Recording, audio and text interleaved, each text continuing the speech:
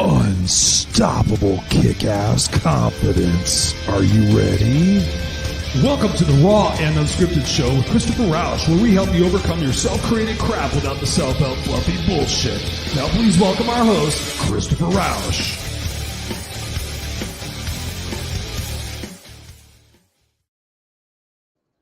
What's going on, ladies and gentlemen? Hello. It's a Saturday morning. It's 9 a.m. Pacific Standard Time, and you're at your place for a special broadcast of the Raw and Unscripted show.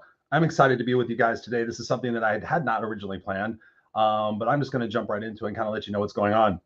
My brother from another mother, Mario Bekes, is currently right now breaking the Guinness Book of World Record for being live streaming for a total of, right now the record is 53 hours and 1 minute. And so he's going to be going for 56 hours and 1 minute. So I am honored that I get the opportunity to be able to dance in conversation with Mr. Mario for 3 of those hours today. And then also tomorrow, another 3 hours, getting him through his darkest part of the night, which is 2 a.m. right now. So right now it's here 9 o'clock in the morning here in Pacific Standard Time in Southern California. And then my brother Mario is in Australia, where it is now, I believe, 2 a.m. in the morning. So he's already been going. He started last night at 6 p.m. Pacific Standard Time. So he's been going for, let's see, 12, 13, 14. This will be the start of his 15th hour of doing 56 hours live streaming, no breaks. Well, he gets a small little break, and there could be no dead air time for more than 30 seconds. So can you think about that for a second? Just think about what it is when you have to get yourself in the mindset of breaking a world record, right? Have you ever thought about breaking a world record? What would it be that you would break a world record for? We would love to hear that from you. Put those in the comments. And this is going to be an exciting conversation, because not only are we going to be talking, but we're going to be talking more specifically about mindset and what we can do to make sure that we help one another to be able to have an amazing life. So without any further ado, I am going to bring Mario on the line. He is actually live in the studio there in Australia. Yeah, what's up, brother? If you look at the expectation that we had at the time. Yeah. Are you able to talk? Of that era. Yeah. It's like, oh, it's going to be more. What are they going to do next? What is going to be going live in the air? I think they made an album that was more accessible. Yeah. Which was, but was there still he is. pretty He took a little bit of a moment sorry, guys. break. Can you hear me? Can you hear me, Chris? Yes, I can hear you, brother. What's going on, Mr. Mario? Can you hear me? I can hear you. Okay. Good morning from Sydney. It's 2 o'clock here. Chris, can you hear me? I can hear you. You're a little spotty on the reset. There you go. You're perfect. Okay, that's fine. So, listen, we're gonna go into main studio. Thank you, all the people online, and thank you for coming. Because I asked Chris to help me, being online, awake, and he's only on the other side of the planet. So I'm just waiting for the few guests to finish the conversation. So please stay with me. They're going to finish very shortly. Let's go stay online, please. Let's go everybody see it. What's happening now. It's my 15 hour being awake. So it's still okay. But that's soon they're going to finish. So stay with me, please. Don't go nowhere. They're going to finish now, so we can put you on a speaker so everybody can hear you on a radio as well, guys. Online with Christopher Rausch. Awesome, Mario. Just let us know when you get situated, and I'll come back. I can come back to you. Oop, you froze up a little bit. Sorry? I said you froze up a little bit. Froze out. So please stay online, and we're gonna connect soon out. Okay? Okay, cool. I'll come back to you. Yeah, right. If you talk about country metal, I would actually go. All right, so we're going to come back to Mario in just a second. We got Adam Duvall in the house. What's up, Adam? It's over there in the UK, so it's 9 hours ahead of us over there. So what's going on, brother? Thank you for joining us. Adam runs an excellent podcast and a show called Mental Health Warriors. So be sure to check into that. We got Warrior Grandma in the house. She says, wow. Yeah, it's pretty amazing. I mean, I was so honored to know and be a part of this process, to be able to break a world record. That takes mindset. That takes tenacity. That takes mental preparation. And if you guys haven't ever seen the show, I actually had Mario on the show here probably about 3 or 4 months. Actually, no, it was in January, because I was just going through COVID at the time. And so because I was sick in bed, I read both of Mario's books. He was kind enough to send them to me all the way from Australia. And so I read both of his books, and he grew up in Croatia. And at the age of 18 years old, he basically got handed, this military grade rifle or machine gun and said, here, you're going to fight in the war against Serbia. His parents had left him. It was just a crazy, crazy story. You definitely got to go check out the conversation. I'll put a link to the show here in just a few moments. But yeah, just an incredible conversation. So when I'm reading those books, I got to know Mario before we actually started reading those books. And so, he's such a kind, generous, giving man, and just sweet, and just always, effervescent, and just like, what can I do for you and everything else. Then I read these books and I realize the sheer horror, that he went through is unbelievable. Right. And just being an 18-year-old kid and trying to fight and survive. And you're going through his firsthand accounts through these books, and you're just like, oh my God. And so when he told me he was going to be doing this record-breaking feat, I said, dude, there's no way that you're not going to be able to do it. Your tenacity, your responsiveness, your resiliency is like above a 10. And so you're going to be able to knock this out in any way, shape, or form. So I'm excited for you guys to get to witness this. And not only that, like I said before, if you're just joining us, we're going to be talking about questions all related to mindset. So what we're going to do is we're going to take this conversation and we're going to turn this into a book. And it's going to be pretty crazy. I think Mario might be on his thing. He's just getting set up to go back on live. He's got his do-rag on. I should have sent him a bandana. I should have sent him a bandana. Long hair and all these terrible. What's up, brother? Are you back? Thank you. This is So we got other guys in the studio. What's going on? Live 90.5. What's going on? In my head, and this is something that You want me to keep talking? I always Okay. And this is what Aren't you supposed to be talking right now? I will talk to you. I'll talk to you till doesn't till doesn't speak, doesn't become the clear over there. So I apologize for the audio for your for your crew. But I said I thank you, Chris. So let's go. You and I talk before we move into the into the main area. Sure. So why don't you tell us why you decided to do this? I mean, why decide to go live for 56 hours and 1 minute? What's the big reason behind doing this, brother? Yeah, look, it's very simple. You and I grow up in similar circumstances, and we know what a life looks like on the other side, and that's the reason why you are the coach. I can always can say that Chris is somebody who are looking high, and just the fact, just to say this is the fact that you find the time to help me. On my end, during the night.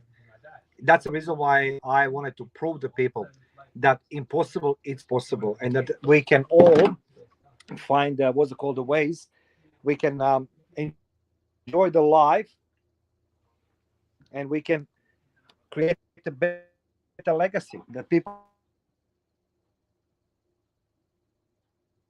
Oops, Mario's breaking up a little bit. Hello?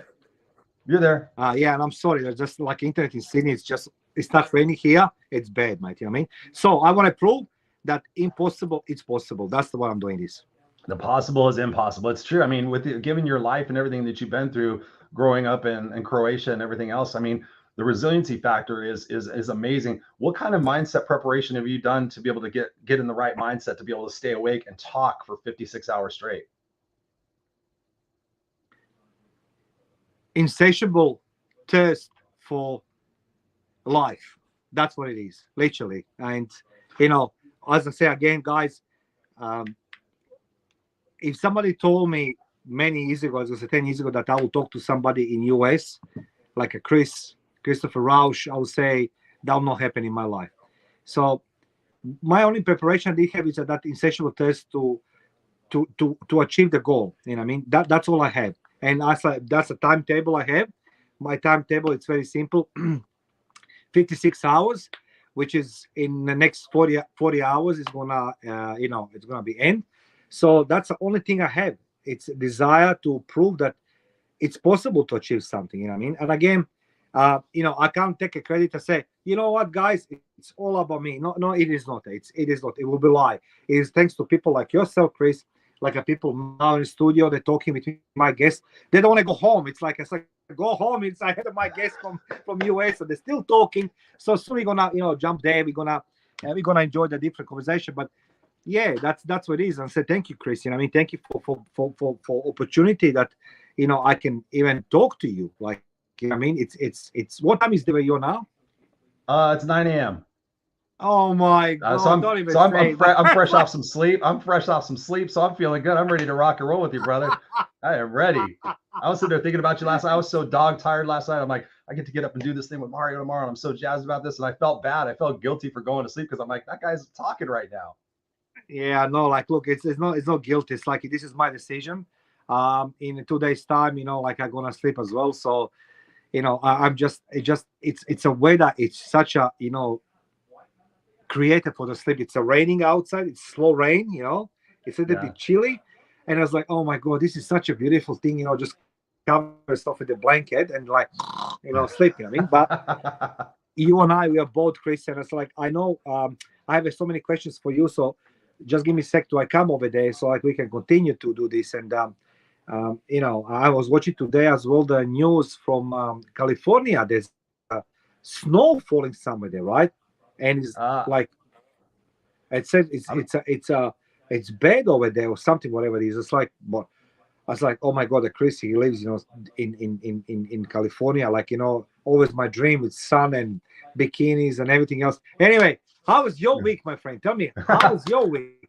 Before I dig into your questions, yes. Oh, no. It's all good. Actually, no, today it's supposed to be like 95 degrees here in Southern California. I'm not sure where there's snow. I know my friends in Utah and some other places have snow, but here in Southern California, it's beautiful. It's going to be 95 today. Actually, when I jump off this broadcast with you, my wife is going out to hang out with her girlfriend. So my son and I are going to go swimming. So it'll be our first time going in the pool this year. So we're excited about that. But I'm excited about this. We got Warrior Grandma in the house. She's saying that's a long time to be awake. I would say that. And she says, I love that. So thank you, Warrior Grandma, for being here with us. We got Jacqueline Rose in the house. She says, hate to say the record I could break would be over talking. That's a good, honest truth. Yeah, my wife said, she goes, you could probably do this record too, because you never shut up. I'm like, well, I'm only doing it for 3 hours on Saturday, and I'm doing it 3 hours on Sunday. But who knows? Maybe Mario and I one day will break his own record, and we'll go for 57 hours. I think they do. They are the records as well, and that's like, for me, it's continuous talking. In my breaks, when I can have the breaks, people in the studio, which is registered, I must. They have the set of laws, of course, regulations, of course, you know what I mean? And right, you need to nominate people who's going to talk in precisely what time, right? So nobody else can talk instead of me. Like, I can't bring my son to talk instead of me or somebody else. So people in studio, they are one of presenters who are replacing me, and I'm online as well. So he's talking, I was taking a break, 15 minutes, I quickly have a soup, have the coffee. And then I think myself, if I continue eating, I want to go sleep. So I said, I need to stop now. And it's difficult. Like, you just wake up. I was like, oh, come on, man. You know what I mean? Like, but after all, like, I know that this is gonna be legacy, and we are both creating, not just me. And that's like entire world challenge, that world record breaking point. It's not just about me. It's the people who helping me, like yourself, Christopher. So that's the difference. You know what I mean?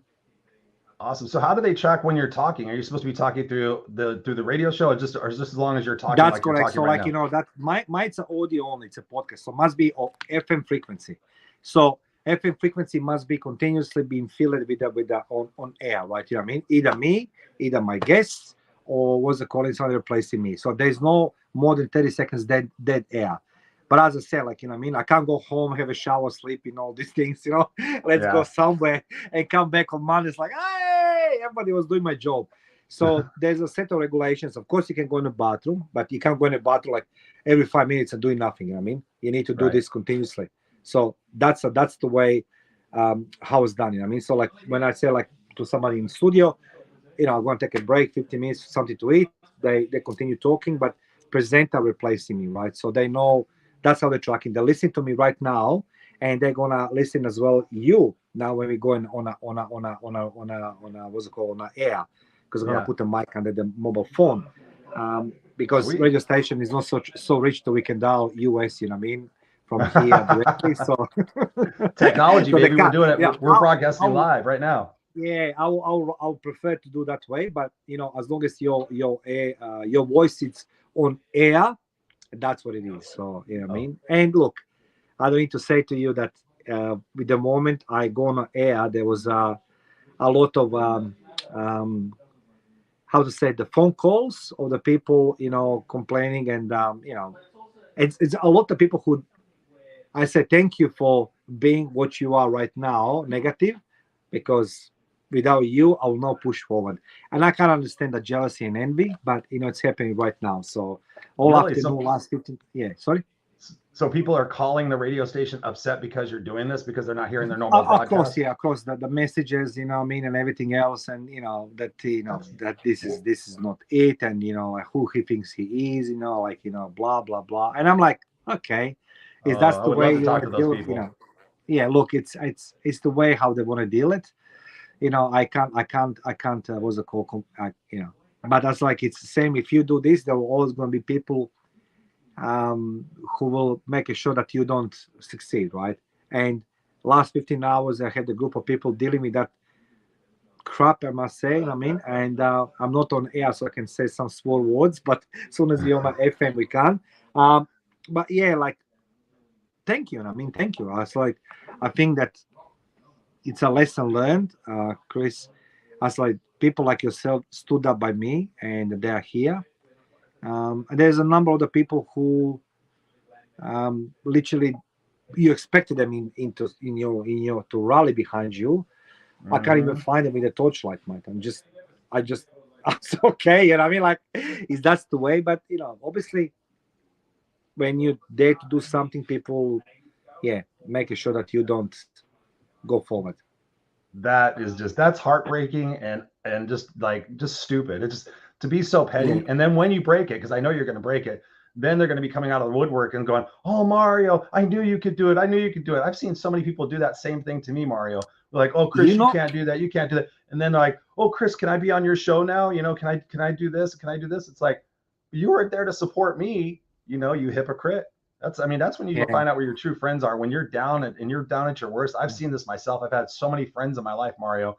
And then when I've been down at my downest, I could count 5 people, less than 5 people who I know will be there no matter what to help me. The rest of them are all just, they're friends, but they're not really true friends, right? Yeah, but this is what I try to understand. Why is that here? Why is this happening that way?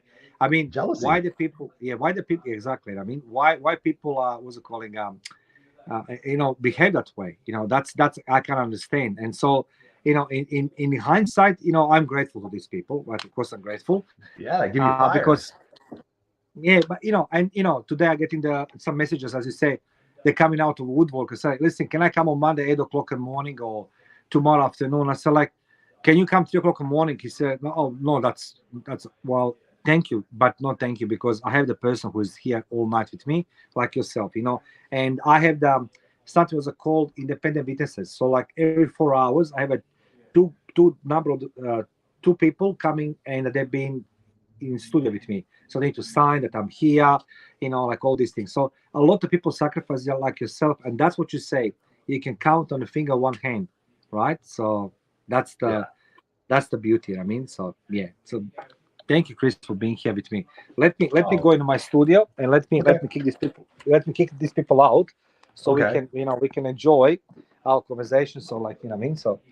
Yeah, you guys are seeing it live on the air. We're live and raw and unscripted here. The Raw and Unscripted show. Mario Bekes is going back into the studio to continue speaking and breaking this world record of being live for 56 hours and 1 minute live streaming audio. It's amazing. I'm so glad to be here. Thank you guys for supporting us. I know you probably can't stay the whole time. Where Grandma says, if we can do anything, then I can do this, and I won't give up ever. Yes. Yeah. Yes. I'll share this with you guys. Well, Mario set up. I have a tattoo on my arm, right there. Yeah. It says, "What doesn't kill me only makes me stronger." And that's what Mario's saying. With the people that are trying to hold him down and trying to hold him back, he's sitting there saying, "That's just all the line." So before the elements were 12 inches, you can't do something. You do it twice, and you take it, ladies and gentlemen. That's what you do. So, Warrior Grandma, yes, you can do it. I helped a lady last year over a couple of conversations, quit cigarettes. I'm drawing a blank on her name, but I know her last name is Young. Totally drawing a blank. But yeah, Susie the Banshees, so it's pretty crazy what it is that you could do. I'm just going to mute Mario. See, I love the Cure. I'm just going to mute Mario there for a second while he's getting set up. But thank you guys all for being here. Appreciate it. If you feel so inclined, share it out. Like I said before, in a minute, we're going to, once Mario and I really kind of take the reins on this, we're going to sit and we're going to actually talk about some specific questions. So we have about 30 questions that we came up with in order to be able to entertain you guys. And then also at the same time, Mario and I are writing a book. So through this conversation, through these 3 hours and through the 3 hours tomorrow, we're going to be writing a book together that is going to be designed to inspire you guys to go think differently about your past, present, and your future, give you ammunition to go do the things that you've been afraid to do, that you weren't certain that you could do. When you decide in your mind that you're going to go do this, it's pretty incredible what it is that you can accomplish. And, you know, that's what I'm all about here on Raw Unscripted is bringing you the guests, bringing you the conversations, whether it's myself or with somebody else, that can unlock what it is that's holding you back. You know, there's so many people out there, they're struggling to find clarity. They're struggling to find, discipline. They're struggling to find so many different things in their life. And, you know, it's pretty incredible what it is that we can do, what we can do in ourselves to be able to motivate ourselves, because so many times we keep ourselves down based on the limiting beliefs we have from when we were kids.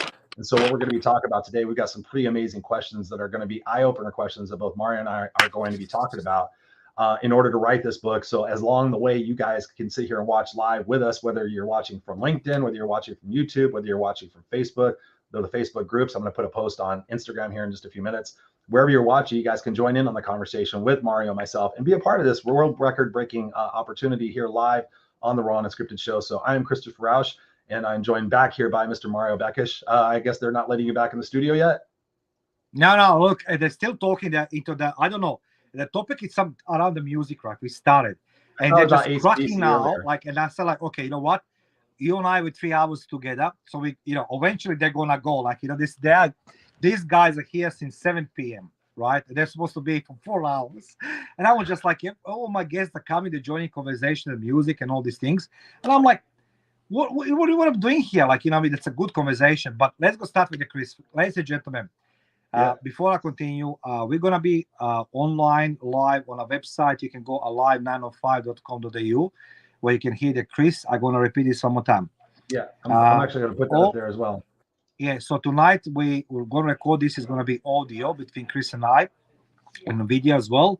So we're going to use this. I'm going to use this material to make the book for the Chris and myself. So there's going to be 3 guests in next 40 hours. One was this morning. Chris is the second, another gentleman tomorrow afternoon. And I decided that Chris and I write a book. And I was pestering Chris for so long. And I said to him, be patient, my friend. You know what I mean? Like, things are coming your way. So now it's opportunity. I'm going to ask the Chris questions. Chris going to reply. And that's how we're going to collect this into the ebook. And I want to say thank you, everybody. Thank you, everybody who's supporting Chris. Thank you for the being, guys, today with us. As soon as we go online, we're going to make this thing happens. So, my very first question for the Christopher Rausch is, what are your favorite questions you ask to continue progressing and challenging yourself? Time now. What questions do I ask myself to continuously challenge myself? That's a great one, Mario. I love that. I love questions because honestly, when you're honest with your questions and you're honest with your answers, it's pretty incredible what it is that you can actually truly unlock. Like when I ask people if they're happy, yes or no, it's pretty incredible. Like they try to be in the middle. Well, I'm sort of happy. I'm like, no, are you happy? Yes or no?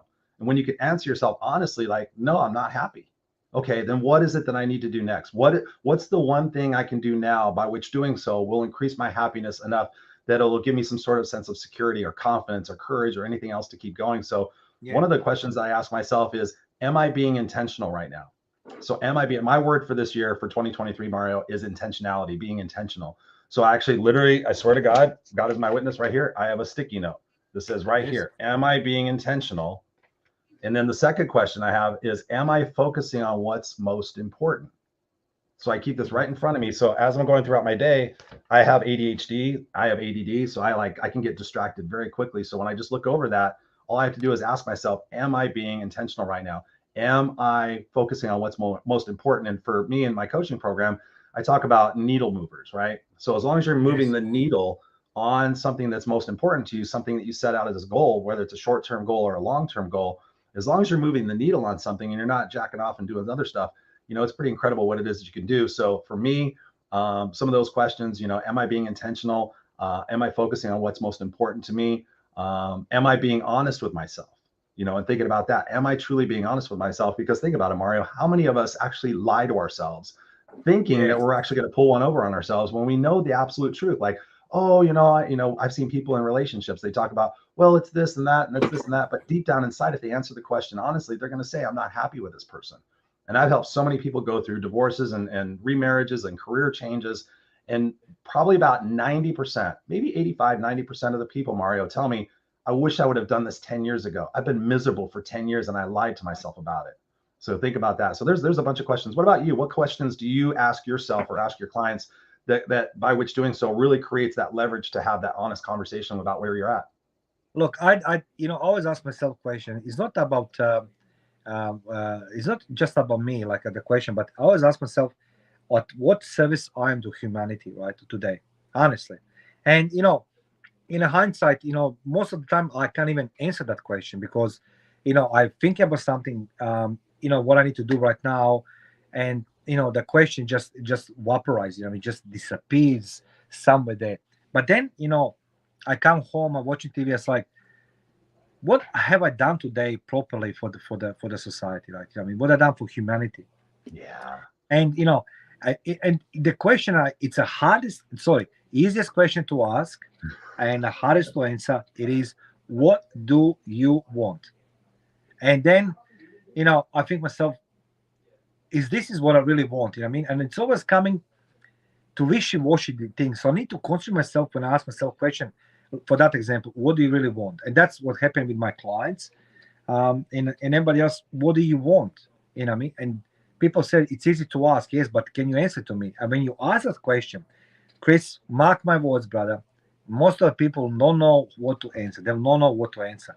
So, congratulations to everybody who thinks they know what they want, because I'm still looking even today for most of the time, what I wanted. But my next question is... Well, actually, I want to build off that for a second, because I think that's important. Yeah, please. What you're talking about is going back to that intentionality. So one of the things that we can do and we can offer our viewers and our listeners right now, we can put it as part of the book, is when I start my day, I think that I found that when I've studied successful people, and I've read a lot of autobiographies about successful people, studied them, and what is true about all of them is they have a morning ritual that they do that allows them to really set the foundation for what their day is going to be. And one of those things that I've implemented in my life is, before my eyes open in the morning, I say what I'm grateful for. So the first thing I do when I wake up, I'm like, okay, I'm awake. All right, I'm gonna get up. I keep my eyes closed and I say what I'm grateful for. The second thing that I do, Mario, is I set the intentions for the day of who I'm going to be and what I'm going to do. And part of what you were just saying just really struck a bell with me, is part of my intentions I set every day is to use my words and my actions to make the world a better place. Another one of my intentions is that I'm going to be present and playful with my son while we're being there. Like, so many times we're with our family and our loved ones, but we're thinking about something else. We're off somewhere else. So one of my intentions is to be present and playful with my son, so that by which doing so, Mario, if I'm going through the day and I'm finding myself feeling a little funky or I'm not getting stuff done, I'm looking down at my task list. What intention did I set for today? Did I set the intention to get distracted? No. I set the intention today to do X. And if I haven't done X, then I immediately do it right then. So it shifts me back into being intentional and working on those needle movers. So I have a couple other questions that I want to share with people as well, that I took the liberty of writing down, that I want to share with people. Yes, please. So one of the questions you can ask yourself as well is this getting me closer to or further from my stated goal? So if your goal is to lose weight, if your goal is to ultimately live long enough to see your daughter walk down the aisle and give her away, if your goal is long enough to live long enough to be a grandparent to your kids, whatever it is, when you're doing something, you just ask yourself, is this getting me closer to or further from my stated goal? And as you're thinking about, drinking that soda pop or eating that chocolate bar, is this getting me closer to or further from? And if you sit there and say it's getting me further from, and you put it down, guess what, ladies and gentlemen? That's courage, that's confidence, that inertia will help you continue to have more discipline. That's what I'm learning here on 75 Hard. Another one is a question that you can ask yourself is, what am I creating? What am I creating, right? What am I creating right now? Another great question as well is, a lot of times we take things personal. So I ask myself, what am I making this to mean about me? What am I making this to mean about me? And being able to sit there and say, okay, if I'm taking it personal, what are some aspects of this? Where is it rooted at? Is it rooted for something from my childhood? Is it rooted from something that's happened in a past relationship? Where is that trigger coming from? And then if there is an assumption being made, then it's a key to me to sit there and say, okay, if I'm feeling this from Mario, I need to walk up to Mario and go, Mario, hey, brother, I'm feeling kind of like this. Can you help me out with that? Am I on point? Am I on point? And you can sit there and say, Chris, that had nothing to do with you. It's completely about my brother. It's complete. And they're like, oh, okay. But so many people take things personal. So it's important. I have so many other questions as well. Like, how can I be more resourceful? Those kind of things that we ask ourselves, and when we're honest with ourselves and we take action, we'll build that discipline muscle. What do you think, brother? Yeah, but you know what? This is the good question you ask yourself. How can we be more resourceful? You know what I mean? And I think that people actually forgetting this thing. Look, first of all, I need to apologize to all your listeners, viewers, whoever is there, because it's at 3:00 in the morning here. So sometimes I'm gonna say something doesn't make a sense because my brain is trying to catch up. Oh, I know. Everything. I got you. So please, thank you, Chris. Thank you, bro. So look, I think that resourcefulness is a very important thing. You know what I mean? I think it's very important thing to ask yourself, how can we be more resourceful? Because I truly believe that people laid back with the many things in a business as well, in a life. Somebody else gonna do something, or something else is gonna happen to me by some miracle. But nobody looks how to be more resourceful. And you see that this is the very interesting. You know, this is the maybe second time I heard this. Somebody talks about being resourceful. Yeah. And it's a pragmatic question. It's a realistic question, but that's like we are all so, oh, it's okay, someone else gonna do it. Like, and this is the question I don't ask myself. So I'm gonna remember this one, bro. So like, thank you so much, Chris. I mean, but hey, listen, can I just add something before we continue something else? Why did you become the coach? Can you share with me? Why did you become the coach, Chris? You know what I mean? Like, I wanna, you know, this is gonna be something very unique. Christy, she's from Christy. She's I forgot the name of the state. My editor, she's there from US. And when I told her like we're gonna submit like a 3 hours conversation, she says to me, "Oh my God, Mario's gonna be excellent." So let's go give a little bit of context. Why are you Chris coach? why am I a coach? Yeah, you know, that's a beautiful question, Mario. And it really came about as the result of my upbringing in my life. I mean, for everybody who's watching and listening who's never heard my story, I became homeless at the age of 13 years old. I had to drop out of the 7th grade to go live in a car with my mother and 18 of her cats and 4 of her dogs. And for 4 years, I went through pure hell. I tried to kill myself twice. Unfortunately, I sucked at it. And then ultimately through all that, I wound up getting around the right people, wound up going back to school, wound up getting my master's degree, wound up having a very successful career in corporate, wound up buying my first house the same year I got my master's degree. So if I was able to go from a kid who had zero confidence, would not speak in front of anybody, and literally rebuild myself and be so super intentional and so super hyper focused on my education and learning from what people did that didn't work for them, if I didn't constantly do that, my excitement in that, Mario, was that I started realizing if I can do this, if I can go from being that scared little kid with no sense of self-confidence to speaking in front of people on large stages and being able to do podcasts like this and things of that nature, I just want that for everybody. I want people to realize that they have it within themselves. And so many people break themselves down and say, oh, I can't do it. You know, my parents told me this, or I believe this, or I always suck at this, or I'm never able to be able to do anything like this. Yeah. For me, I could just see people and I'm like, okay, if you just do these 3 things, I promise you, you will get out of your own way. And so I started having people come into my office, Mario, at work in my corporate job, and they would come in to ask a question. And they'd be like, Chris, you know, what's going on with operations or something like that. And then inevitably, they would sit down, and then for 45 minutes, they would start telling me their whole life story. And then we would get done and they would stand up like, oh my God, I can't believe I just told you that. You're so easy to talk to. And so this is about the time you started hearing about the term life coach. Actually, God's honest truth, I was looking at studying to become a psychiatrist, a psychologist, a sociologist, a licensed clinical social worker, anything I could do to use my passion to be able to go back and help other people in their lives. And then this term life coach started coming up. And I didn't really want to go through all the hours to become a licensed clinical social worker. It was like 10,000 hours you have to do this like apprenticeship program. And I was already working. I had my responsibilities.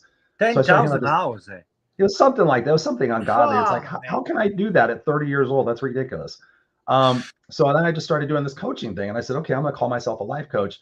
And the God's honest truth, Mario, at the beginning of it, I did not charge anybody any money. I was just like, okay, what I'm going to do is I'm going to call it Pay It Forward coaching. And there's a great movie. I'm not sure if you've ever seen it. It's called Pay It Forward. It's an old movie from like the 90s or the 2000s. It's got a little kid in there named Haley Joe Osment. And basically that little kid, by his desire to make a difference in the world, he does one thing for somebody else. And that one person does something else. And so all this ripple effect, I get chills when I think about it. this ripple effect goes out there, and he changes the world. Unfortunately, he gets sick, but they sit there and they look at the fact that this kid started something. So I did the same thing, and I said, okay, I'm going to do a pay it forward coaching. So somebody can work with me for 6 weeks. And in those 6 weeks, Mario, their fee, if you will, would be to go out there and do 3 nice things for complete strangers and come back and tell me about it. So I figure, okay, I'm going to help you for 6 weeks. You're going to go out there and do 3 nice things for those people. Maybe those 3 people are going to go 3 nice things for other people, and we can make a ripple effect in that. And so that's how it all started. And that, once I became a coach, I just became addicted, because to see somebody sitting in a place, in a Zoom call or across from me in an actual meeting, and seeing them process the fact that I can do this. Like literally, that's the thing I wait for, is like, click, I can do this. And then just watch them start doing it, and to take that imperfect action, and to take that scary, uncomfortable action to become stronger and more resilient, to becoming to the point where they're emailing me later on and saying, oh my Chris, I just took this on, and I just took this on. I couldn't have done it without you. That's why I became a coach, is I just want to help people. And through that process, I became a mentor to at-risk kids like I was. So I go out there and help, kids anywhere between 15 and 19 who are out of juvenile hall. They don't have their biological parents. They're in foster care. So I go mentor those kids to tell them, hey, listen, I was on the streets like you. I was doing drugs like you. I was drinking like you. I was smoking cigarettes like you before I was even 18 years old. And here I am now with a master's degree. I own 2 houses. I've got a beautiful life. Now I'm coaching and speaking and getting paid for it and doing my podcast. You can do it too. So that's the reason why I got into it, because I want to help people, and I see people hurting, and it just breaks my heart to see that. Okay. I know we have the questions, these structured questions, but I have the, this is natural questioning, right? Yeah. Let's just flow, baby. So, when people come to you, like, like in your life, in your world, right? And you try to do with them, try to be the best coach possible, and you see they're continuously failing. What do you see the reason why people failing?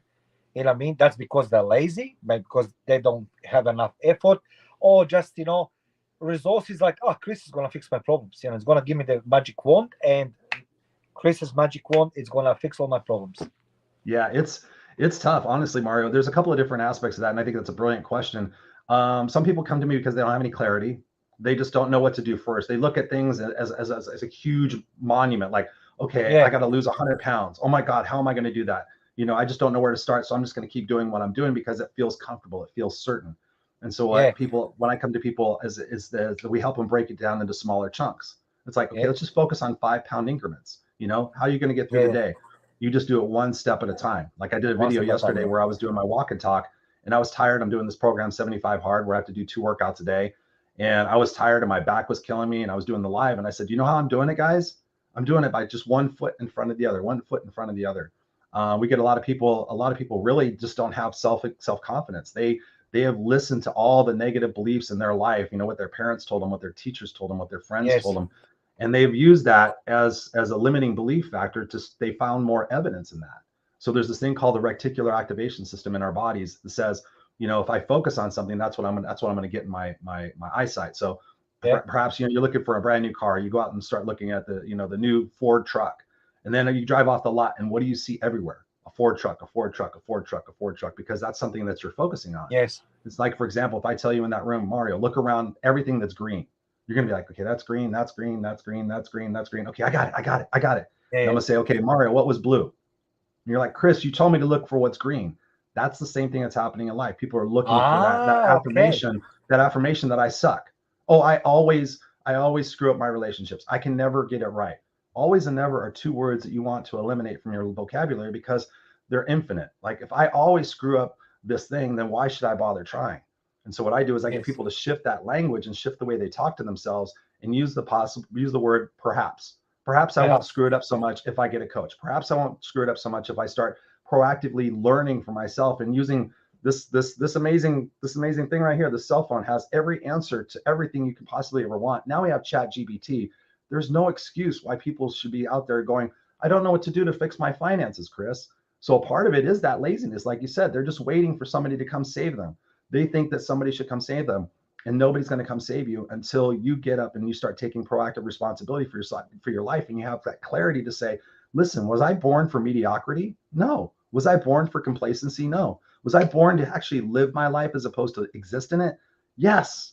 Okay, what can I start doing today that by which doing so will help me get ahead of myself. And one of those things that I help people do is to remove the tolerations in their life. Because so many times, Mario, we take on this, we take on this. You've done it too, I've done it. You take on all these little bitty things, and then you start feeling wearing down. And you're like, okay, it's a badge of honor. I can do all this. I can show people I can do this. I'm going to inspire other people who don't even have half as much as I did. And I'm guilty of this. I used to do so much and be like, listen, I'm working 2 jobs and I'm doing all this stuff, and you're not even getting out of the house. Like, if I can do it, you can do it. But people have to be in their own receptive mind to when they want to take those changes. And so ultimately, it's really about finding that true why. Because when you have a big enough why, you have a big enough how. That's interesting. Okay, another question about decision making. You have a choice to become what you become today, and you had a choice to become the other side of the law, the criminal, the gang member, petty criminal, whatever it is. Why did you choose to go easier path? You know what I mean? Gun in a pocket, you know what I mean? And chicks, Eminem, you know what I mean? The bros and all these things. No, see, I'm honest. I'm asking. That's an honest question. You know what I mean? Like, so I'm very curious, because that's the you could choose that path. Why did you choose that path, Chris? Yeah. No, that's a great question, Mario. It came down to really a situation where after I tried to kill myself twice, fortunately I sucked at it. I just got to a point. I came back. I was living in this motel with my mom. It was a very trashy, sleazy, drug infested, prostitutes, everything imagine you can find, definitely out of the movies. And I came back from going to the liquor store one time, and I came in the back of this motel, and all the lights were busted out in the back of the hotel. And this black guy comes walking out of the shadows, and he's like, "Hey man," he goes, "you want to buy a carton of Reds?" And I said, "No, bro, I'm cool." I said, "I don't smoke Reds." And I tried to keep walking, and he got in front of my face. He's like, "Yo, dude." Basically, the long story short of it was, he goes, all white guys smoke Reds. And I said, "No, I actually smoke menthols." And I went to go reach in my back pocket. I had long hair, dude. I looked like a biker, a rocker. I looked like Jesus. I had all sorts of different things. I was a big dude too. And I went to go reach in my back pocket to pull out my cigarettes, and he put a gun to my forehead. And he's like, "It's because I'm black, and it's because this, and all you white people and all." And I'm like, and I literally snapped. And I said, I grew up in Inglewood, where I was the only white kid in a black neighborhood. I said, "I don't care what color your skin is." I said, "I care what color the pack of cigarettes are." And I whipped the cigarettes out, and I said, "I fucking smoke cool menthols." And I said, "If you're going to pull the effing trigger, pull the effing trigger." And I fully expected to hear it click and to be done. I thought, okay, this is my way out. I'm not have to deal with this anymore. And unfortunately, one of my friends in the motel, this black guy named Will, who we had friended, even when we were broke, we still tried to help other people out. We give them a cigarette or try to give them a buck for go to cheeseburger or something like that. Even if we didn't have money, we tried to always help, no matter if they were black, white, straight, gay, whatever, any label. And so he came out. He's like, "No, him and his moms are cool. Well, I found out the guy that put the gun to my head, his name's Keith. And he was in prison for attempted murder. Apparently he did murder something, but he only went in for like a manslaughter or something like that and got out. He had only been out of prison for a couple of months.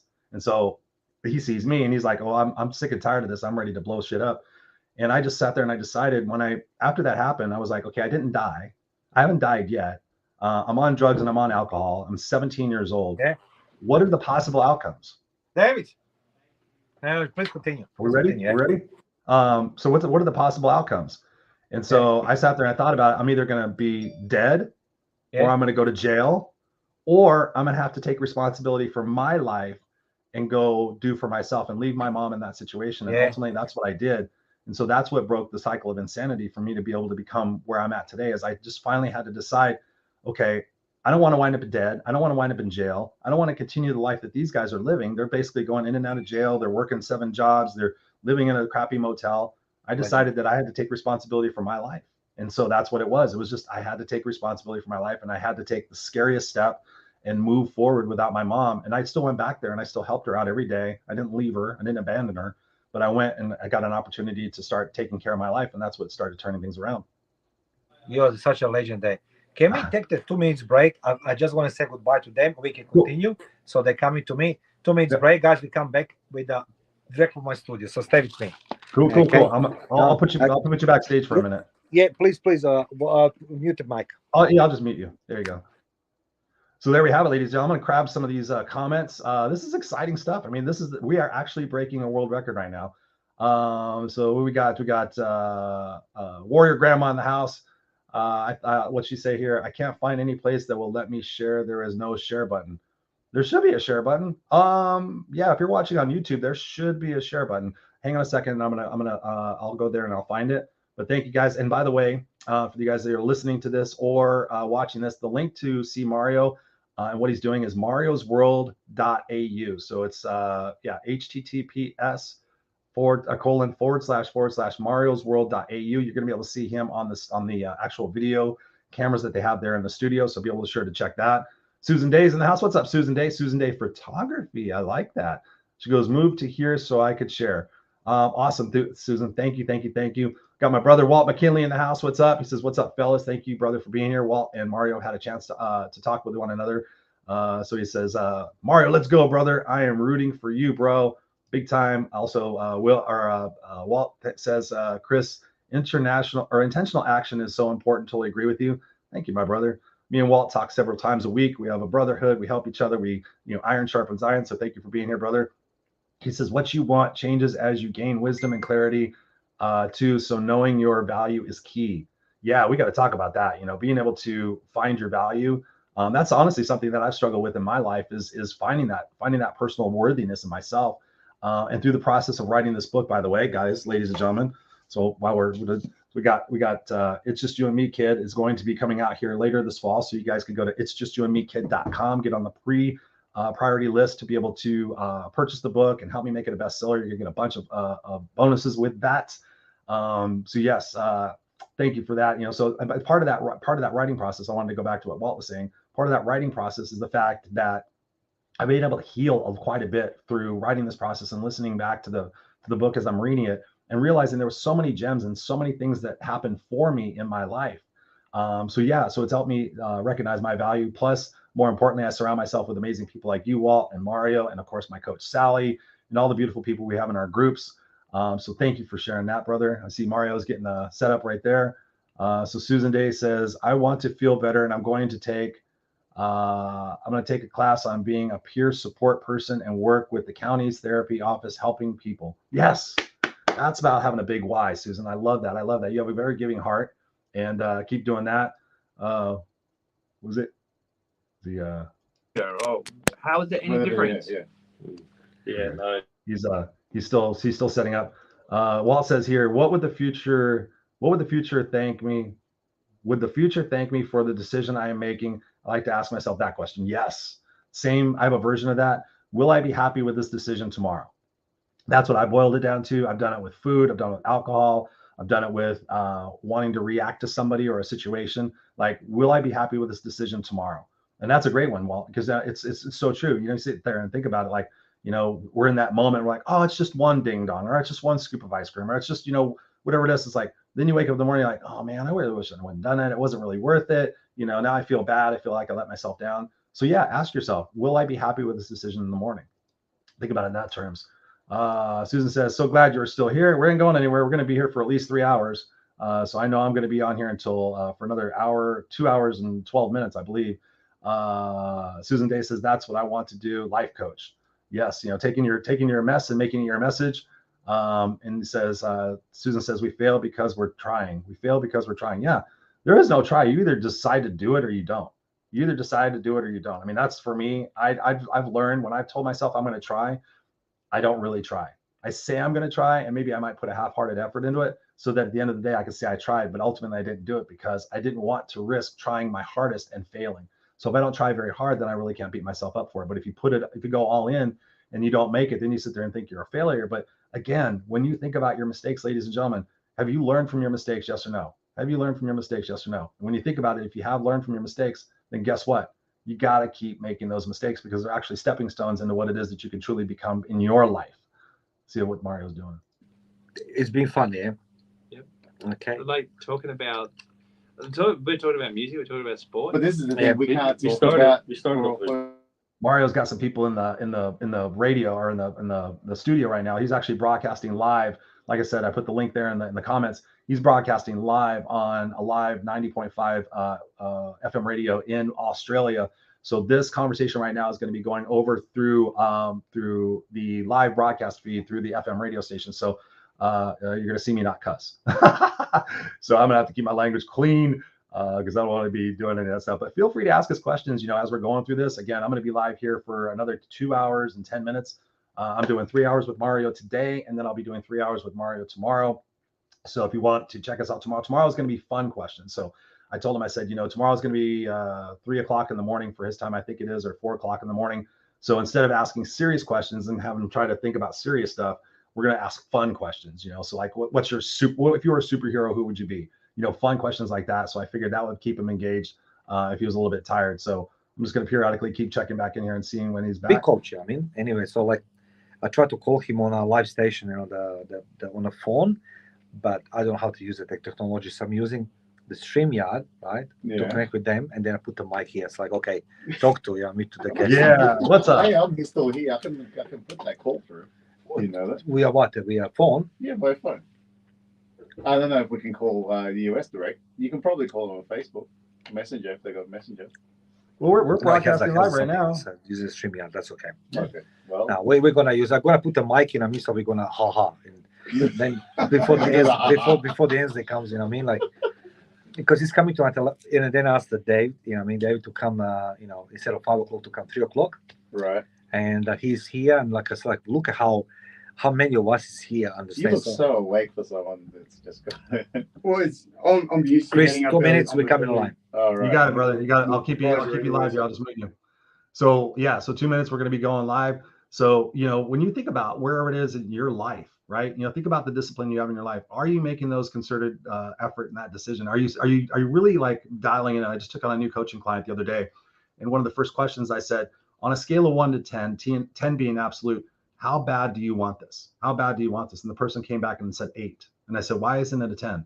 And she came back, she goes, well, I feel like I have physical limitations that might prevent me from being a 10. And I'm like, okay, limitations aside, what does your brain say? Is your brain on this as a 10? Are you really, truly ready to commit to this? Ask yourself those questions when you're thinking about tackling something like, hey, I'm going to lose weight, or hey, I'm going to change my career, or hey, I'm going to start a business, or hey, I'm going to go, from a different aspect of my career, whatever it might be. Ask yourself, on a scale of 1 to 10, how committed am I? And by the way, 7 is never an answer anymore, because most people pick 7 because it's just a little above being halfway, but it's not quite being all the way into it.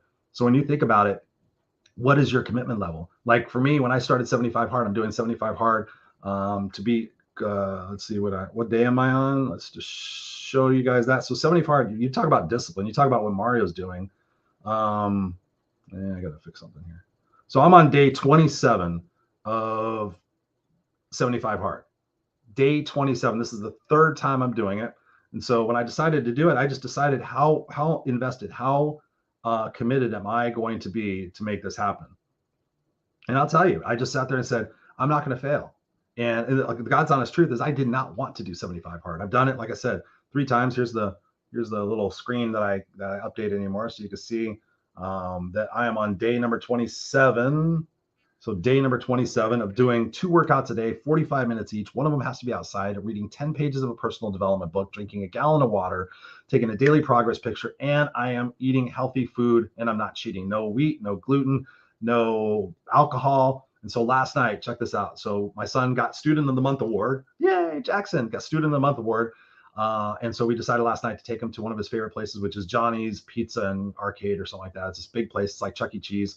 But and so it's a buffet. They got pizza and ice cream and all sorts of junk food. They also have salads.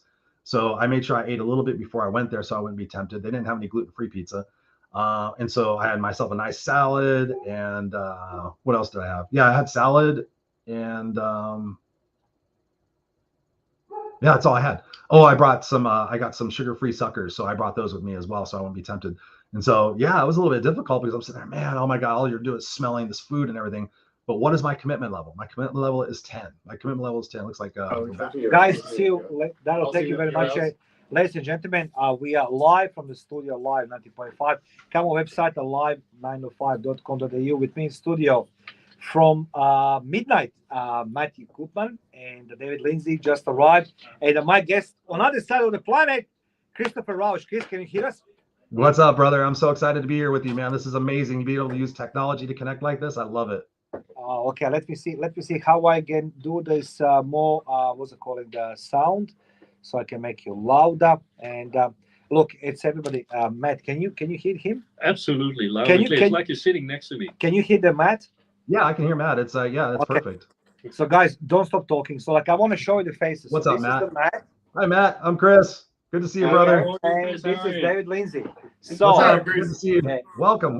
Good to see you guys. First we say good after morning. Good- because I good don't know Good what- afternoon. Yeah, you guys got the morning. I've got my morning here. yeah, so like what I decide, I want to make it now loud and clear for everybody. Time is 2:55 a.m. on a Sunday. Sunday? Is it Sunday? Sunday morning. It ends in a Y. Yeah, Sunday. He doesn't even know what day it is, ladies and gentlemen. Okay, let me see now. There's a sound there. Okay, so we're gonna finish. What's it called? Tomorrow, 6 p.m. officially, right? And but what my idea is very simple. And before I continue with Chris, and feel free to ask him more questions you guys have. Christopher, he's a good friend of mine. He's a big coach, and you know he used to be living the different life in US, as you can imagine, and he decided to step it up his game, and done the masters and beautiful wife, right, Chris? Oh yeah, she's beautiful. Okay. So no. Better say that. She's gonna kick No, my butt. beautiful wife, kids, the son, and everything else. So the thing is, he got the masters and he's become the the coach, right? And that's basically what it is. And anyway, the reason why I'm saying this, and I apologize, at 3 o'clock in the morning, I'm not fresh like a Matt. I'm not fresh like a David Lindsay. My vocabulary is becoming low. So guys, you need to talk, but the point is very simple. I spoke with Chris last 40 minutes in different other studio because Daryl, Roy, and Matt, they talk about music, and I couldn't stand this anymore because I can't contribute nothing. But they did talk. So Chris and I spoke in another room, so we continue here. The point is, everything what you said today, Lindsay, and yourself, Matt, in conversation with Chris, is going to become the book, right? So I decided to separate segments of this world record challenge to turn into the book. Okay, so this is my legacy, and I'm gonna make it very clear in that book. Who are the people here for me? Who the like Chris? Chris is just wake up, nice and cozy from his bed, 9 o'clock in the morning in California, and he says, "Oh, I feel guilty sleeping last night." Say that, Chris, yeah.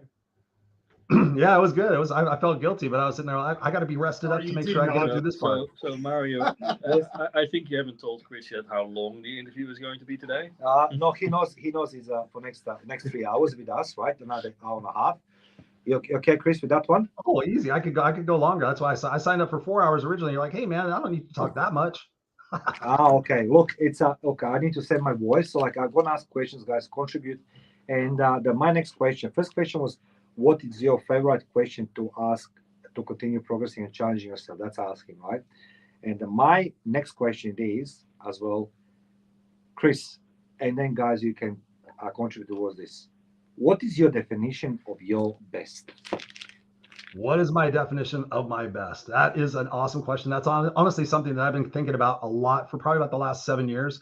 There's points in my life where something will hit me personally, and I feel like those roadblocks, those obstacles are there to teach me something about myself, so that what I can do is being able to turn around and teach that to other people as well.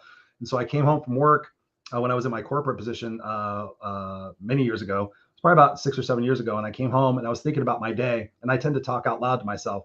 And I was putting my wallet, my keys up on my dresser, and I said to myself, well, I did the best I could. And I was thinking about my day, and I can't remember if I had some important meetings or whatever it is. Doesn't matter. But I said, I did the best I could. And that's the first time in my life, guys, where I sat there and said, Chris, was that your best? Or are you just saying that to kind of give yourself a get out of jail free card? Because when you think about it, and I started thinking about this myself, I'm like, where did you do your best come from? It came from when we were little kids, little boys and girls, when mommy and daddy or the teacher would say, Christopher, did you do your best on your math homework? Yeah. Okay, we'll do better next time. But nobody ever sits down with us and sits there and say, okay, what could you have done better? What different things could you apply to be different? They just want you to do better next time. And so you sit there and say, oh, I did my best. It seems to get us out of jail because, if you did your best, then we can't ask anything more of you.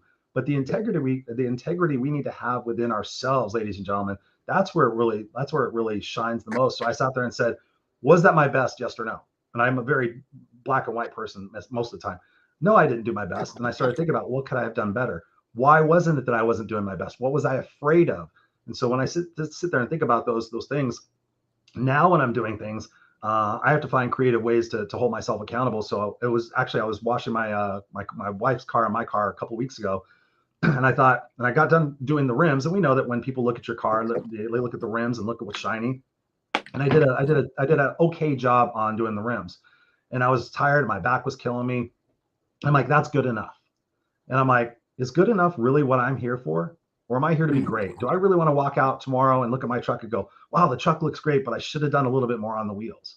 And immediately at that point, I thought to myself, if a camera crew was here filming me right now saying, here's a day in the life of Christopher Rausch, this is how he takes care of his vehicles, I would want to show, and I would show, that I take care of my vehicles as well as I take care of my mind, as well as I take care of my body. And so in that moment, I decided, I'm not going to go for mediocre. I'm going to go for my best. So regardless of my paint and everything else, I made sure that wheel shined. I made sure that wheel looked really, really good. And I continued that with the rest of the truck. And I thought, okay, if a film crew was watching me, I would do my best, because I would be embarrassed not to do my best, because I have integrity with myself. But when nobody's around, that's when we tend to get a little sloppy with ourselves. So for me, it was about saying, okay, now to do my best, I'm going to think about, if somebody else was coming back behind me and say, oh, Chris, that's the way you wash a wheel. Okay, then that's how I'm going to learn. Because we got to lead by example. We ultimately have to do that for ourselves. So doing my best now is really about being more proactive, about saying, okay, what are the components in this particular situation for me to do my best? Okay, I'm going to need to prepare. I tend to go by the seat of my pants on a lot of things. So in order to do my best, I need to spend that time planning a little bit more effectively. Maybe I need to ask some questions. Maybe I need to do some role playing, whatever it might be. That way that I know when I go into that situation, I've prepared, I've planned, I'm ready to go to battle, and I'm ready to give it my absolute best. So at the end of the day, when I lay my head on the pillow, I can sit there and say, wow, I did my best today. There was blood, sweat, and tears. I didn't leave anything on the field. I'm going to bed exhausted because I gave everything my all. I was there for my son. I was there for my wife. I was there for the community. I was there for myself. I feel good today about what I did. How many people can really say that when they go to sleep at night? So that's kind of my thought about doing my best. I'd love to hear what you guys have to say about it, because it's something I've been very intrigued with for quite some time. So let's go ask the Precious. Let's go ask Precious. Chris, can you hear me? Chris? Yeah, I can hear you. You're good. Oh, thank you, brother. So let's go ask our Precious member in his studio, right? David Lindsay. Okay, David, what is the best? So let me read again for. What is your definition of your best, please? Yeah, I love Chris's answer. That was fantastic, because my background comes from sports. It comes from athletics. It comes from fighting. And, with sports like that, with rugby league, with MMA, with wrestling, you can't go in and do a half-assed job and expect to get the full results. And a question I was going to ask you as well, Chris, is do you have someone really that keeps you accountable, or do you keep yourself accountable? What sort of steps do you take in order to do that? Because you sound like very much like myself, very self-motivated, self-driven, but I still have my wrestling coach, even to this day, with my speaking and with all that side of things as well. He still keeps me accountable. And I've got a couple of business partners as well that go, David, have you done this? Whereabouts are you up to writing your book? Whereabouts? So who really keeps you accountable for this? Or is it all just in self-motivated? No, that's a great question. No, I believe that when you surround yourself with the right people, it's amazing what it is that you can accomplish. And I've learned, I learned this originally from Stephen Covey in his book, 7 Habits of Highly Effective People, that you're like the 5 people you're around the most. And when I was around party animals and stuff like that, I was a major party animal. I was, I had a lot of good times. But once I started surrounding myself with people who were doing the things, oh yeah, I did a lot of good stuff. Once I started getting around different people who were out there doing the things that I wanted to do, then there was that level of that integrity and that level of okay, a little bit of a competition, okay, I'm gonna catch up to these guys. But to answer your question, I've got amazing accountability partners. Actually, one of them was right here. I'm not sure if he's still with us, but Walt McKinley, he and I talk a couple times a week, and we talk about iron sharpens iron. Okay, what do you got going on today? Usually start off on Monday or Tuesday. What are a couple of 3 things you're gonna get done this week? And then we catch up on Friday. Okay, what did you get accomplished?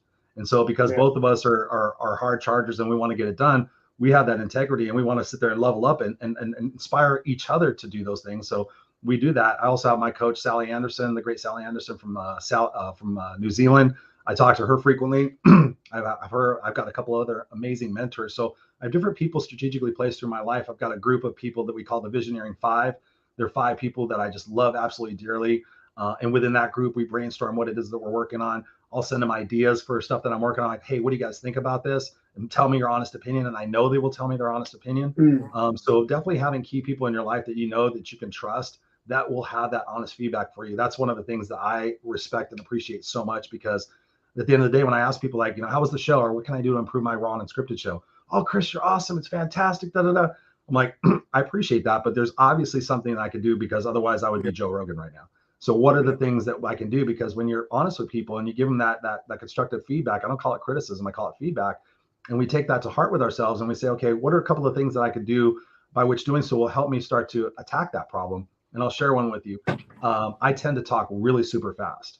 And so what I'm doing right now, I'm being very intentional to try to speak a lot slower, because I know somebody's going to be writing a book out of this. So one of the big things I get is, Chris, I love your energy, but you talk so fast that I have to kind of slow you down.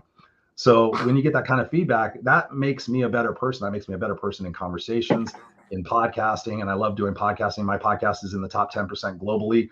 Thank you very much for that. So yeah, it's about having those right people in your world, and knowing that you need to ask those hard questions. Just sit there and say, hey, give me some honest feedback. How am I doing? And be there ready to listen and be ready to sit there and take action on it. What about you guys? What works for you? Actually, there's a lot to unpack in what you just said. Yes, man. Please So continue. the first observation. More you guys talking. Sorry. More you guys talking, less I talking. Let's go there. Okay. 3 a.m. world record podcast live stream continues. And we have the only one day, 15 hours and 54 minutes. Yeah, so all right. So let's unpack the first thing. If that is speaking slower for you, I'm going to listen to your podcast at half speed just to keep up. But it's fantastic. But your answer is, what's the best, right? We think, I'm a small business owner. You think of this every single day, and not just for me, but just, are we doing the best for our clients? And we're in the software business. We manage their entire software industry, the software business in their things. So my clients don't like software. That's what we do. So the thing I always ask is this the best we can deliver for our clients? And if it's not, so for instance, washing the car, I always say if it's worth doing well. So my car hasn't been washed in years, right? That's you wouldn't see it as camouflage with the rest of the dirt on the road. Oh wow! But when it comes to the things that we do for a business, right? Did you do your best? For me, that is on the one hand, I did my best at the famous last words, right? I don't want to hear that. It's okay that it's not perfect. Right. But what I like to hear is like, hey, I did the best I could right now, but here are things that I'm not happy with, and I'm not sure yet on how to make it better. I like self-criticism. And I think if you want to be successful, you have to have some self-criticism, right? You can't assume like, oh yeah, this is the best I am, this is the best I did, and it's not getting any better. That's like saying on your wedding day, this is the best day for your life. Like, oh, well. That's it. It's downhill from now. Yeah. I'm actually expecting an uphill, right? It's going to be better, right? So this is the thing that go like, what? They ask you sometimes during your interviews. When I came from the corporate world as well. Luckily, I escaped just like you. And they ask you, what's the best project you did? I said, well, I haven't done it yet. It's still ahead of me, right? Just your potential. If your potential is still there, to do more. And you don't have to go leap it, but obviously you want to set a goal far away, like, hey, this is unattainable for me now. But you don't set your daily objectives. Like, I want to have that today. Every day a little bit better. This is what I say to my clients as well. When you do software, don't look at perfection. You never reach it. Yeah. Right? You don't even know what perfection looks like. Because you're not software people, you're business people. Yeah. Right? You went into business to do plumbing, to do fighting, to coaching, whatever. You certainly did not go into business to implement accounting software. If you did, you would be an accountant. We had a different discussion right now, right? So what I'm not aiming for is to have my clients at perfection. What I'm aiming for is to have that improvement every single interval that we do something. The progress. If I improve, let's say, the run rate, right? The run rate in your business is the time that you're successful, that you're actually doing something value add. Yeah. That is successful for me. Right? Typical business has about 20% run rate, if they're lucky. The rest is overhead, copying over spreadsheets, water cooler talk, management meetings, talking about customers without actually involving the customer, the corporate stuff. Yeah, not the Corporates- needle movers. Corporates are the worst, by the way, There's so much wasted time. because small business can't afford a lot of run rate because they go bankrupt. Yeah. There's not enough hours in the day to have a lot of to have a low run rate, right? Mm. So if I go to a business and say, hey, your run rate right now is like 20% of your time. If I can improve that to 30%, that's actually a massive Yeah, improvement. that's 50% right there. You don't have to go to 100%. You never reach 100%, Mm. by the way. But one of the feedbacks I got from a client the other day, and this is coming back to, is this the best way you could have done? So yeah, but man, I got a bit of a problem. So, okay, I'll brace myself, what's going on? Yeah, so that software you implemented, so you have a person here that used to do this work, and 80% of her time is now freed up. I go, okay, this is a good problem to have, right? This is, you can go like, why is it not 90%? But it's a good problem to have. So why don't we shift some of this work to that person so you can free up your weekends, Mm. right? So those discussions we have, is that the best that's the best that we can deliver, but we're not done. Mm. Right, so then you go for the next. So did you do your best? You never do the best. You do the best tomorrow. Yeah. But you do the best today with what you have. So sorry, I'm getting a little bit on the soapbox, but You're there's good. You're so good. much I to love it. unpack in that question. No, I love it. You do have to unpack it because there's so much more to it. It's not just a simple, am I doing my best? It's like, what's the real reason? Like I sit there and talk to people all the time. It's like, well, I'm doing my best I could. I'm like, what is it that you're working on? Is it something that you're passionate about, or is it something that you think you have to do? Right? Because the book, The 5 Regrets of the Dying, written by a hospice nurse, illustrated very perfectly for me, that the number one regret of the dying, and she sat with all these people that were dying on their deathbed. The number one regret of the dying is that they lived the life they thought they were supposed to live, but they didn't live the life they wanted to live. And so that's the first thing is like, if you're doing things for everybody, I'm doing this lawyer degree because my parents want me to. I'm becoming a doctor because my parents want me to. I'd really love to become a ballerina. I'd really love to do this, but I'm doing this. If you're not doing something that lights your passion on fire, that really gets you excited every single day, then you're only going to be operating at a 7, 8, or a 9 if you're lucky. So if you're doing something like I'm doing, like I left corporate, I left a 6-figure paycheck, I left comfortability, I was comfortably miserable, like I tell people, and it's exciting. You know, you're out there doing your thing, and you know at the end of the day, when your time is up, you get to look back on your life and go, wow, what a ride. You know, I experienced so many highs, I experienced lows, but through it all, I grew and I had a good time and I had the right people around me. That beats having so much money, and that beats having fame and all this other stuff, because I've been blessed to interview rock stars and musicians and actors and actresses and millionaires and billionaires. Every single one of them says, Chris, the money and the fame is awesome for the first 6 months to be able to buy whatever I want, go wherever I want. But after that, the problems are still here. The problems are still here. So if we're not doing things that are congruent to what it is that the legacy that we want to leave, then all is going to be for naught. And that's absolutely true. I mean, I've been blessed with times when we had a lot of money.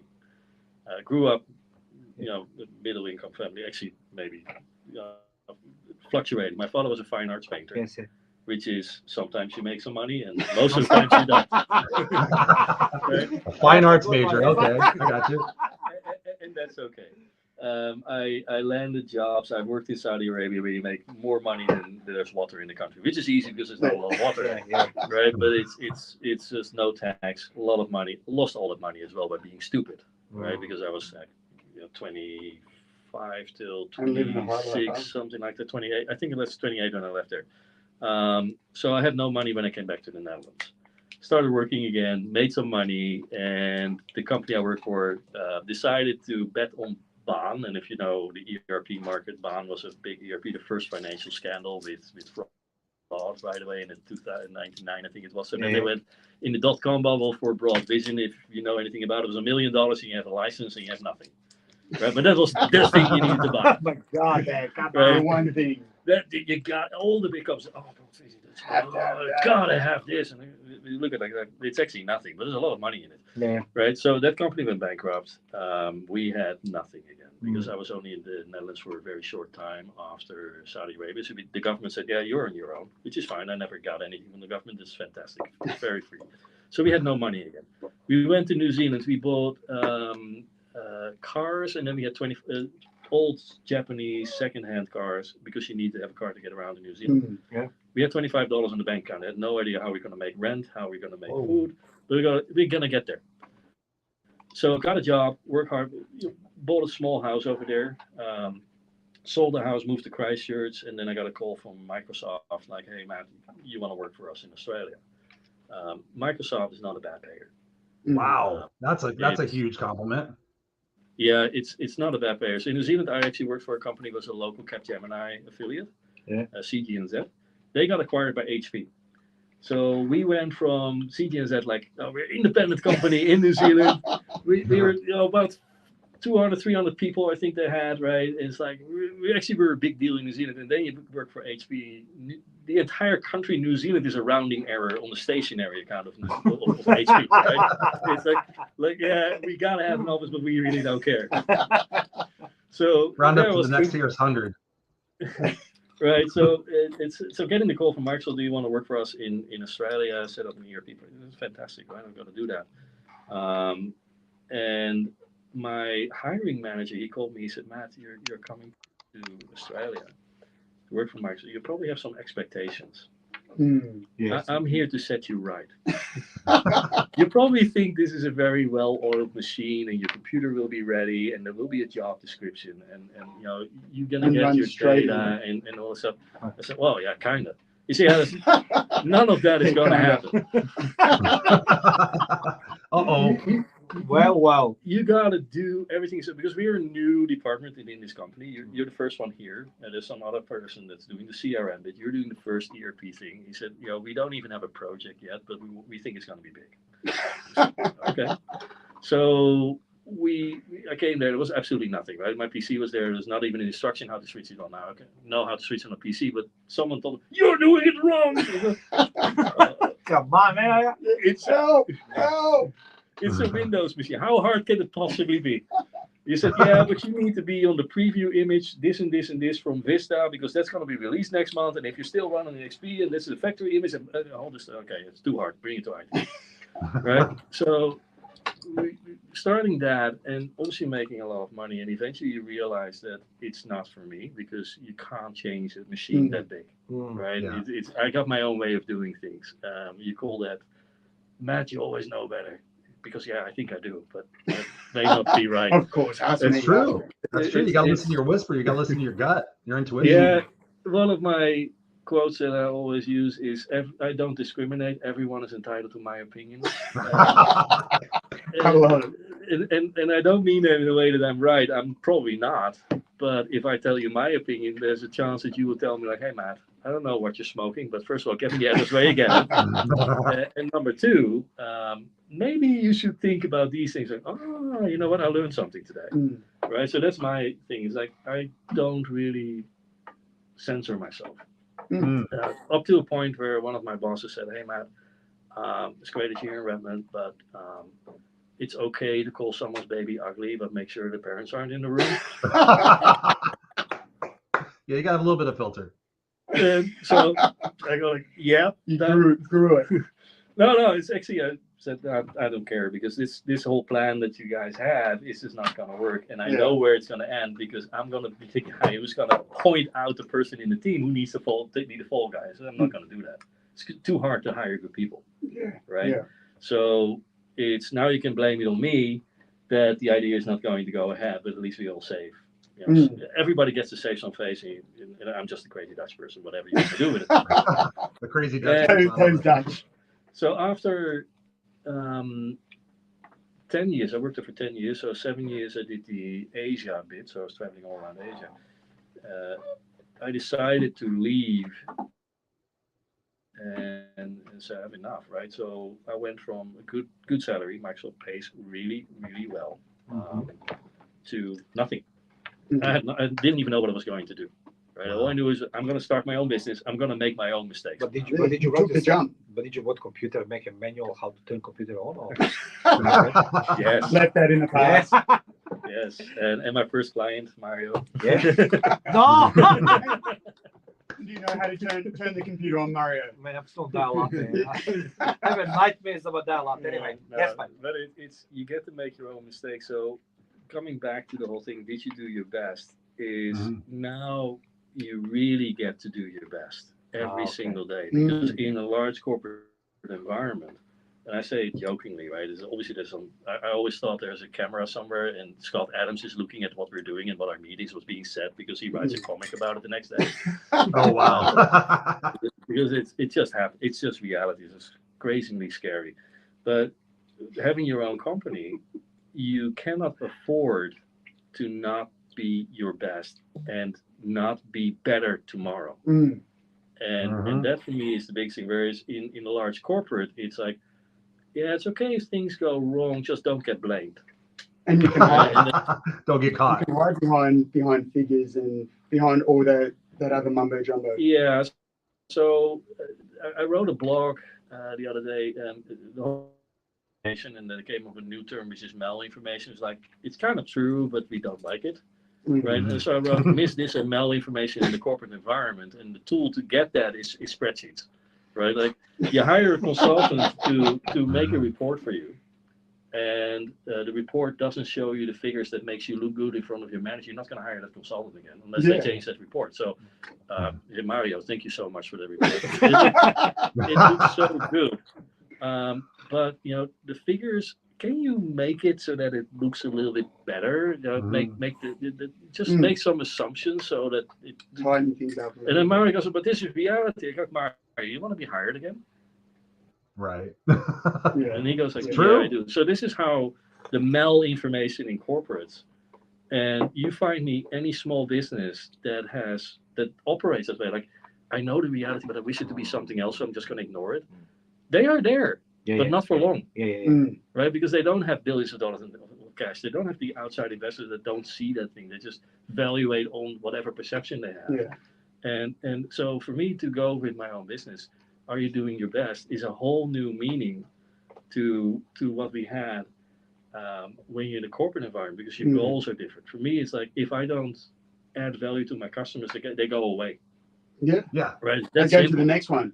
That's the important thing, is to really think about it with your customer's frame of mind. I mean, I used to be in management meetings all the time, and all these inflated egos, like, well, we should do this, we should do this, we should do this. And I was the operations guy. I wasn't even sales and marketing. I was the operations guy to make sure that we could do whatever it is that they were thinking about doing. And I would just sit there and like, hey, can I ask a question? Like, sure, Chris, what are you going to ask? I'm like, has anybody consulted the customer and figured out what they want? We know what they want. We know what they want. They tell us. I'm like, why don't we get a board of like 50 of our top customers and run some of the shit by them, and let's see what happens and see if they're on board with this. And then we can go from a point of actually knowing what it is the customer wants, what they want to buy. And then, because we had a philosophy in our job was like, you take care of the customer takes care, you take care of the employee takes care of the customer, and the customer takes care of the company. And that worked brilliantly for so many years until we got bought out by a private equity group. And then it became more about the KPIs and everything else. And the customer was whittled out of the conversation. And if you go look at this company that I worked for 26 years, their ratings are horrible because they're sitting there in their inflated ego saying, I know what's right and I know what we need to do, without listening to the customer. So I think that's super important. And something else you guys said that I want to build on for anybody out there listening, and for you guys as well, there's an amazing video. It's out there. It's 2 minutes. It's not even 2 minutes long. It's probably the best video I've ever watched, dollar for dollar, minute for minute. It's a video called Jump. It's by Steve Harvey, the comedian. Harvey? Yeah, Steve Harvey. You've seen it? Yeah, and I love it. Did it on Family Feud. Yeah, well, he ad break or something on Family Feud, but yeah, it's awesome. I love it. Yeah, he does one from a parking garage. It's I actually have the link. I'll put the link here in the live stream. But my coach had me watch it, and she was like, we sit there and look at everybody like they're doing this and they're doing that. We compare ourselves to everybody, but those people jumped. And so the essential thing of it is like they jumped and their parachute didn't open right away, but ultimately it opened. Their back got scraped up and everything else, but their parachute opened. But the people who never jumped never get to fly. And so that was like, for me, pound for pound is like, you got to do that. Yeah, because and I love what he says with that as well, where when you jump, initially you're going to go down. And like you said, you get the bumps, you get the bruises, you get the scrapes. But eventually, so long as you keep falling, the parachute will open. Yes. Because we're all still here. We're still breathing. We're talking to you. You're over in the States. We're in Australia. This is something brilliant that, only a matter of, 10 years ago wouldn't have been possible. Yeah. But someone took the jump to do that. We took the jump in our businesses. We took the jump with all that. And it's about, yes, you go down first. It's not going to be, people expect success to happen overnight. But it's like with sports, with fighting, with business, it's so many hours done in the background. You don't learn to play the violin or play the piano overnight. You hear people doing it in their garage or in their unit, and they're fumbling along. They can't even do the chopsticks. Dun, dun, dun, dun, dun, dun, dun.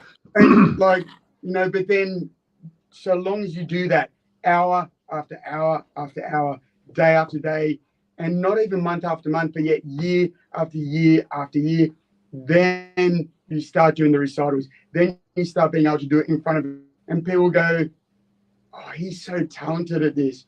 How did they get to do that?" They didn't see the hours and hours back at home, back where there was no crowd, where there was no audience, but yet your fingers might have calluses on it because you spend so much time doing that. It's like my ears from wrestling. I've got cauliflower ears, and you earn those. You earn those from the hours and hours upon grinding. I've been speaking for the last 8 years. The first, 5, 6 years, no one even heard of me. But then it's, you build it up. I know that it's going to come eventually. It's like lifting weights in the gym. You don't start off benching 120, 140, 160 kilos. You start off with just the bar, but you turn up day after day after day. The same in business. You turn up day after day. You make those little modifications. You push, maybe you might push a little bit too hard that one day, and then you saw and you go, okay, what have I learned from today? What have I learned from this training session? And then, like we were talking about before, that 1% little incremental improvement over the space of 100 days, it's not 100% because you have the exponential growth as well, where it's going to be one kilo today, 1 kilo tomorrow. And then by the time you get to a month down, it's not 1 kilo every day, it's 1.5 kilos. Then by the time you get to 6 months down, every day it's 3 kilos. And then another 6 months, it's not going to be 6 kilos, it'll be 9 kilos. And the exponential growth, which a lot of people don't really are aware of, with that, the 1%, just over the space of 3 years, 5 years makes a massive difference. But so many people, they're not willing to put the time in without the instant gratification. And that's where I personally find with fighting, with football, with all these other things, with sports, you can tell straight away. You have that result. Has the training paid off? What can I do this week to be better than last week? It's not just once every 6 months, you go to a board meeting and, like you said, people fudge the figures so that they look good. They can stand up in front of everyone and go, God damn it, this last 6 months I've done fantastic. Look at the figures. But I think Sir Richard Branson used his not ADHD, used his dyslexia to his advantage. Go, okay, explain that. I don't understand that. Explain that to me like I'm a 5-year-old. And that's where you catch so many people out. It's whether it's work, whether it's like you said before, Chris, washing your car. Explain to me like I'm a 5-year-old. Is that dirt meant to be there? Why isn't that hubcap? Why isn't that shiny? I'm not supposed to be able to see my face in that hubcap. Why, as a 5-year-old, can't I see that? And you might go, okay, I didn't have the right sort of cleaning, or I missed that. Okay, why did you miss that? Were you rushing to get onto the next part? Were you rushing to get onto the next project? Were you rushing to get into the next thing on the computer? And go, take your time, do it right the first time. So, and it's not just a case of, okay, I'll just do that one little spot. No, you have to do it all again.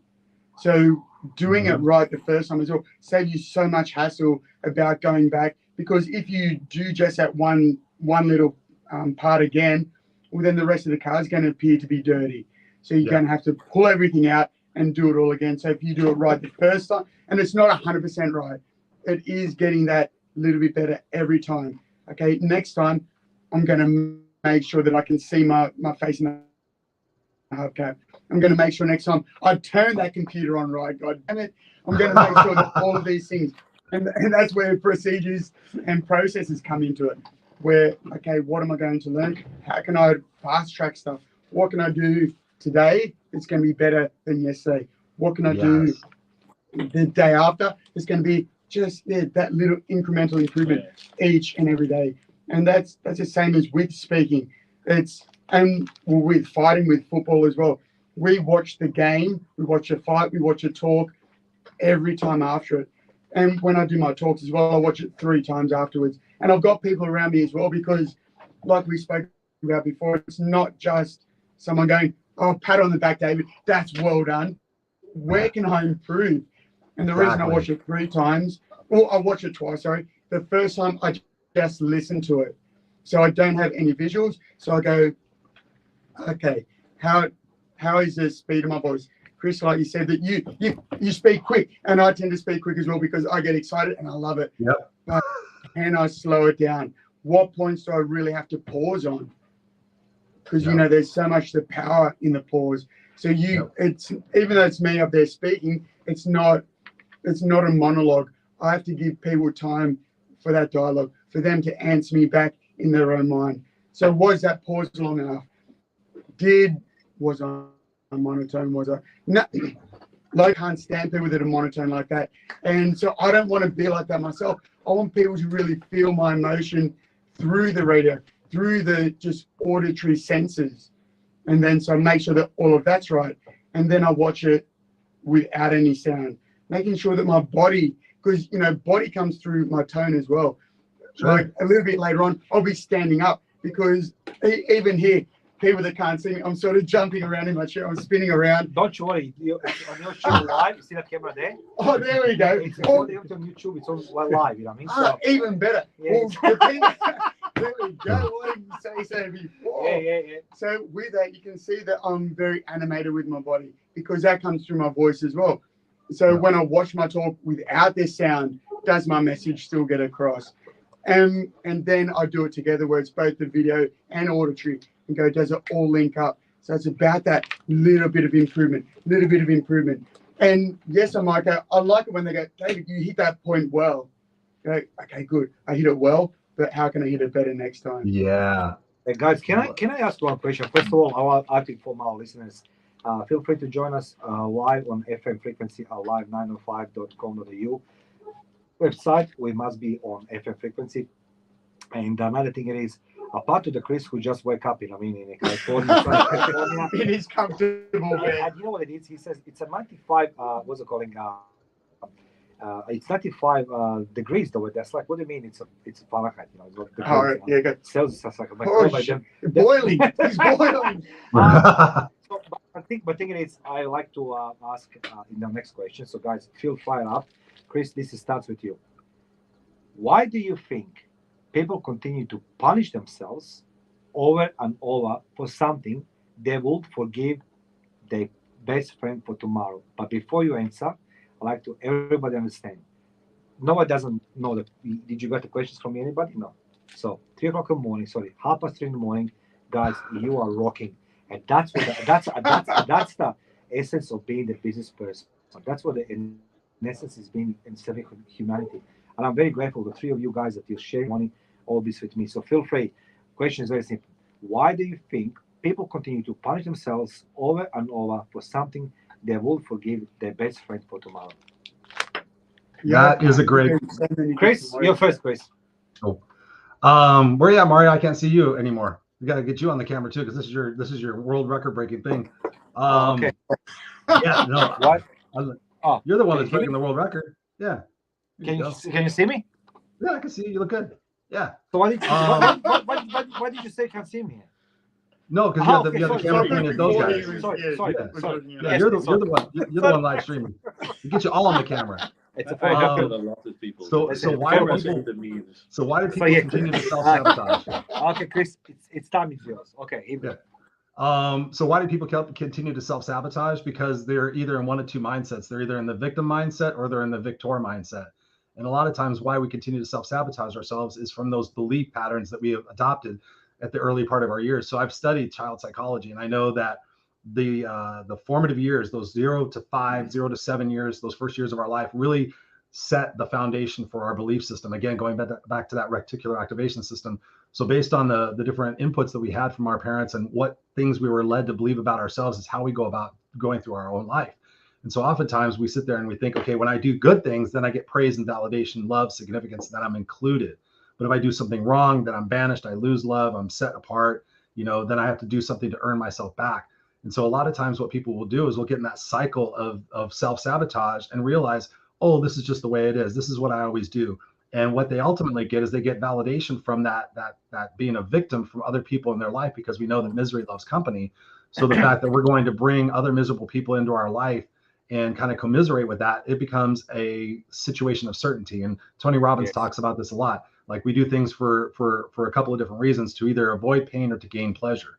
And so what is it that we're doing? So a lot of those people self-sabotaging are continuing to go to their short-term addictions because they're trying to hide and run away from the fact of what it is that they're really doing with their life. So they get stuck in these situations, these vicious cycles, if you will. And then ultimately, it's not until they hit bottom when they have to realize when, oh my God, I can actually change, or I need to change, or they get what I call enough leverage in their life to be able to change. So, but oftentimes somebody will do something like, oh no, it's okay. But then we'll continue to beat ourselves up for it because it's safe and it's certain, and we can keep ourselves in that cycle. Because for us, going back to what you guys were talking about before about doing our best, if I sit there and say, okay, I'm going to be the best podcaster in the world, and I'm going to do the best videos every single day, and if I do it and I still don't get that validation, then the opportunity for upset and disappointment and frustration is that much more amplified, as opposed to like, oh, I'm going to do a good job. As long as I do a good job, then I'm safe and I'm certain I don't have to worry about that criticism. We're losing that validation, like I talked about before. So it's incumbent upon us to really see that life is happening for us and not to us. And to kind of tie it in with what we were talking about, doing our best, I invite people to have this perspective. You've survived 100% of the things that have happened in your life. Yes or no? Yes, of course. Okay, so why is there any reason that you would not survive anything that else is going to come into your life? Because you're going to find that leverage, you're going to find that resiliency, refine more capacity to do things when we're placed under pressure to actually make final decisions because we hit that rock bottom. I invite people to sit there and say, okay, everything that has happened for me and everything that's happening for me right now is preparing me for what's next. But so oftentimes we sit there and we have those blinders on to sit there and say, oh, okay, I'm this, I'm that. I guess I'm just going to do this. And we hope, wish, and pray that someday, I hear this every day, oh, someday when this happens, or someday when that happens, then I'll go do this, then I'll be happy. It's like, you got to be living today. And if you're not happy with the things that you're not happy with the things that you have right now, then how are you going to be happy with anything else? It's going to be a momentary situation of happiness that you have to get over on yourself. So yeah, there's so many different ways I could go on that question, but I love the question. I'm interested to hear what you guys have to say about it as well. Matt? All right. The easy questions at 3:30 in the morning. Yeah. Oh, we don't play around now. Okay, so the first thing is, I'm blessed that I was born before social media. Yeah, I grew up before there was social media, because there's obviously a lot of things in when I was growing up, and I think about them now, at least the things I remember. Other things people tell me that I should remember, but I don't. There's no record of it, right? But there are things you go like, oh, you're crazy on my own behavior, right? And especially in that time, because if I think back of it, it's actually all the time when you're in your formative years that you did things that you're ashamed of the most. And when you're ashamed of yourself and your own behavior, it's like, because I can't forgive it, right? Mm. And then I think like, but that's all part of the whole growing up thing. And I'm just lucky that there was no Facebook, Instagram, or whatever that recorded that for all video cameras, for your grandchildren to see. Because can you imagine growing up today, right, and being a teenager in early 20s doing things that you're actually not supposed to do? No. Because that's growing up, right? Yeah. That's just what happens. Statement, and your grandchildren will be able to see that on the internet. Right? Because that will never do. You think about those things. So we're blessed. I mean, even though I'm still 23, because I'm celebrating my birthday on my 23rd. It's the comedy hour. It's so that's one thing. Now, why I actually don't have that things that I don't forgive myself that I would forgive someone else. And you're like, okay, that can be two things, right? Either you don't forgive anybody, because I don't forgive myself, because then you become a really horrible person, resentful, right? Or you go like, well, you know what, stuff happened, I wish it didn't. What am I going to do? Yeah. Am I going to beat myself up over it all the time, or just going to be better? I choose the latter. Yeah. Right. Even though sometimes you think about those things and you're like, oh, cringe, because you're human. I think people that don't forgive themselves, would forgive their friends. I don't think they actually would forgive their friends. They become resentful. And, we're here on this earth to make life a little bit better for someone else. Yeah. Right? That's our mission. Doesn't matter who it is. It doesn't matter how you do it or how big scale. I don't like big scale things because people, we mess it up. Yeah. We're bad enough at small scale stuff, right? Let's just not screw things up. The same with projects. When I do a project, small is good, right? Because you get big things done. Large scale project, $110 million of IT projects, they always fail. You just look in the newspaper, you see an announcement that it's been signed. And then if you see another press release afterwards, usually one party suing the other, right? So do small things, but you can't do small things well if you keep blaming yourself, like, oh, I'm just so bad, I'm such a terrible person, or I did these things, because your actions do not necessarily define you unless you repeat them. Especially if you repeat them consciously, right? And I'm gonna steal a slogan from a company, it's TUV, that they used in the 90s. I don't know if they use it now. And it's actually to do with what you were saying earlier, right? Perfection is our goal. Excellence will be tolerated, right? Because you never reach that perfection. So, and then the next bit is, and it's well stolen, right? I will not claim credit for thinking of that one, but I will claim the credit of appropriating it. Yes. But there's no shortcuts to excellence. So in your training things, right? If you go, oh, I want to lift this, I want to lift that. Well, either you're going to break your back, right? Or the bar will feel like you're stuck and you suffocate. Or you go for the steroids, right? And the same is for business. If you go with large outside capital, guess what? It ain't your business anymore, right? Your goals change. So there are no shortcuts to excellence. Yeah. Right. So it's and if along the way, so even though excellence is that, it will be tolerated, it doesn't mean that you need it, because you're going to stumble. I mean, I don't know about you, but when I started walking, I sucked at it. We all start somewhere, right? No, so when you start walking. Walking. Yeah. No, really, you wouldn't believe it. I fell over. I thought that this crawling thing is much easier, right? Yeah. So it's the same thing. Is we're gonna make mistakes along the way. No, I'm just laughing. Like when I start walking, I was only when I drink do I stumble. Sorry, what did you say? I said only when I drink do I stumble. Chris. Chris, we just lost you for a minute. You must have said something very profound because the internet doesn't agree. Oh yeah, I said I only stumble when I drink. Yeah. Well, it is Sunday morning here, so it's been a big Saturday night. It's always beer o'clock somewhere in the world. So not forgiving yourself is not being able to live with the mistakes that you've made in the past, or because usually you have a mistake in the past. So a mistake in the future is just a bad plan, right? And that, I think, is the least productive time you can have. Yeah. My personal view, you can call it like, well, Matt, you should have more, self-reflection on this. That's probably true, but it doesn't always help me. The only thing that helps me is like, okay, the outcome of that was not what I wanted it to be. Maybe it was not entirely unexpected because people told me if you do this, then that's going to happen. Like if you keep drinking like this, tomorrow you're not going to be well enough to do X, Y, and Z. Yeah, that's fine. And keep on going. As I did as a student, I actually haven't had alcohol in 5 years. We can't promote alcohol on a show like so. Yeah, no, I haven't actually touched a drop of alcohol in 5 years, and it's fantastic. Didn't miss it. Whatever, the whiskey was finished. Like, okay. So. But that's my thing with it. And sorry, I'm hogging the microphone, so I'll be quiet. No, don't apologize. I love it. I love. As I say, while you guys talking, my voice be saved. You know what I mean? Because after now it's 3:42. How long it's on 4 hours? 4 p.m. 5 p.m. is going to be 18 hours, right? So 18 hours is going to be in the hour and a half. I'm just talking, right? So already feeling the tiredness in my voice. I'm a little bit screechiness. So as much you talking, guys, it's better for me. I'm gonna get an award, and you guys gonna talk. That's a good. There we go. That's a good project, Listen, I'm gonna make a copy of it for everybody. Delete my name. I'm gonna say, "Hi, David. It's one for you. Copy one for you." All play part of the team. So David. Forgive us.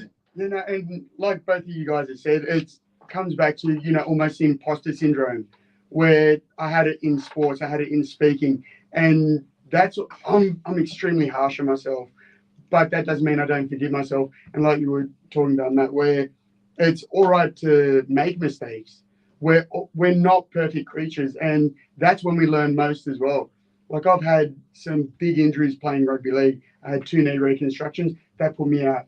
But not only did that change the sport, change the angle that I was, it changed everything. So I went from playing rugby league, I played at semi-professional, and then got into arm wrestling.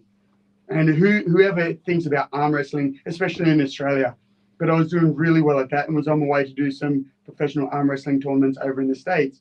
I was at a mate's wedding in Corfu, over in Greece, went for arm wrestling and I snapped my arm. Oh, so yeah, and it was brutal. So at that point as well, my girlfriend, luckily, she's been through all of my injuries, is now my wife. So she's stuck with me through the knee reconstructions, the end of my football career, my broken arm, the pain, and me being so frustrated because then we flew back to Australia, got a plate put in my arm, and my arm went paralyzed for 4 months. I was working in the gym. I was a personal trainer. I was an athlete.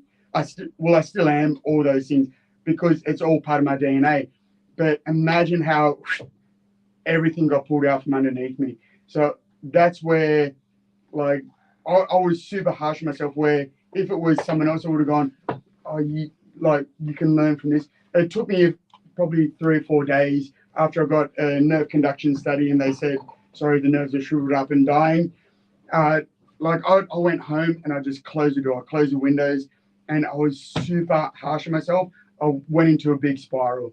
But luckily I had people around me, had my girlfriend at the time, now my wife, my family. I didn't even have my family's around, but I wouldn't allow them in the house. I was just feeling sorry for myself.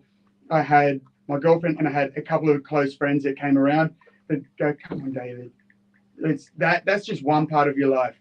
You've come through all of this before, and I gave me a little bit of time to reflect as well on what I've come through in my life up until I was 22 when I broke my arm. I still am a little guy. I'm a little guy that went extremely well in rugby league, which is really a big person sport. I played in the middle. I was hooker. I was in amongst all these 6'4", 6'5" monsters, and yet I could take them down by myself. I was so strong that I was on my way to go in some professional arm wrestling tournaments, and my technique was good, except for this one time when I didn't, and I paid the ultimate price. And then from there, I've overcome all of these obstacles in life. What's a broken bone going to do? And it's like Chris, I think you mentioned the mindset of it, where we have options, and especially in the last 3 years, many people that I know, it's unfortunate, when COVID hit, they went and sat in a corner. They cried. They went, poor me, poor me. They pulled a cover over their head and basically let the last 3 years go by, and now they're just starting to poke their nose out. We all have these issues, but what can I learn from it? And each time my life goes off in a slightly different direction, which if I hadn't made those mistakes, my life wouldn't have ended up where it is. Like after I broke my arm, I did kung fu, jiu-jitsu, wrestling, kickboxing, and eventually got into fighting. And it's the different people that you meet along the way as well. Like my wrestling coach, he's been such an influential part in who I am, with the mindset from wrestling across the corporate world. Like I mentioned before, the field, you can't hide when you're on the field. The mats don't lie. In so many parts of life, people can talk themselves up. Oh, I'm brilliant at this. Like I wouldn't be able to fumble my way through computers. I don't even know how to turn them on. So that's one part I wouldn't be able to. Apparently, I have a manual for that. Oh, I'm gonna have to get that. I'm gonna have to get that and start from page 1. Welcome to the computer, because I'm no good at all when it comes to anything IT. But that's not my. And with sports, I know my lane. I get people around me that are really good at computers, because it is. I'm not interested, and so you can get people in that can do that. So long as they can explain to me, like I mentioned before, like I'm a 5-year-old, I'm happy with that. And it's just about making things super duper clear, because I can get up, I can coach people, I can you know, inspire people. I can talk to people. I can communicate. And that's where my strength is. Whereas the people that are good with the computers in my team, that's not their strength. So we all know our lanes and we all play our part in the team. But that's gone a little bit off topic.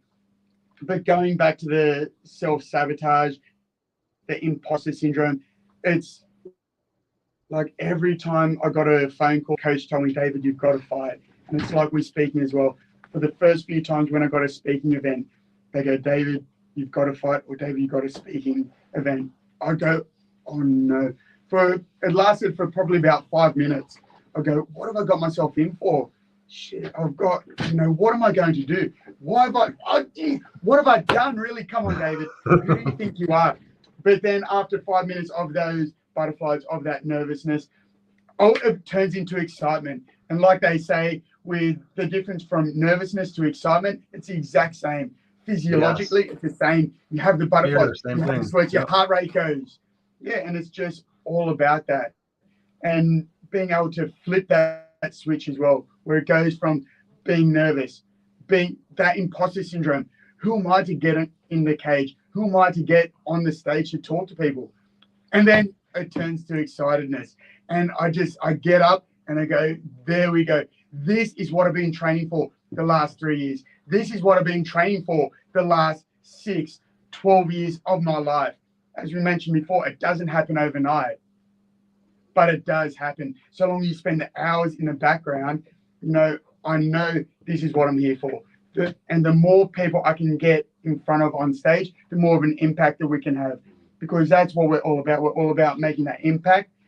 And going all the way back to the question why we so harsh on ourselves, it's because I see it as being harsh. It's still, I forgive myself, but you know, we don't want the pats on the back that we did it perfectly, because we never have. And that's where all of this conversation really comes back together again, where okay, we're extremely harsh on ourselves, but we do forgive ourselves because we know we're still moving in the right direction. We know that we've still taken that jump off that cliff.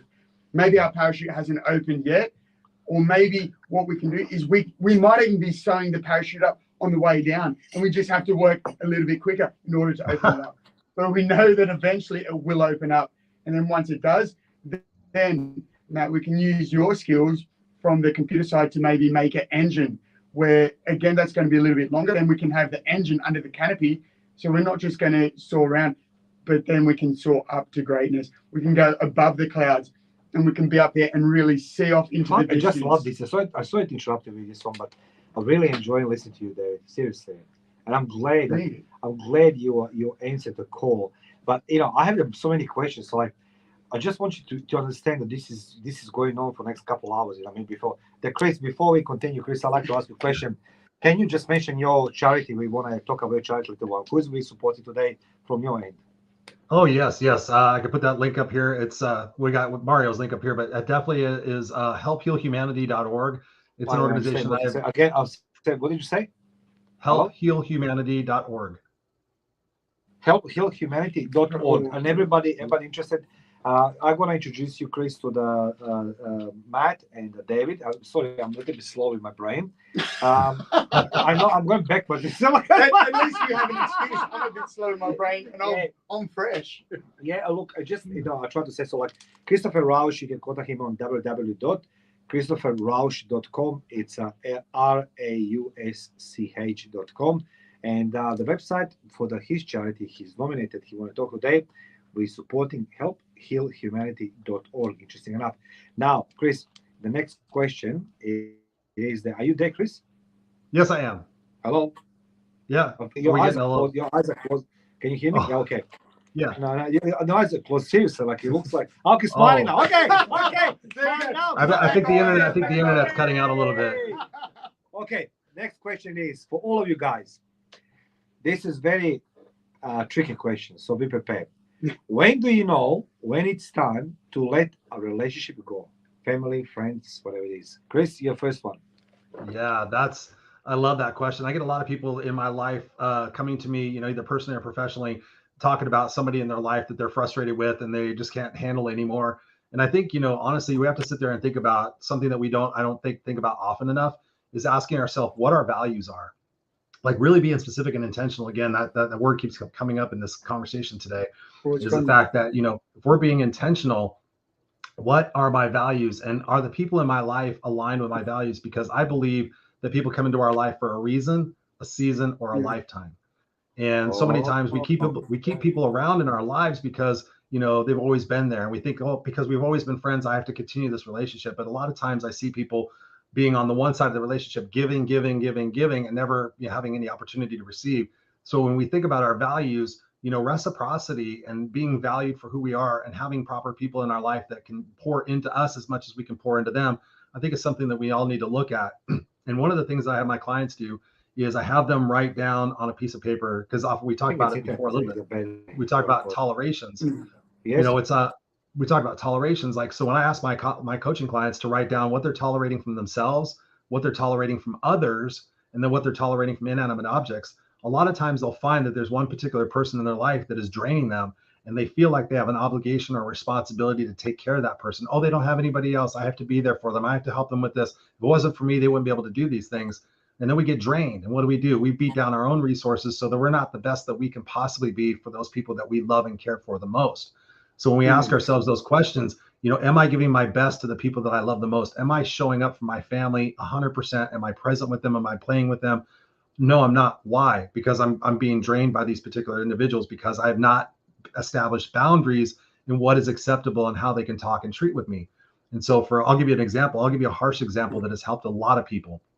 When I was 9 years old, my sister was 16. I don't talk about it very much. I have a half sister, same mom, different dad. And so when I was 9 years old and my sister was 16, I grew up in a very violent household. Let's just say that there was a lot of physical abuse going on. And my sister had a different dad. So she told me, baby brother, I can't handle mom anymore. So I'm going to go live with my dad. Sorry. And so basically she left me at 9 years old to be able to be with my mother and take all of the abuse, as opposed to just, you know, having it spread around a little bit. So I never saw my sister again from 9 years old.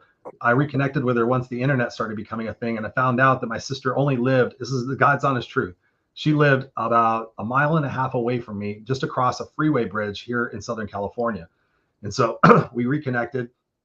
Long story short, I found out that, you know, my mother had all sorts of psychiatric challenges and chemical dependencies. Like I said before, we were homeless. I went through physical abuse, all these different things, ultimately to break out of that. And when I got around my sister left when she was 16 years old. She went to live with her normal dad. Her dad had money, you know, normal lifestyle, everything else. So I figured my sister was going to be successful and happy and all these different things because she didn't have to go through the experiences that I did. And then when I met her, I was shocked to death to find out that my sister turned out exactly like my mother. And my mother has all sorts of challenges. My mother is a very victim-oriented person. She's incredibly intelligent with a book, but not people smart. She's stupid with people smart as the day is long. And so I reconnected with my sister for about a year. And I just found that she was draining me. And I was trying to help her get her head out of her butt, if you know what I mean. And she was just constantly playing the victim. She was constantly, well, you know, blah, blah, blah, this and blah, blah, this. And like everything, she was exactly like my mother. And she looked at me one day and she goes, baby brother, how did you not turn out like mom? And I looked at her straight in the face and I said, because I chose not to. Because I realized that mom was unhappy, that mom was not successful in her relationships. Mom got fired from every job that she ever had. I said, so I've made it a personal mission of mine to be a better people person, to be a better connector, to be somebody who is open and responsive and doesn't have to always be right. And so I was trying to show my sister these things, and she just kept dragging and wearing on me. She was like, oh, baby brother, can I have this? And it was just like having another version of my mother. And so when I realized that my values were being compromised by this person taking advantage of me just because we share blood, I started thinking about it. Like, if we didn't share any blood, would I want to have a relationship with this person? Yes or no? Again, being black and white. My answer was no.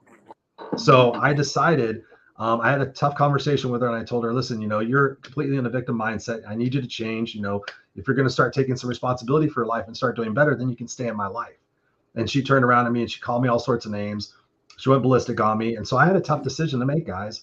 Am I going to continue my life? I wanted nothing more than my family to be reunited. I wanted nothing more than to have a family because I never had that. I never had a biological father. Yeah. But ultimately, I had to sit there and think about it. Like, she's not going to change. I'm going to continue trying to help her, and I'm going to be depleted and exhausted and frustrated. Is that what I signed up here to do? And so I made a very tough and very deliberate choice. And I messaged her one day. Unfortunately, we were doing this on email because she couldn't handle having a conversation. And I said, Maria, I wish you all the best in the world. I hope you find the right person. I hope you find the right things. I hope you have a fantastic life. But it's just not going to work out with us. I see you're setting the person that you're going to be. I'm not going to continue to hang around and tolerate this. So I wish you all the best. I hope you have a great life, but please don't contact me anymore. And it was a tough decision. It was a hard decision to make. But I just knew if I look ahead, there was nothing that was going to change except for the fact that I was going to be depleted. I was going to be frustrated. And then my quality of who I could be as a person was going to be worse with my wife and my son, who I love and cherish the most. And so by drawing that line, I was able to wish that person well.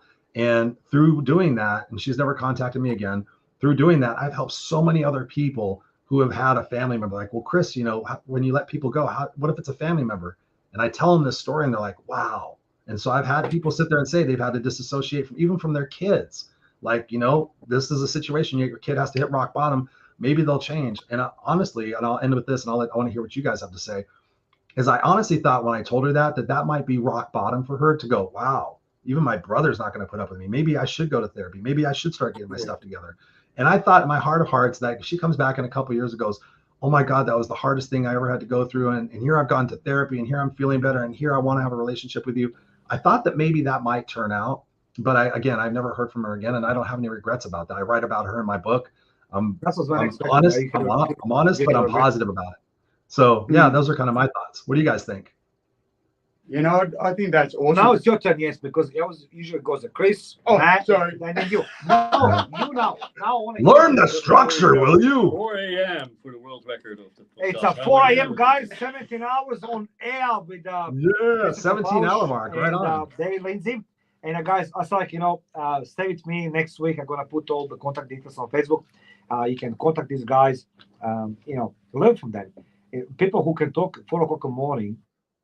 Regardless, you know, I joke, Dave Lindsay comes fresh, you know, at least he needs to wake up 2 o'clock in the morning.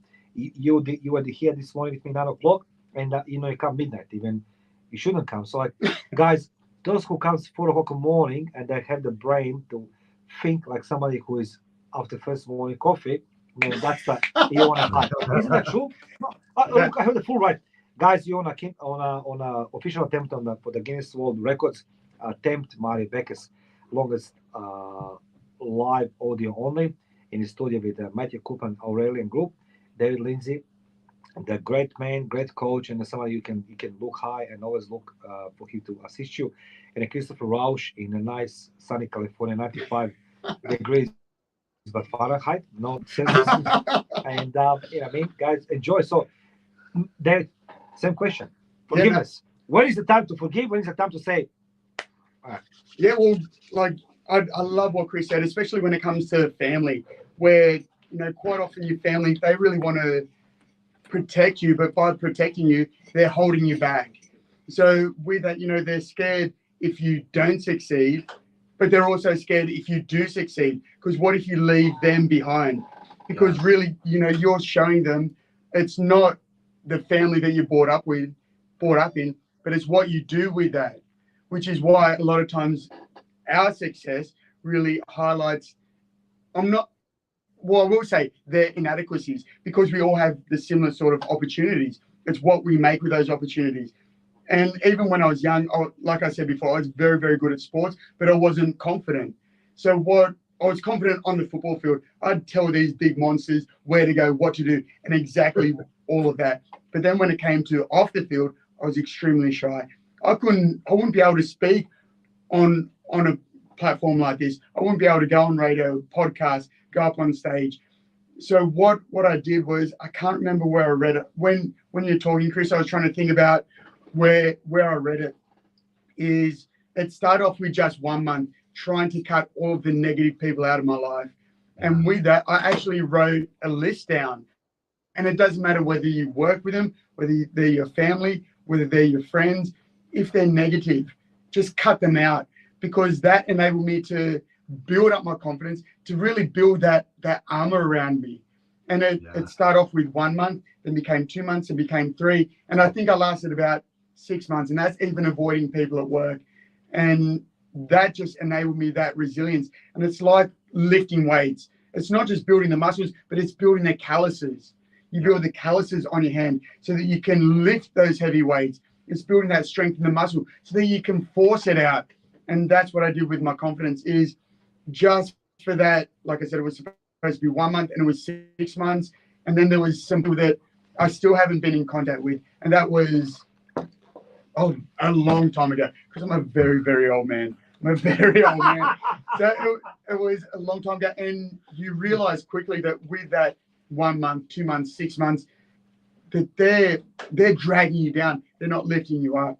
And that's something as well, that going back to the Stephen Covey stuff, where it's surround yourself with positive people. And it's not positive like blowing smoke up your butt either. It's positive and constructive and real. True. Because I've spoken about him a few times already, but my wrestling coach, he was harsh on me, but I still remember the first time he goes, like after training, it was the hardest training that I'd done. And it's probably the hardest training I've done to date ever. Wow. And we ended up on the floor on the mats. And when we got up, it looked like a crime scene, because there were all these outlines of sweaty bodies that were on the floor. But we were doing human kettlebell swings. And at that point, I was fighting at 65 kilos. So I'd gone from 95 kilos playing rugby league, stripped down. I fought a few times at 74, 70, and 65. But we were doing human kettlebell swings, and he moved me across to the biggest bloke in the room. And it was right at the end of this 3 or 4 hour session. It was a long time. And I dropped him, and I got hit, and goes, "That's your teammate there." And then he goes, "You're going to jack his knees up." So then I picked him up and finished it off. And he just came up to me, put his hand around my shoulder and goes, "Well done, Davey boy." And that there was enough, because, you know, he's not the type of person to go, because if he sends me out there with this false sense of how good I am, and I'm coming up against another warrior, then I'm going to get belted, I'm going to get hurt, I'm going to get injured. Whereas if he sets me up in reality, it's like going into business thinking, I know how to turn a computer on without reading your manual. It's setting me up with that false sense of security, where, like, it's not ripping me down, but it's giving me reality checks. But it's also ways how to improve myself, because it's not just, go out there, "David, you didn't do a double leg like this." It's, "David, if you do this, if you get deeper penetration with your lead leg, or if you set it up with a high shot to get their guard up, get them blinking, you're going to be more successful." And then you drill it, you drill it, you drill it, you drill it. And it's just that constant drilling that tightens things up. And even like I said, to this point, he's my closest mate, because he doesn't accept less than my best. And it's the same with him and with the other wrestlers as well. We have such a tight bond amongst ourselves, because it's like, it's such a dangerous sport. If you don't have trust in your teammates, if you don't have trust that they've got your best interest, yes, we put each other in damn uncomfortable positions, but we know that if we tap, they're going to release, and then we're going to discuss, how can we get better? How can we avoid that position? And then eventually we're going to go, okay, how can we use that position as a setup? How can we use that to, okay, that person thinks that they've got me, but then I'm going to reverse it.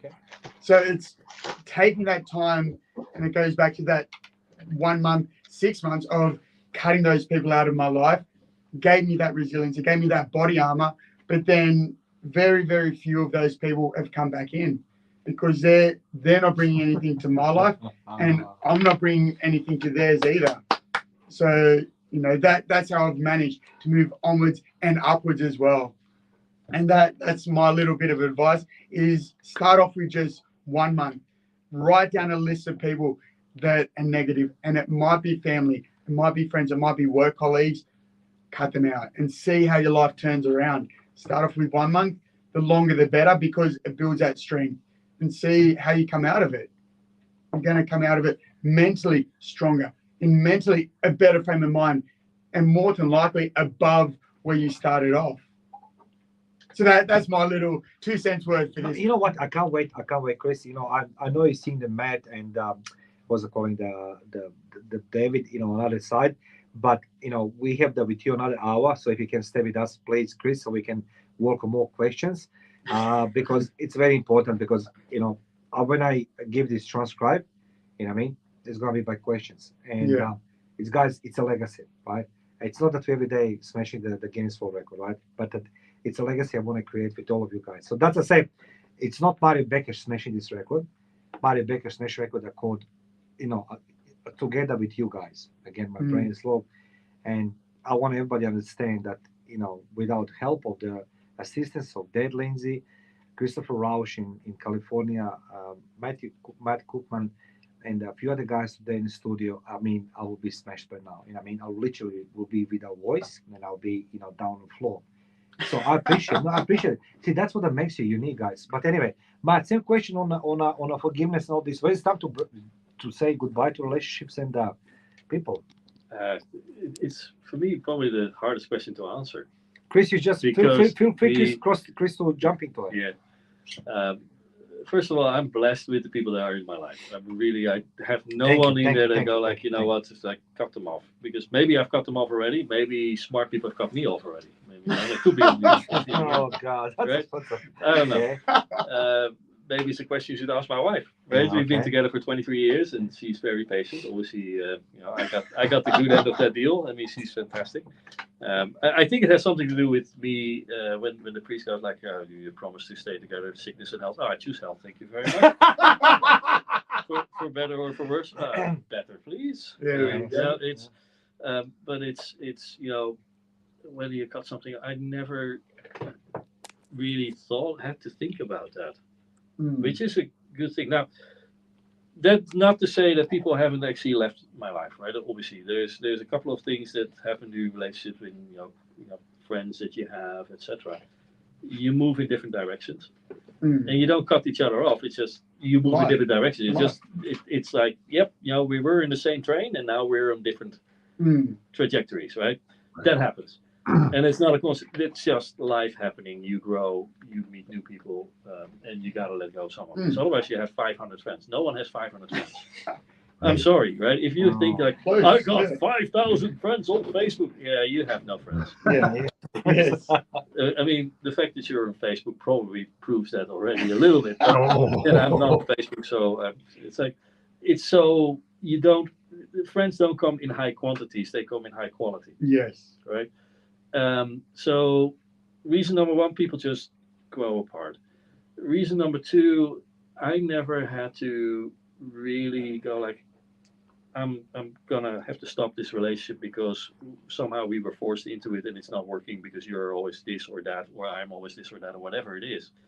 I blessed with the family, but they're also far away, so you don't have a tight relationship with your family. You don't have the time to go around like, what it is, because half my family is in the Netherlands, the other half is in the Philippines, right? So you have a different form of relationship there. Do we still have Christopher, by the way? Yeah, I think it is. Chris, can you hear us? Yeah, okay, he's still there. No, it is. Maybe people thought like, hey, this Matt guy is completely crazy. We don't want to have anything to do with it. And you're in such an element. I never know that Matt Coupon exists like this. Like a Dr. Jekyll, Mr. Hyde. You know what I mean? He's been so funny, humoristic last 5 hours, and a little bit, sarcastic. So, like, please continue. This is the. I'm glad that it's recorded for the official. One thing you should know of me: I have no sense of humor. Everything I say, you should take absolutely literally. Right, because you're that's why. There's no jokes here. Okay. So it's as I said, it's the one thing that I do notice that some people, they rub you the wrong way in the first place. Right? You meet them, you go like, you don't get a good vibe from someone. And that happens. Yeah, the hackles come up. It's like, there's something in the man. You can't put your finger on it because then you're like, oh, the person. No, it's just like doesn't feel right. I'm not the best person at it. My wife is very good at that. Even though makes mistakes, she's still with me. But she meets someone like, oh yeah, you gotta watch out for this, and this. Come on, we just met this person, right? Yeah. And you know what? 3 months later, I told you. Yeah. Intuition. Right? So I don't have the radar that she has, but sometimes you do meet people that are something doesn't sit right. It just doesn't feel right. And you try it, but you don't. Would it be a relationship? You don't have a relationship yet, and because you're getting your guard up, maybe that relationship never forms. Yeah. You could be totally wrong, right? It could be like, well, you may think that, but it's actually completely different, right? But you never had the relationship. So what do I know? Maybe I'm not taking risks enough. Who knows? Yeah. I don't know. Actually, this was from the 3 questions you've asked so far, for me, the hardest to answer. Yeah.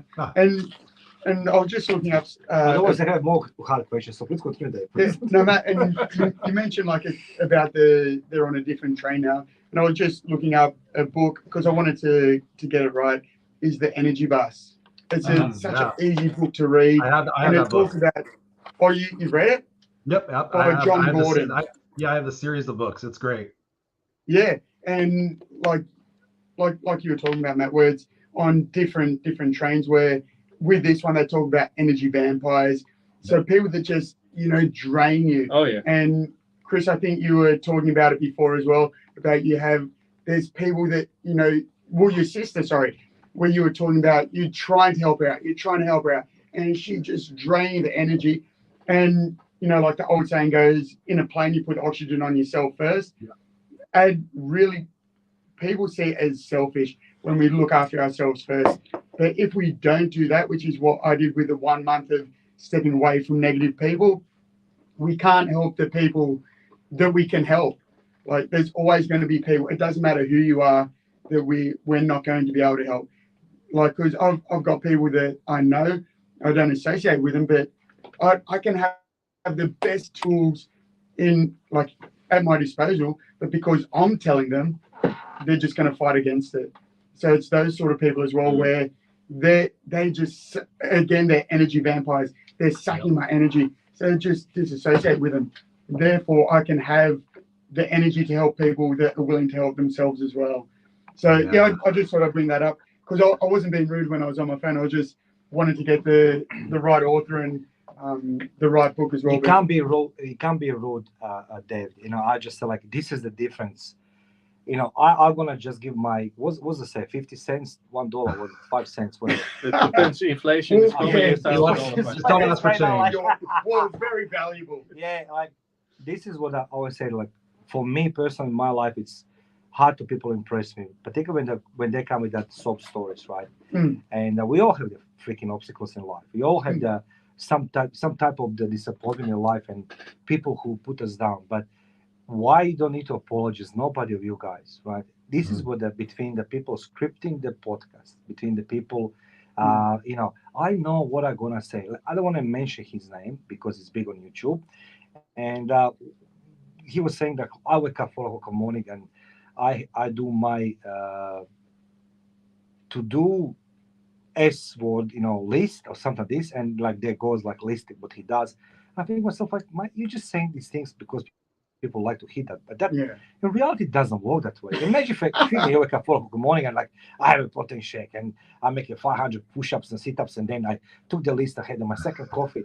Dude, come on, who you BSing, mate? I mean, to me, anyway. But point is, why nobody of you guys need to apologize? You see, this is gonna stay on YouTube forever, right? Number one. Second, say Guinness World Record.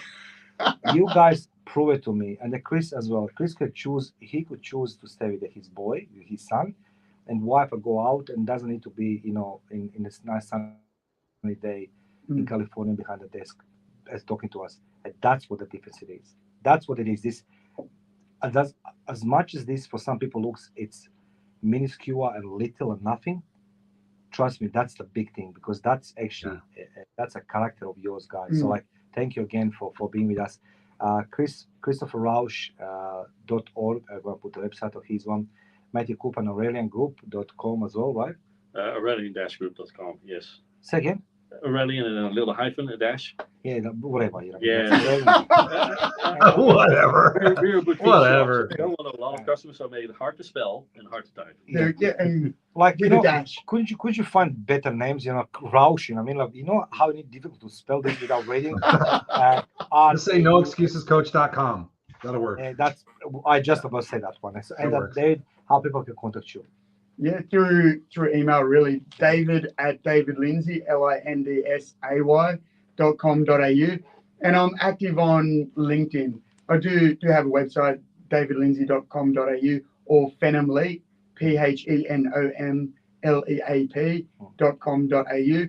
But really, the best way to get in contact is through LinkedIn or emails, because, we're out here, we're doing this to really try and change people's lives, and that's what we're all about. The more people we can change their lives, the happier we are. Yeah. You know, that's why I got into the speaking. That's why I got into gym training. That's why I got into all these paths, is to change people's lives, really. Okay, can I simply ask one question? This is, I didn't put this into my question script, right? But it comes pop out as you saying the personal training. I asked Christopher something earlier before you come, and I was in another room because Matt was mumbo jumboing about music. You know? I heard you guys talk about ACDC. I'm like, I'll talk about ACDC. Let's go. So let's go talk about something from my personal experience, and let's go talk about New Year resolution. And the people decide New resolution is going to be stop smoking, losing the weight. I know, don't give that look. Don't give that look, Dave. I just like. So, Christopher, what do you think with your clients and you, Matt, and you, David, as well? When people say New resolution, they go into best fancy gym, they pay the membership, and they pay for the rest of their life without going there. Why the people choose that day, and why they choose not to change, even they choose that day? Okay, Christopher, you're first. Wow. Yeah, that's a great question. I think part of it is they have an idea that they want to change a symptom about their particular situation, but they don't want to really deal with the root cause of it. So when I think about people like, oh, I want to lose weight, like I ask people immediately, like, why? So I like to dig down to the things. What makes me a great coach is I get to the root of the situation versus the symptom. We know we go to the doctor. What do? They treat us for the symptom. They don't treat us for the root. And so I'm a big fan of getting to that root, pulling that thing out and planting something else different in that spot, to use a garden analogy. And so a lot of people do that because they think that's what they're supposed to do, right? And you sit there, oh, I'm supposed to do this. I'm supposed to have this big lofty goal. I'm supposed to say these and my resolution and do all these things. And they sit there and they pick that first day of the year to sit there and say, okay, so I'm going to do it on January 1st, but now it's December 12th. So what am I going to do between December 12th and January 1st? If I know January 1st, I'm going to start working out. I'm going to give my excuse to go binge and purge and do all these things. Oh, I got a freebie because hey guys, at the beginning of the year, I'm going to get better. I'm going to be better. So I'm just going to go out and do all these, this just binge and pillage on myself. And then we get to that first part of the year and we realize that we don't think about the true requirements of what it's going to take to be able to do that. And we don't ask ourselves, am I willing to commit? Am I willing to have the discipline to carry forth on my promise to myself? And I've found there are rare individuals in this world. I'm one of them, but it's taken me many, many years to do it. But most people aren't going to hold themselves accountable in such a way that they would if they had a coach, if they had somebody who was being a mentor to them or to be an accountability partner for them. So I think a lot of people get that grandiose idea, like I'm going to do this, but they don't account for all the different obstacles and stipulations that might get in their way. What am I going to do when it becomes suddenly that I don't feel like doing this anymore? Like for me right now, I'm on 75 hard. 75 hard means I have to work out 75 days every day for twice a day. So when I made that commitment, because I have integrity with myself, I already knew that was going to be a no-brainer. Yes, was it going to be challenging? Yes, is it going to be hard? Absolutely. But is it going to be worth it at the end of the day? 100%. And so when people need to get clear, they need to have a big enough, going to back what we said before, need to have a big enough why. And so ultimately, I believe that when you have that why and you see yourself through to that completion point, and you use that, and you know that, well, okay, for me, what I do is I have people plan for their obstacles. So when they're getting ready to start doing something, they're going to start a business, they're going to change careers, they're going to change relationships. I'm like, it's one thing to figure out what's going to go well, but try to anticipate in advance what the obstacles are going to be, and then solve for those obstacles proactively to be able to sit there and say, like, for me, visualization is huge. So when I have people visualize, like I told Mario, I said, visualize this particular situation. It's going to be, whenever it's going to be when you're done, and you could feel yourself like the last 6 hours, instead of like, oh my God, I hope I make it the last 6 hours. I want you to visualize the last 6 hours. You're going to get this third win, and you're going to just be like, yes. And I'm going to go 56 hours. Screw it. I'm going to go 57 hours. Like, see that. See that in your brain that you've got this going, because the truth of the fact is our brains don't know the difference between real reality and perceived reality. An example is this: when you have a bad dream, what happens? You have a bad dream, you have a wet dream. You wake up, and what happens? Your body manifested what it is that you thought your brain was seeing, but there was no actual reality to it. It was just whatever your brain was imagining that you woke up. And like for me, I usually have dreams about, usually nightmares, like me falling or something like that, like falling in an abyss or something like that. And I wake up and I'm like, but all I was doing was laying in my bed. I wasn't physically falling. So the same applies in visualization. Like if you see it in your mind's eye so many different times that it's become a proven or a guaranteed solution or a guaranteed outcome, then as you're going through those painful processes, your subconscious is going to say, we've already done this. We've already gone through this. We're going to get over this because we've already seen the end. But so many people don't have that leverage and they go, oh, well, I'll just do it this once and I'll get back on track tomorrow. Like for me with 75 hard, there was one time when I did it the first time that I thought I did my second workout earlier in the day and I didn't. And I literally got into bed, like it was 11 o'clock at night. I was exhausted. I used to get up at 3 or 4 o'clock in the morning to go to my corporate job. Literally got into bed. I'm not kidding. I hit my head on the pillow and I started thinking about the day. And I'm like, yeah, okay, I did my picture. I did my reading. I did my meals. Did I do my second workout today or was that yesterday? Am I getting confused? And honestly, guys, I had to be honest. I'm like, and I did not want to say it to myself. I did not want to say it to myself because I knew once I said it to myself that I would have to act on it. I'm like, I didn't do my second workout today. I'm confusing that with the last late workout that I did yesterday. And so I could have easily gone to sleep. Nobody would ever known. I could have just said I did my workout. But because I have integrity with myself, and plus I see the outcome already, that I got back up, I put my jogging pants back on, I put my sweatshirt back on, I walked back downstairs. My wife's like, what are you doing? I thought you were going to sleep. And I said, I didn't do my second workout today.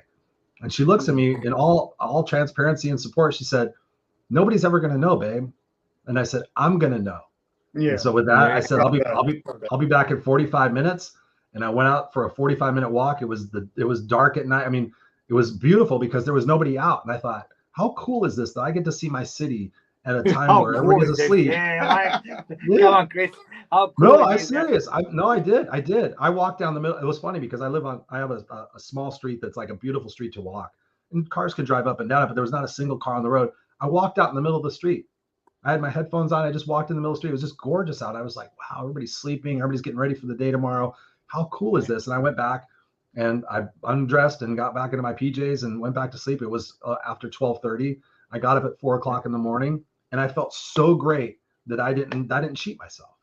So I think that's something that people have to have that in mind, that yes, it's going to be hard and it's challenging, but it's going to be worth it on the other side. And you're going to feel so much better for yourself because you made that commitment to be in it for the long haul. What about you guys? Hey, Dave, okay, let's go start with the math. Okay. New resolution. Why people decided 1st of January, it's a great day to start new life and, going to fancy gym, and then like 2 months later, they still continue paying the gym for the next couple of years, and but they don't go gym. This is reflecting not just a health. I think that decision reflects, maybe correct me, but life itself. I think. First of all, why New Year's Day? Right? I don't know.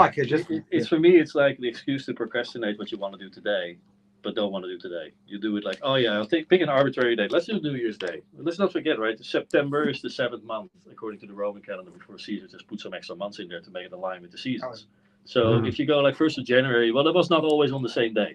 Right? September, October, that's the 8th month. November, the 9th month. You can hear it in the words, right? Deca, December, the 10th month. There were 10 months.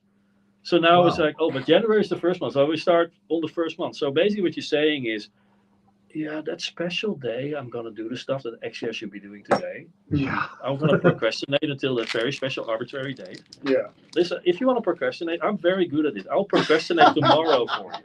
Right? Tomorrow, yeah, procrastinate. You're not doing it. Yeah. It's, if you want to do it, do it. And I think that's why people fail at it, because they didn't start the time that they thought like, hey, I really need to stop smoking, stop drinking, stop doing this. Start doing this X, Y, and Z. Well, why don't you start today then? If you really feel that you need to do it, why do you need to wait till the 1st of January or the 1st of March or whatever date it is? You do it now. Yeah. Right. So for me, it's New Year's resolutions are a great excuse to procrastinate the rest of the year not doing it. And therefore, you should actually always make your New Year's resolution on the 2nd of January. Because then you have a whole year to think about it. And hopefully by the 1st of January, you completely forgot about it. But then you go, oh yeah, tomorrow I need to make my New Year's resolution, right? So that whole problem is then solved. You're still not doing anything, but at least you don't feel bad about it. right? And you didn't spend money on the gym membership. Give us your take, please. I just Yeah. dying because Matt is now just tickling, my brain. I mean, like, why not 2nd of January? So, that's a good thing, actually. I think I should start 2nd of January. Because I can see exactly why people do it on the 1st, because a fresh start, new year. But the problem that I see with it as well is most people don't give any thought to their New Year's resolution. They're 7, 8, 9 drinks down. It gets to 11:58 on the 31st, and they go, and then people start talking about it. So what are you going to do this year? What's your New Year's resolution? You're not thinking straight anyway. So you just go to those in the morning. I do it in the morning, guys. It's like not midnight. Yeah, I start in the morning. Not midnight. Yeah. Or they go. If you start in the morning after a good party, then the first resolution is I'm not going to drink anymore. I was that one. Like I was like smoking. I mean, like as well. When I'm going to stop smoking, like New Year's Eve, always my birthday or New Year, right? And I never happened this. Like midnight comes, I say, okay, it's a New Year. I'm gonna do it in the morning. Yeah. Second again. I'll do one more. Just one more. Yes. Because you see that creep factor as well, where like you were saying, Chris, with the you were about to go to sleep at 11 o'clock, and if you didn't have those standards for yourself as well, and you just sleep in, like you said, where your wife goes, no one will know. That's a load of crap, because and that goes right back to what we first started about, where did you put your best effort in? If you did or if you didn't. And that is where people allow their standards to slide. And then one day becomes a week, becomes a fortnight, becomes a month. And then it's a very, very slippery slope. And people spend money on new gym memberships. And it's a great time to own a gym at the start of the year, because people come in and they buy that yearly gym membership. You see them up until about, we'll say the 21st of January, the first 3 weeks. You see them, they go hard, and then they're so sore. They're all this sort of stuff, because they haven't done it for the last 300 years, 300 days, and yet they're going to turn around and do it. And that's like I tell people as well, just like Matt said, why wait? If you have this idea in June or July, why wait 6 months? Because you look at how far ahead you're going to be in 6 months' time if you start today. Can I share something with you? Like, so I want public to understand this one. So last year, everybody who knows me, I was a smoker. Absolutely. No BS. Like I have it just occasionally. I did packet per day, sometimes more. And that was going for 30 years, right? Last year in May, I started feeling thickness in my throat. Come to doctor, she says to me, I think it's throat cancer. I was just like packing my throat. Without exam, nothing, right? It's like, oh God. I had a couple more smokes. Right? I had a couple more cigarettes. Some lozenges, Anyway, I went to the trip, and since May till sometimes November, Matt, was like I couldn't read out some symptoms. Like my throat was, playing, my ears was playing. My doctor says to me, like, I don't know what it is. Its immune system is down, but that's unusual. And then I sat on a plane with my son, and those who are close to me, they know Matteo. He's a survivor after some problems with his brain and epilepsy for 12 years, and now unfortunately he's diabetic. And all these things, but studying medicine. And he says to me, you know what, Dad, I think you're becoming hypochondriac, right? So like, that's good. So I can continue smoking. He says to me, that's the problem. So you know that you should stop smoking, because that's what actually makes you all these issues, because every time you smoke, it's like, I know what you think, I can see in your eyes and everything else. I said to him, what do you think? He said, look, if you don't stop smoking, you eventually it's gonna start to happen to you, right? Yeah. And I went to my doctor and said, like, listen, I know I'm fat, and I know I smoke seriously. And it's like, look, I know what I should do. I'll not go to the gurus and personal trainers, everything else. I said, like, I need to know where I'm standing in my health. And she done everything. She says to me, listen, body mass index is 38. Lung capacity 80%. All these things. She said, I would say 60, 65 years old, and I was 49. And so, like, how old I am? Biologically 65. She says, best case. I'm like, what? Best case scenario. Best case scenario 65. I said, like, what does that mean? She says to Lekin, you can push as much as you want, but you need to change something. Yeah. And what the best thing it is, I said to everybody. So guys, I'm just sharing with you. I was the biggest liar in the world to myself. So during the day, I have the salads, boxing, gym, everything. During the day. During the day. Yeah. And then, like, I'll lie everybody around me because nobody could understand why I'm not losing weight. And I was lying in the eyes to the doctors there, right? And lady says to me, but you love sweets, do you? And so like, yeah. Like, but how often? It's like, I say, I don't know, like sometimes maybe Tim Tam or two, she said package or I break. I said like I have a packet of Tim Tam, 2-3 o'clock in the morning, packet of Tim Tam. Yeah. Legit and liter of 1 liter of the milk. Oh, that disappeared. And she said, magic. And she says to me, so we know you're I didn't eat it. And I said like, well, I need to stop eating. She says to me, you need some cleansing in your brain, right? And so what's happened, because I was lying to myself, continuously that I need to be strong for my son, everything else, who's not epileptic anymore, right? That was my ego was telling me I need to be strong, fat. And then she says to me, if you continue that way, you're going to have a heart attack for sure, Mario. Yeah. She said, everything is okay now. She said, but one element in your body keep on wrong side, you're gone. Yeah. And I was like, man, Tim Tams, get up out of the house. So my son is diabetic and eating his sweets. Yeah. So instead of living for him because he needed, I will chew his. You find it. Yeah. Oh. And he said, so it's like people lie themselves. Yeah. And one day they're gonna wake up like I do. I couldn't walk to the stairs. I hated my smokes, but I was coming back up. Matt, he knows, I did smoke. Yeah. I said like, this is it. So lost 12 kilos. Stop smoking like this, right? If you really want, I didn't wait the 1st of January. I was overseas with Mateo in December, and it's like I miss sometimes doing the smoke, but think myself like I feel better now without smoking. And proud of you. Sorry, yes. No, I just said proud of you, dude. I mean, that's massively important. Big effort. So I said like I was lying myself. Yeah. Year after year, I can fit. What I start, and there was another biggest problem. I couldn't fit in my suit, so next solution was go to the big Johnny. And I said, like, this is it. Yeah, there's a limit. Yeah, that's how I need to go to doctor now. Something's wrong because I'm lying myself, and it's hard to admit it.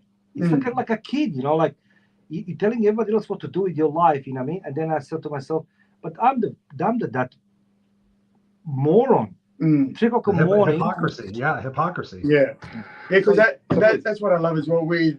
Like I said, with the wrestling mats don't lie. The scales don't lie. If you're eating salads, you're hydrating, you're doing all of this training, and yet you're putting on weight, unless you have a medical problem, scales don't lie. You can lie all you like to yourself. I've had people that I've trained as well. Some of them have lost like over 60 kilos. Some of them have lost 40 kilos. Some of them have put on weight. And it's easy to see the people that are lying to themselves. They go, no, I'm sticking to the diet. I'm sticking to this. I'm not doing this. BS, man. Yeah, 100%. I know it's a BS. Yeah, right. And like they might just sneak and go, oh, it's just one Tim Tam. And like you said, it's not one Tim Tam. It's one packet of Tim Tams. Oh, it's just one chip. No, it's a packet of chips. And it's not an individual serve. It's those big family serves. And that's only because there were no two. Yeah, and because they run out. It's very inspiring. I think I'm going to stop smoking as well in January. Of what year? No, this year. It's 1st of January 2024. I'm going to stop smoking. The thing that I really don't look forward to is starting smoking. It's nasty. Don't do it. Yeah. I did it for years. It's nasty. I quit too.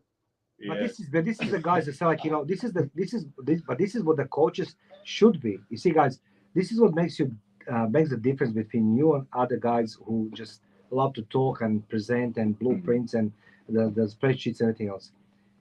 Chris doesn't hide his issues in his life. You, David, as well, and the Matt. But most of the people will preach what to do, but they don't do it by themselves. Yeah. And that's what pisses me off, man. That's what upsets me. I mean, anyway. Yeah, because Chris mentioned it before as well. Hypocrisy. Like that's one of my pet peeves. I don't train people to go swim. because I hate swimming. When I can swim, but I hate it. So why would I get people to do something that I don't do? As a trainer, as a speaker as well, I don't expect people to do anything I can't do, haven't done, won't do. Yes. So, and I always hold myself to higher standards because, again, it's a sliding scale. But so long as they put 100% in of their effort, I'm happy. But if you put in 90%, that's where I go, why? Can I tell you something? You know, why do you hold back? Can I tell you something? You know how much they're lying to us, right? So I installed that was called Fitness Pal, right? I didn't know what the frick it is. So Chris, can you hear me? Yeah, I can hear you. Okay. So anyway, so Dr. Lee, she says to me, just scan this, scan that. It's like, okay, enter this. And, she put me 2,000 calories per 2,200 calories per day. And she said, just record everything. It's like, man, I'm just below 2,000 calories. I'm going to snack a little bit more, right? And then the week after, she said, let's go check your macros, what it's called, right? Yeah. So the fat is like, which I didn't even check them in my life. Like it's a 70 grams per day. Where I have like a 300. Just tell me, yeah, your calories are below, but look at your fats and sugars. Yeah, the intake. Yeah. It's like I just try to top up, 2,000 calories. You know what I mean? Anyways, and then I scanned my skim milk cappuccino, right? Oh, McDonald's. Skim milk is 160 calories. The big size, the super size as well. It's not just a little one. Would you mind upsizing? Of course.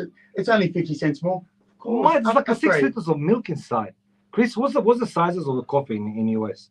They have like the tall, grande, and I don't know. I just love it. It's venti, grande. I think, the big one, right? Venti, don't you love it that they start with the small one? It's called tall. Yeah, it is. Those drinks are crazy. I have them like once every 3 months. I'm not a big coffee drinker, but I had an ice mocha, something like it was a hot day. I'm like, oh, let me have this nice ice mocha thing. We drive out of the drive-through and we're going to some event, and I look on the thing and I'm like, oh my God, do you know how much sugar and how many calories are in this drink right here? It was ungodly. 10 scoops of sugar in that. So, yeah, it was massive. I was wired. Yeah, so I don't drink, I don't smoke, but I do get birthday cards from coffee-producing countries. I drink my caffeine. You're from Colombia. Yeah, it's like, Matt, please keep drinking your coffee. Our GDP depends on this. So keep going. So you have the clients in Colombia. That's what saying. Actually, no, I am their biggest client. Your biggest importer. But not just Colombia, Peru, Honduras. It's not. Okay. It's the actual bean coffee, not the nose coffee. I don't do that. Right. So in the Netherlands, I was drinking. The coffee there is not as strong, but I was on a project and they had a nice coffee machine. It was not bad. So it was 11 double espressos in the morning and 5 in the afternoon. Whoa! 11 doubles? Double espressos in the morning. But the coffee is not as strong as we make it here, right? It's still 11 doubles. Yeah, the doctor recommended me to make some changes. So your blood was black like that. Was your blood black? Just went to another specialist. Just changed the doctor. Problem solved. But the thing is, I do like my coffee, right? So the first thing I do in the morning is have my double espresso. And if I could get it in a venti cup, just make a double espresso, fill that venti with double espresso. I will finish it. Yeah, that's the Starbucks coffee that's like a bucket, it's right? It's not double. Yeah. No, that's huge. Yeah. But see, that's what Susato said. They're lying to us. Yeah. See, people go in shops and they say like, it's the first of the, what's it called, January. That's another thing. A part of the gym, new gear. To look nice and fancy, they go in shopping. So whoever told them what to buy, they buy. And they buy everything fat-free. And, I learned one thing, another one. I used to drink a lot of the Coke Zero, right? And there's no secret. The Coke Zero says there's something called the phenomenal. Oh, yeah. And I was watching something. It's like, I didn't know what that it is. I started Googling. It's like, oh, my God. It's worse for you than... Yeah, and it's like, they say it's a zero, right? And there's zero sugar, true, but there's like a 6 liters of the freaking corn syrup. Yeah, I think it stands for zero life expectancy. Yes. It is poison. They describe it. If you can't pronounce it, you shouldn't have it. Yeah. Hey, listen, Chris. When it's numbers. Because, Chris, you're going nowhere another half an hour, so that's my good. I can go as long as you want, dude. I can go as long as you want. Please, because we have the land against 5 o'clock, so when he comes, I'm sitting on a plane going Hawaii, come back on Monday afternoon for the certificate. Okay, so my next question is very, very, very simple. How do you inspire yourself when you are having negative down days? Chris, mic is yours. How do you inspire? So how do I inspire myself when Yourself when you have negative day, when you're down, and all these things. It kind of goes back to what I had said before. When you have a big enough why, you have a big enough how. And so for me, in order for me to get the biggest why I possibly could, I'll tell you the story. So back in 2008, I've been a driven person all my life, surviving homelessness and everything else, and then going back getting my master's degree. But ultimately, I was very successful, but I was still a part of me that was miserable. I was comfortably miserable because I was making great money and I was staying safe and I had my house and it was all about security and surviving. And then I went to a funeral back in 2008 and I sat in the back of the church, guys, and I sat there and something just occurred to me. I call it the whisper, and I'm learning to listen to the whisper. I'm not a particularly religious person, but I'm a very spiritual person. I've become more of a spiritual person. And I heard this whisper and it was like, Chris, if you died tomorrow, who would show up and what would they say? And so I thought about this. The funeral's going on. I'm seeing my buddy Dave Riley get up in front of the whole church, and he's crying his eyes out, big masculine dude. And I'm like, I want to have a life where people are getting up in the front of the room and saying that about me. And so I thought about it, and I was like, if I died tomorrow, who would show up? Probably about 10 or 15 people would show up. They would bring cases of Miller Genuine Draft Beer. They bring bottles of Jack Daniels. They bring Motley Crue and Bon Jovi and AC/DC records, because I heard you guys talk about that. I still have my AC/DC Back in Black vinyl from when I was a little kid, so I still have that. So I figured they would show up. And they would talk about all the stupid stuff that Chris did. Oh my God, do you remember that time he got drunk and crashed his sand rail? Do you remember that time he chased that girl? Do you remember that time he passed out and we stacked our food plates on top of his head, which is a true story. And then the postscript on my life would be, oh yeah, he was a homeless dropout that went back and changed his life and made the world better. I was like, is that how I want to be really remembered for? Because I was doing a lot of stupid stuff and I had done a lot of stupid stuff, but that people are always going to kind of remember you as you were. They don't see how you've changed and evolved. I still get that to this day. People think I'm still the same person when I was 20. If I run into old people that I know, I'm like, I have changed. So I'm still fundamentally who I am. I'm still a smart ass. I still like to party and have a good time, chase girls not chase girls because I'm married now, but rock and roll. I love music. And so when I was driving home, it was still sticking with me. Like, that's not who I want to be. That's not the life I want to have. So I went home, and about an hour later, I actually just wrote about this. It's coming out in a book that's going to come out next month. And I wrote my eulogy. And most people don't want to talk about that. I have my coaching clients write their eulogy because when, again, you have that big enough why, you have a big enough how. And when I got done with the eulogy, I was literally going to put it off to the side of my desk and I was going to go about doing something else. I went to the kitchen and got a glass of water, came back, and I saw the piece of paper there and I picked it up and I started reading it out loud. I'm like, Christopher Rausch was a great father and a loving husband and da-da-da-da. But it wasn't until I got to the middle of the page and I hand wrote it that said, Christopher Rausch will have fought for what's right and what's fair. He will have risked for which that mattered, and he will have left the earth a better place for who he was and what he did. That, guys, became the crux of my why every single day. So when I'm having those down days, I go back and I think, what is my legacy about? Why am I here? Am I fighting for what's right and what's fair right now? Am I risking for which that mattered? Or am I in a vicious cycle where I am playing the victim and I'm feeling sad for myself or feeling sorry for myself? Did I set the intention today to do this? And so when I'm having those down and negative days, I realize that I'm not on point, that going back to that comparison thing, I'm comparing myself to other people. I'm comparing to the expectation that I had. Like, it shouldn't take me 25 years to be an overnight success. But then I go back to, and I think about some of those questions we talked about at the top of this particular segment, is like, did I sign up to be mediocre and complacent? Did I sign up not to fulfill my legacy and to set the example for my coaching clients? And so when I find myself doing that, I immediately go back to what my real reason why is, and then I go out there and I do something about it. So if I haven't posted a video or a comment or a post or anything that day, I go out there and I specifically do that. And I do that with raw and vulnerable intentions to sit there and say, hey guys, I'm not perfect. And here's a situation I just went through.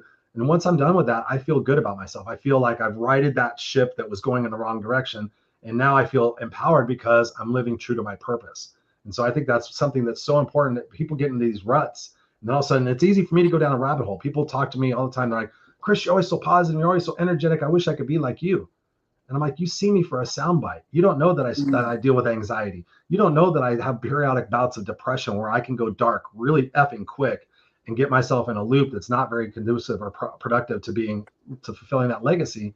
And so, but I have the tools now to be able to sit there and ask myself these questions to change what it is that I'm doing and what I'm focusing on.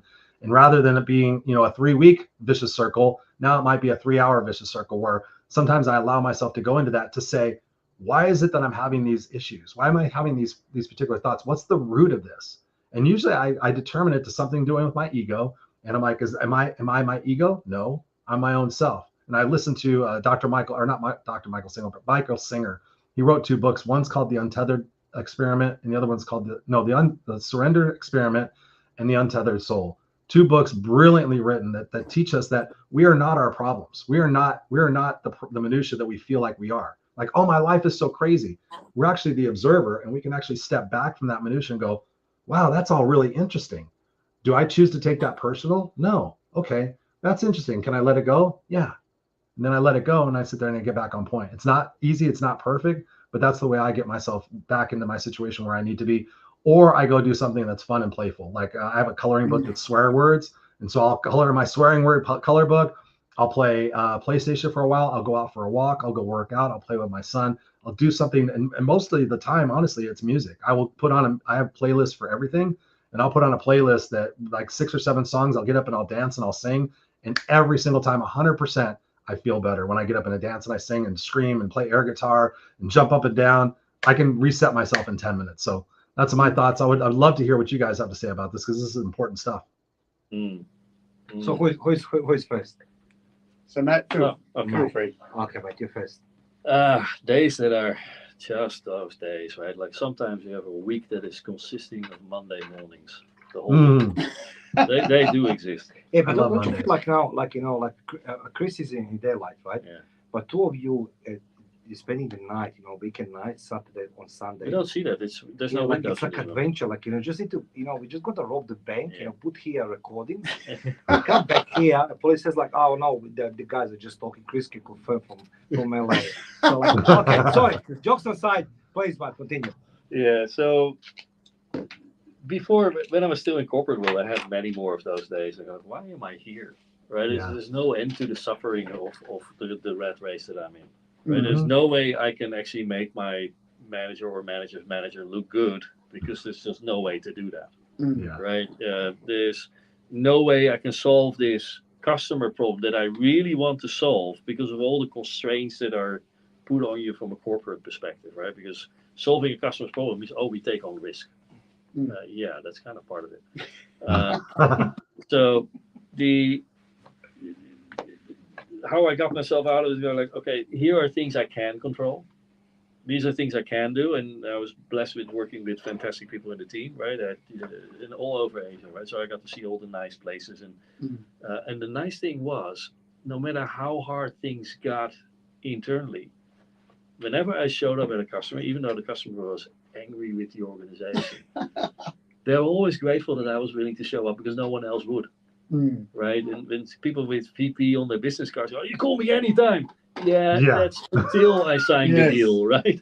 Once you sign, forget. But when it gets harder, and it was just actually just contacting someone else that in that exact situation, we're still in contact. After all these years, it was in 2009 that they signed that contract, right? And we're still in contact. And he actually said, no one of your company wants to show up. You're still here. Yeah. Right.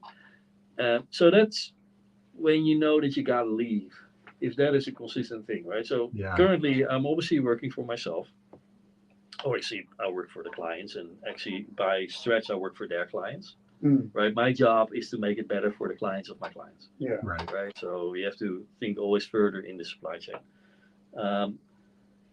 There are days I go like, gee, I really don't know how to solve this problem. Right. And then I go to sleep, and in the morning I have all these new ideas. Yeah. It's usually either in the shower or when I'm, as we say in The Hague, knitting a brown sweater. Great think tank. Yeah. It's like, this is how I'm going to do it. And then I start programming. So I start the day off like, the way I went to bed, like, I don't know how to solve this problem. And then your brain starts thinking about it when you're sleeping. Right? I got the best job in the world. I can do it in my sleep. But then you get an idea, and then sometimes I say jokingly, I'm so good. It's just fantastic. And it's so humble still. It's just amazing, right? Humility is beautiful. It's just fantastic. No, but you really feel good then, right? And then nothing can destroy it. And we were doing a project, was actually for an election, and we had such accepted constraints. Like, all right, we're going for election. The campaign starts, in the next 2 weeks. You got to build the system from scratch. You got to do everything. Let's go. No. And the saying went like, okay, if Matt says it's impossible, then probably you'll have it in 5 minutes. Right, and because my creativity starts going then, right? And the thing is, that was actually fantastic for me personally. I really loved it and learned a lot. Especially, I made a lot of mistakes as well. Right? You can't do otherwise in such a tight time frame. But we were working with such a fantastic team of people, and the downtime can actually after that. So when it's all finished, and that whole stressful period is over, and you've done the things you need to do, you actually get that rush and you go into that thing like, everything else is now mundane. Yeah. It's like Rush. And luckily, because we got great clients, there's another client went live with a new solution, and we were going through the Easter break, and Richard and I were just, he's the brains of the organization. Richard, by the way, is my eldest son. He works with me. Oh, nice. Beautiful. Both the good looks and the brain skipped the generation, so he's got both of them. He's fantastic. I'm glad he's there. He's absolutely brilliant. And he built something, and we were doing the transition from an old system to a new system for a client. And what we thought would be a couple of minutes work, there was a slight error in something. So there was like 4.5 hours of tedious work fixing things, right? Not a great day. However, it's done. Yeah. And it's live, and the customer, actually just, when I talked to the director, I said, listen, we haven't heard from you. Are you using it? Is there, it's. I always have a concern when people don't call me with something new. When they're too quiet. It's either not used or it can't be perfect, right? It seems to be okay. Now, obviously, there were some issues. There always are, but they were so minor that makes you feel really, really good. So after the rush of delivering something, you have these days like, okay, the rest is now mundane. It's like normal run-of-the-mill stuff, and actually, frankly, we got the best job in the world. I really believe that, and I think everybody should say that of their own job. Yeah. If you're not saying it, you need to do something else. I was about to say that if you're not passionate for what you do, why turn up each and every day and just turn up, clock in, do the bare minimum so that you don't get fired, and clock out. Yeah, and what I'm saying there is, and I have this conversation with people that work with me as well. And again, I got the best team in the world. When I say I got the best job in the world, it doesn't mean I love every single moment, every single thing that I do. Right. Trust me, I do not like doing accounting. I definitely don't like paying my taxes, right? But it's got to be done. Yeah. I'm lucky enough that I actually have something to pay taxes over. I was about to say, money, we all have problems, but that's a quality problem. It's not bad. I mean, I do think we're a little bit overtaxed and overgoverned, but in the end, I'm paying, and that means I'm doing something right. You can't do only what you love and not get paid for it, right? Because if other people don't value it, it's a hobby. Yeah. If I start, you sing, you dance when you want to bring yourself up. I can do that to bring other people down.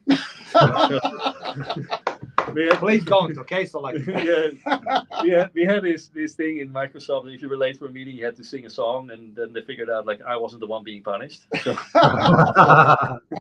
so that kind of lifts Sweet Caroline, good times ever.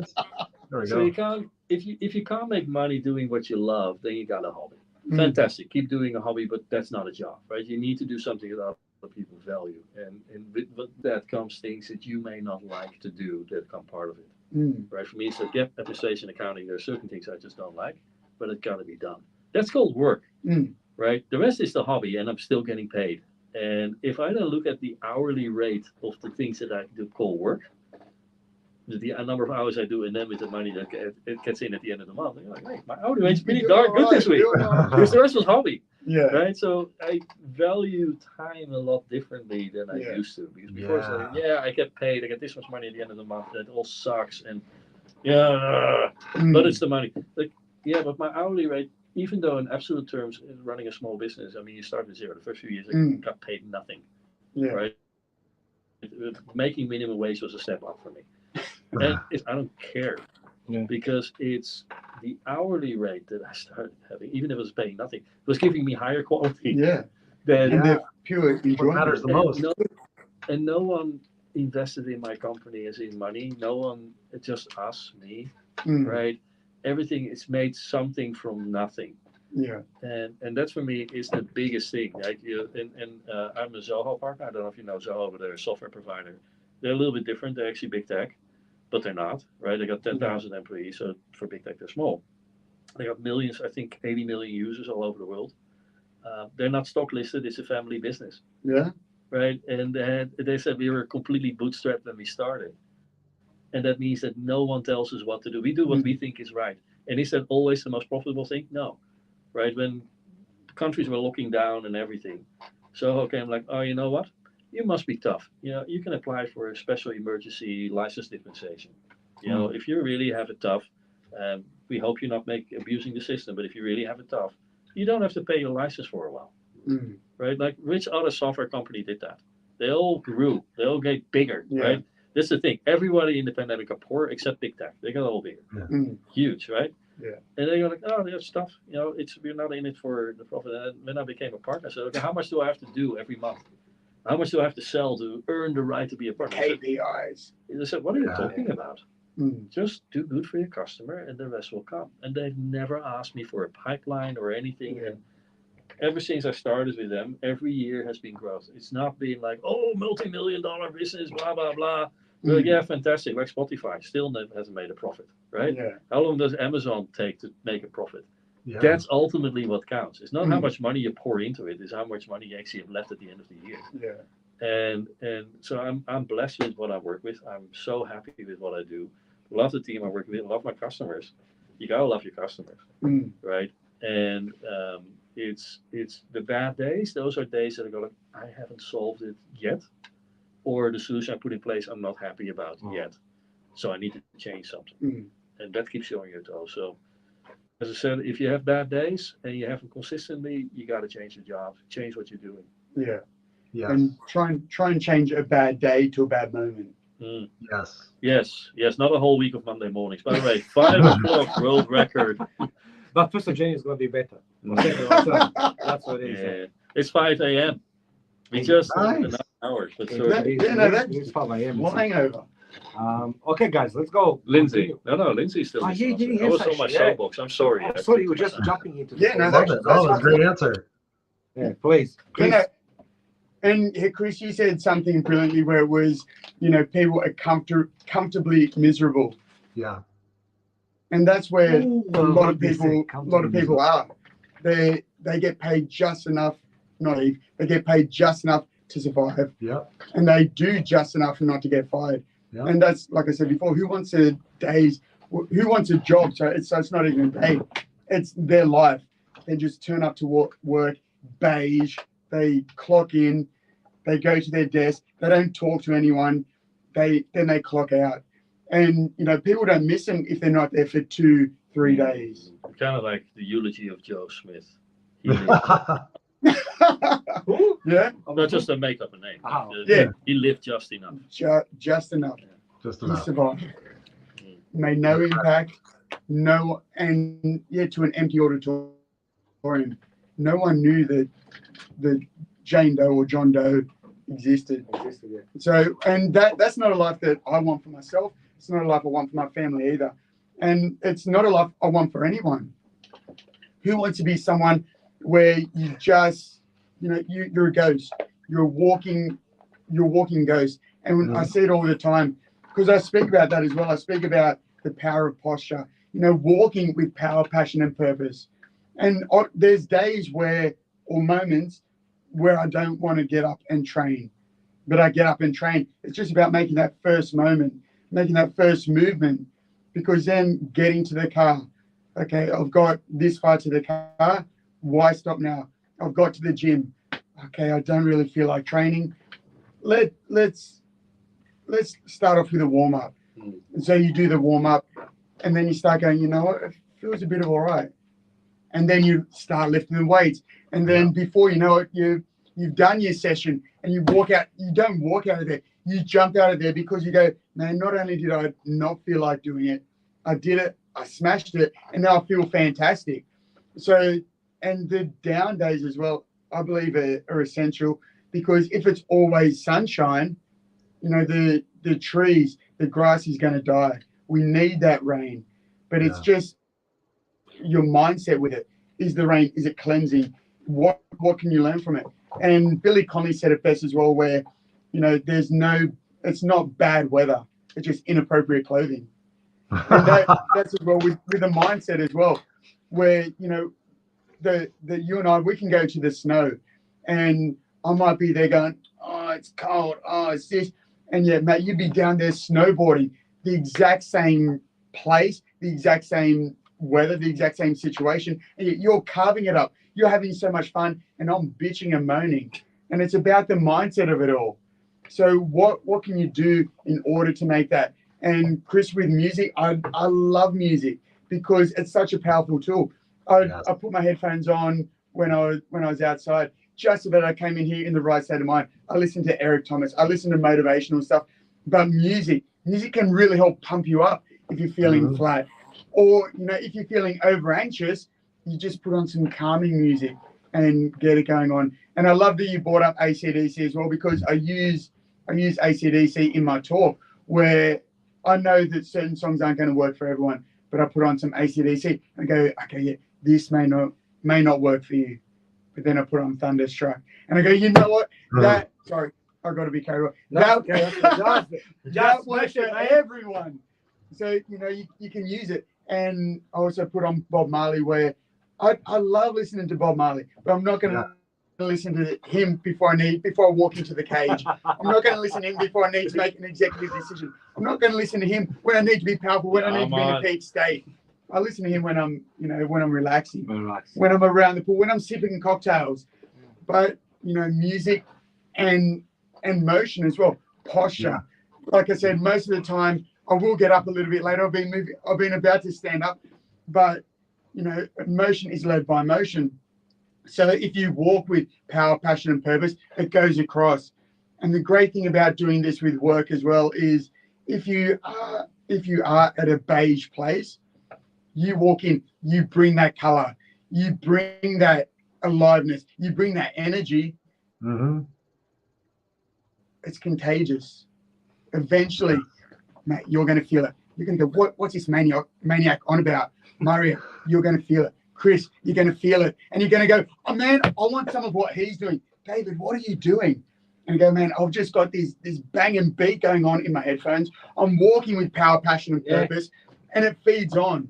And everyone can feed off the back of that. So you have to be aware as well that it can work for you in that way, but you have to be aware it can also work against you. Like I said, with the energy vampires, they can suck it out. But what I do and what I tell people to do is override that. Have more power than those energy vampires.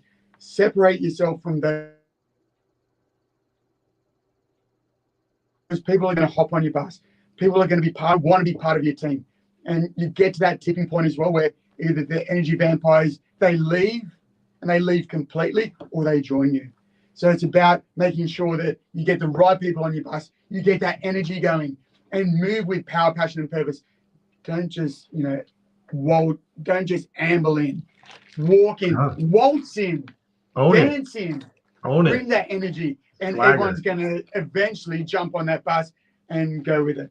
So yeah, there's days when I don't feel like doing it, but I know working in a gym, I get to change people's lives for a living. Talking to people, I get to change people's lives for a living. So knowing, like you said, knowing your why, knowing your purpose, that will help get you out of bed when it's cold, when it's wet, when it's rainy, because you know the end result is so much better. That hour or two later, after you've done that training session, you're going to feel so much better than if you rolled over and hit the snooze button. Yeah. What's that extra half hour of sleep going to do for you anyway? Oh, it's definitely going to give me a headache. I need that coffee. Yeah, and not just that one. You need those double, the venti, the double strong ones. So you mentioned that you got to have the right people on the bus, and that's why I decided to change the bus when I worked for a very stuffy organization after an acquisition. And I had this new project. I was excited. We got this new project, and I'd like you to be on board. Person I don't know, but sitting over here doing absolutely nothing at the moment. So how would you like to do some work? was playing solitaire on the computer. Oh wow. And not, Yeah. and not even ashamed of it. Normally, And I was about to say, they were happy with that. they were just, yeah. You I know, can't- tick, tick, tick. Okay. You're playing solitaire right now, right? It's like that's your, yeah, well, I'll wait for something to come in. Go, this is coming. You're on the wrong bus. Yeah, If that's Yeah, exactly. the people that you're on the bus with, you're going nowhere, yeah. right? So then you know, like, okay, is that a fluke? Is that the only person that's like that, or is this or maybe the The culture. Yeah. And that was more of a corporate culture over there. It's like, yeah, well, you know, I've been here for 25 years, and you know, it's like, Yeah, and I'm saying the same chair for that 25 years. I had it in the Netherlands. Sorry, it was sort of that's telecom. It's so many years ago, I can say it now, right? And we were doing a project. No one else wanted to take it because it was high risk, and it was a Euro compliancy project because we were switching over to the Euro. Yeah. And nobody wanted to sign for it, but I mean, the deadline didn't move. You got to be Euro compliant by this date. Whether you sign on it there or So our company goes in like, well, you only have 3 months left. We'll do it. It's going to cost you an arm and a leg, but we'll do it. And we wrote it and we did it. And then someone came to me and said, Matt, I got assigned to this project. You know, I'm not happy because I've been here for 28 years, and my manager barely knows me. And the manager's manager barely knows me. Certainly the one above that doesn't know me. yeah. Now the president of this sales division knows who I am because I'm on this project. I'm not happy. What? Not happy. Why is They Wow. want to be a ghost. It's like, excuse me? Yeah. What you don't want to be. Backwards. That was the culture. Like, I'm not happy. I'm now visible by Yeah, let me big be that. boss.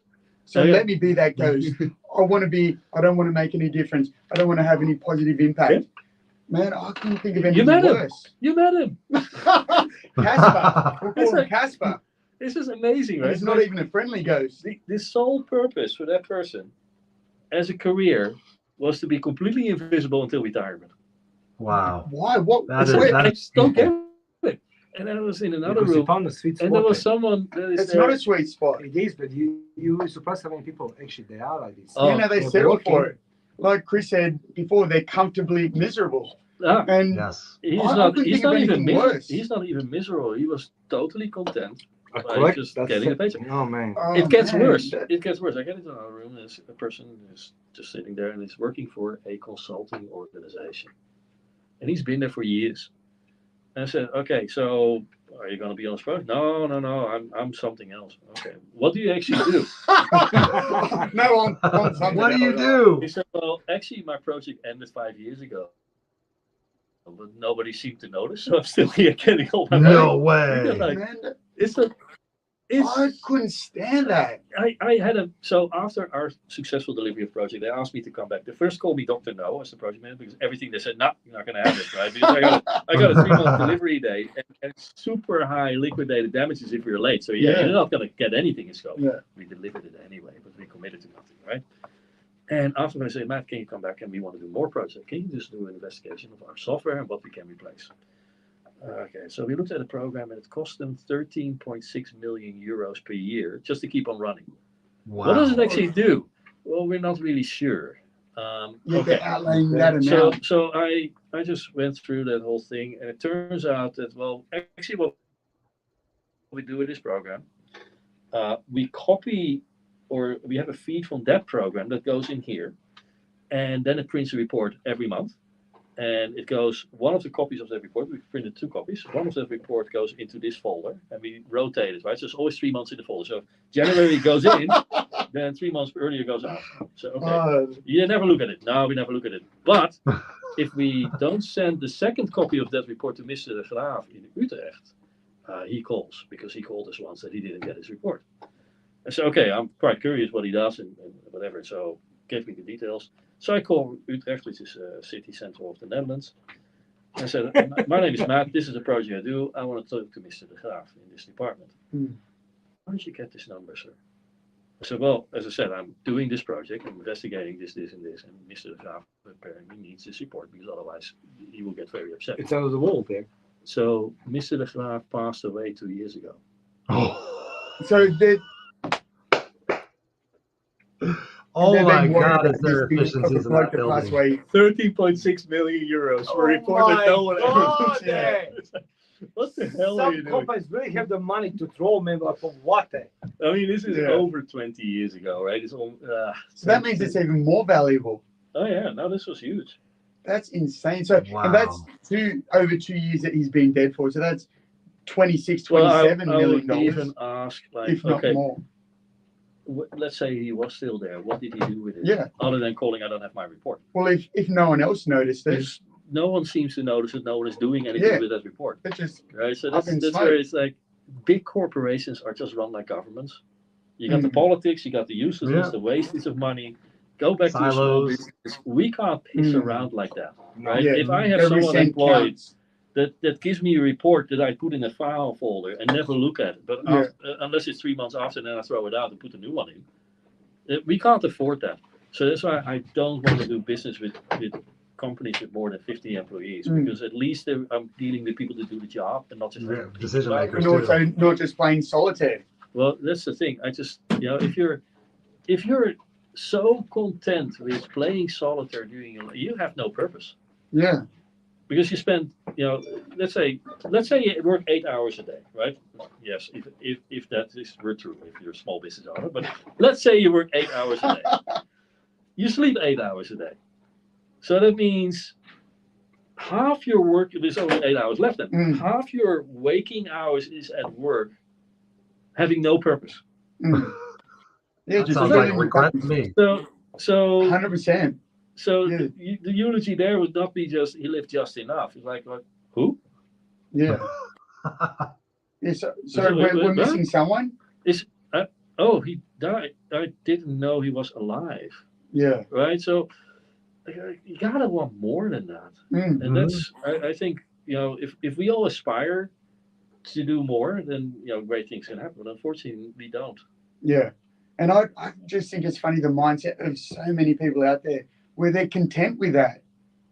And it's I'm glad I'm not in that mindset. And I'm in a way as well, I'm glad my mind really isn't comprehending it.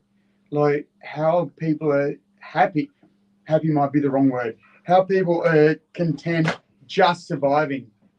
Yeah. Like it's never been, when I do anything, I don't do things half-assed. I broke my arm wrestling, for goodness sake. I've had knee reconstructions. I go in and I fight in a cage. You can't do any of that. I go and speak on stages. You can't do that half-assed. Mm.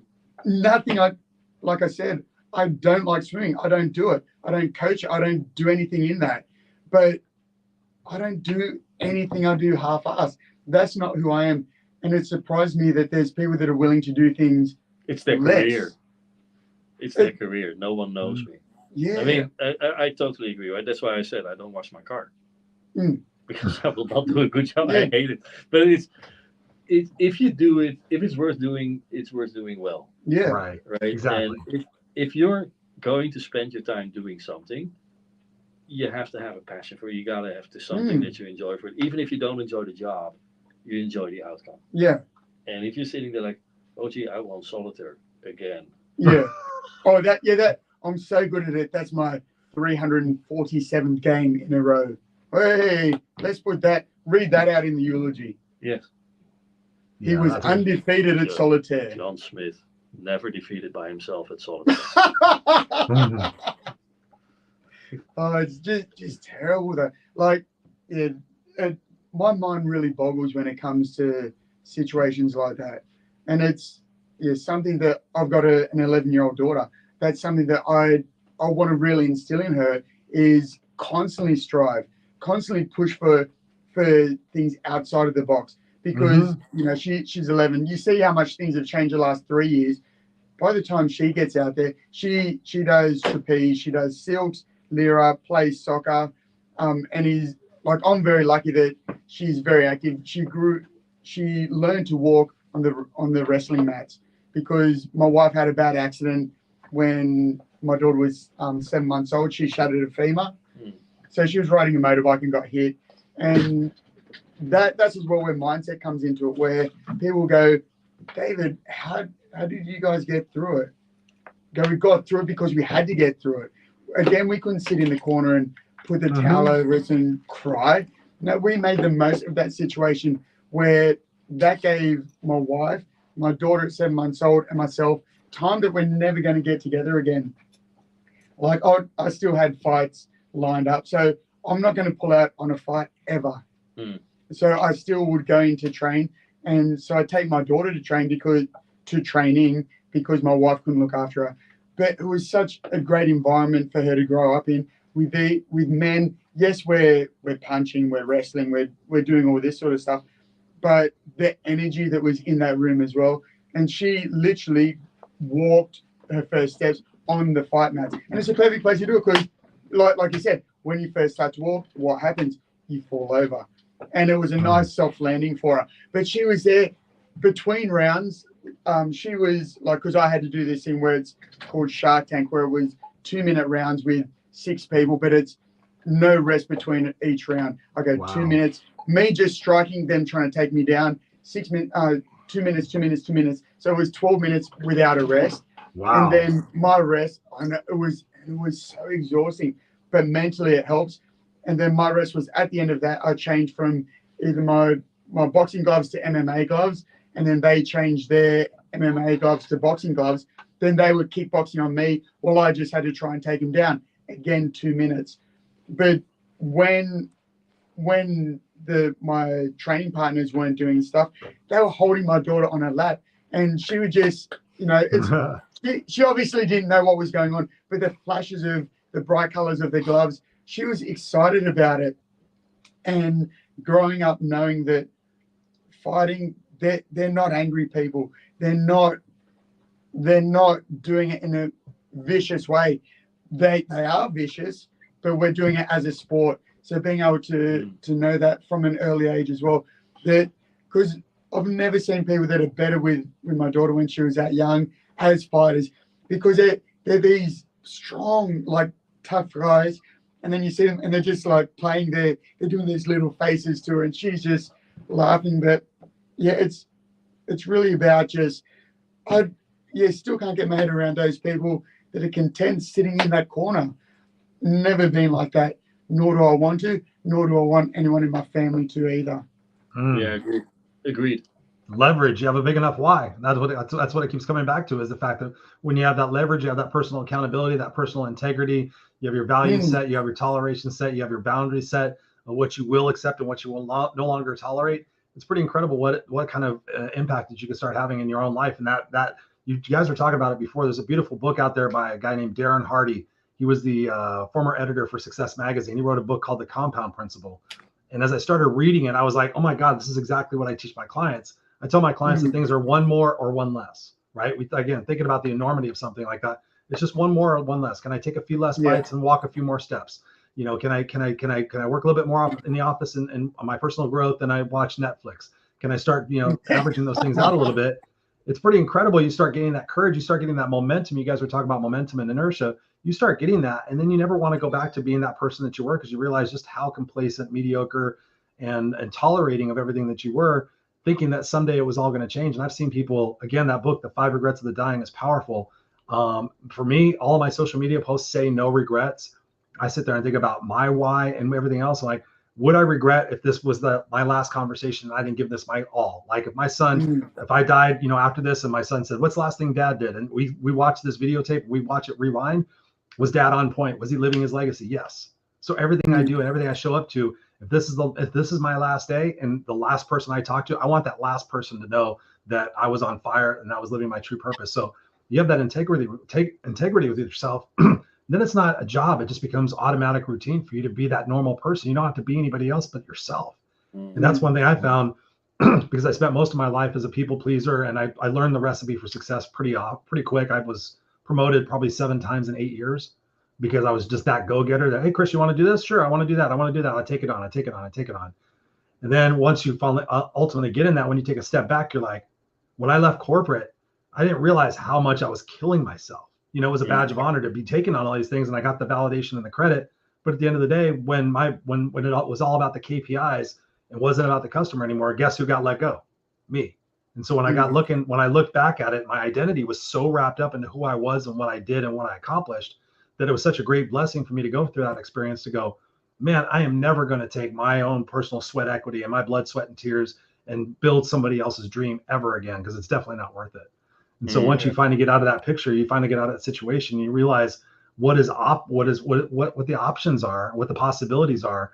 It's pretty incredible what it is that you can do. Because for me now, I've had the money, I've had the fame, I've had everything else, but now being the no excuses guy, I just show up how I look, I show up how I talk, I do my show. There is no other greater feeling in the world to be able to know that you just have to be yourself every single day. Like people tell me all the time, Chris, you're so this, you're so that. I'm like, I'm just being me. No, I'm the same guy right here. I'm the same guy in person.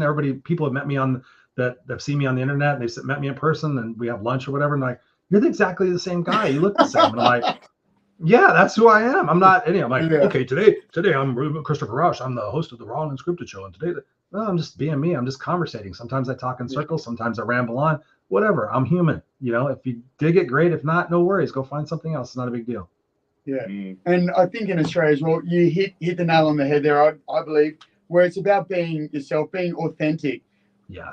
And authentically failing. People are so scared of, oh no, I can't be myself because what if they don't like me? What if this? What if that?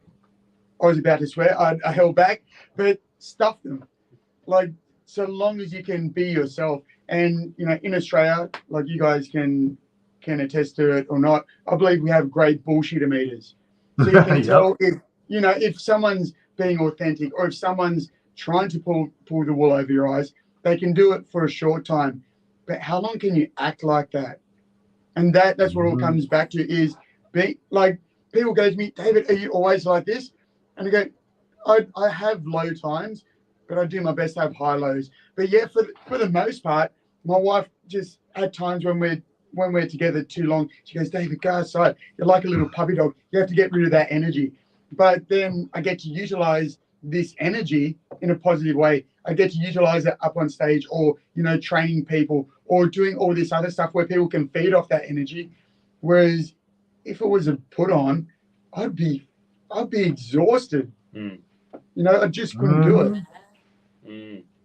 So that's why when you said it's authentically you, okay, that's where success really comes, because I can't fly. The best time that I did a talk as well, because I speak about raising vitality, was I dropped my daughter off at school. She was in kindergarten.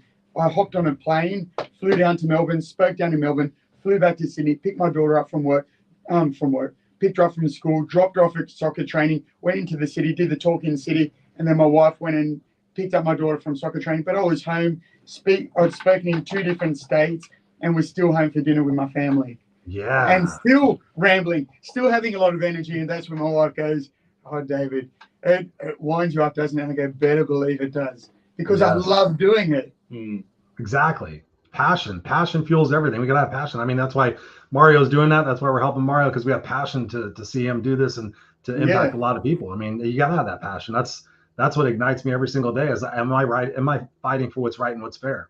I mean, it's pretty incredible what it is that you can do. You got to have that. You got to have that thing. And to your point, guys, I love that you brought that up. I have a friend of mine. His name's JB Glossinger. He runs morningcoach.com. And he got to a point where he's like, if I'm going to suck at this, I'm going to suck at it being me. And that's always stuck in my brain. Like I was a suit and tie speaker. I met the famous Les Brown. I worked with Les Brown in his speaking workshop. I have pictures where I put bandanas on Les. He was like, oh, why don't you put one of those? Les Brown was not, he came out, he actually pulled me out in the lobby of the hotel, the Sheraton Gateway Hotel in Los Angeles. And he pulls me out in the lobby, and I'm dressed kind of like this pretty much. I used to wear like a tie and a shirt that was untucked with my jeans. So it was kind of like professional rocker, kind of just my own style with a bandana, no hat. And he's all, Chris, you're a phenomenal speaker. He goes, you have so much passion. You have a great story, your energy, your articulation, everything. It's just so awesome. He goes, but I can't do this. And he's like, waving his hand up and down. We're at the Sheraton Gateway Hotel in Los Angeles by the LA airport. He said, but I can't do this. He goes, just put a suit back on. He goes, I don't wear a suit all the time. He goes, I wear sweatpants all the time. He goes, I just put the suit on because that's how I get paid. And I said, Les, I've done that. I wore the suit and tie and I was becoming successful. But when I would walk off stage, I would be just like everybody else. And I'm not everybody else. And everybody else deserves to have the real me because they deserve to be the real them. And so while I love you and I appreciate you and I'm probably going to regret this decision later on, I just got to be me. And I've never, ever, ever regretted it. I've left so much money on the table, so much fame on the table, but I still know it's coming. I mean, my book's going to come out later this year, and I know that's going to be, a huge thing. And people are going to be like, wow, and you did it being you? Then I want to be that inspiration for other people to be themselves. I mean, the world's so full of egotistical, controlling, poor little snot-nosed, sniveling little kids that are in adult bodies. Just be you. Just be you. Don't worry about trying to be anybody else. Don't worry about trying to have 18 bathrooms in a 4-bedroom house. Who cares? You can only drive one car at a time. You can only wear one pair of shoes at a time. But how many people can you impact at a time? Millions. Yeah. I was about to say that when people are striving for the biggest house, the 7 cars in the garage, you said it perfectly. You can only drive one at a time. Yeah, true. And like I ride motorbikes, but for me, it's really just a form of transport. I'm not big for the flashy cars, because then as well, my mindset is if you park it somewhere, not in your garage, you're so worried about, is someone going to touch it? Is someone going to scratch it? And then you sort of go, I bought this car to enjoy it. I'm not enjoying it. I'm so concerned about a little bump here, a little bump there, as opposed to being able to invest that money somewhere else to really making a difference, like you said, in not just tens of people, not just hundreds of people, not even thousands of people, but millions of people. Being able to impact the lives of millions of people is so much more rewarding than having a car full of garages, a garage full of cars. That you can talking much. Drive one. I don't think I have the problem with the time. So guys, let me ask you one question before, and then we're gonna let Chris go. This is the question which is gonna make you think a little bit. I want you to tell me about time when you doubted yourself and went for it anyway. What did you learn? Chris, you're first. Okay. I've got a ton of stories because I've gone for it many times. So I'll share this one since we're kind of talking about corporate. In corporate space, I would work for a company. I started off as a warehouse packer, puller packer. So basically the guy that went and pulled the orders and packed the orders and shipped the orders. And I started working my way up a little bit. I got into inventory control. I got into logistics. And then I told my boss, I said, listen, I want to become a supervisor. And she said, well, she goes, your review's coming up. She goes, if you want to become a supervisor, can I give you a supervisor review?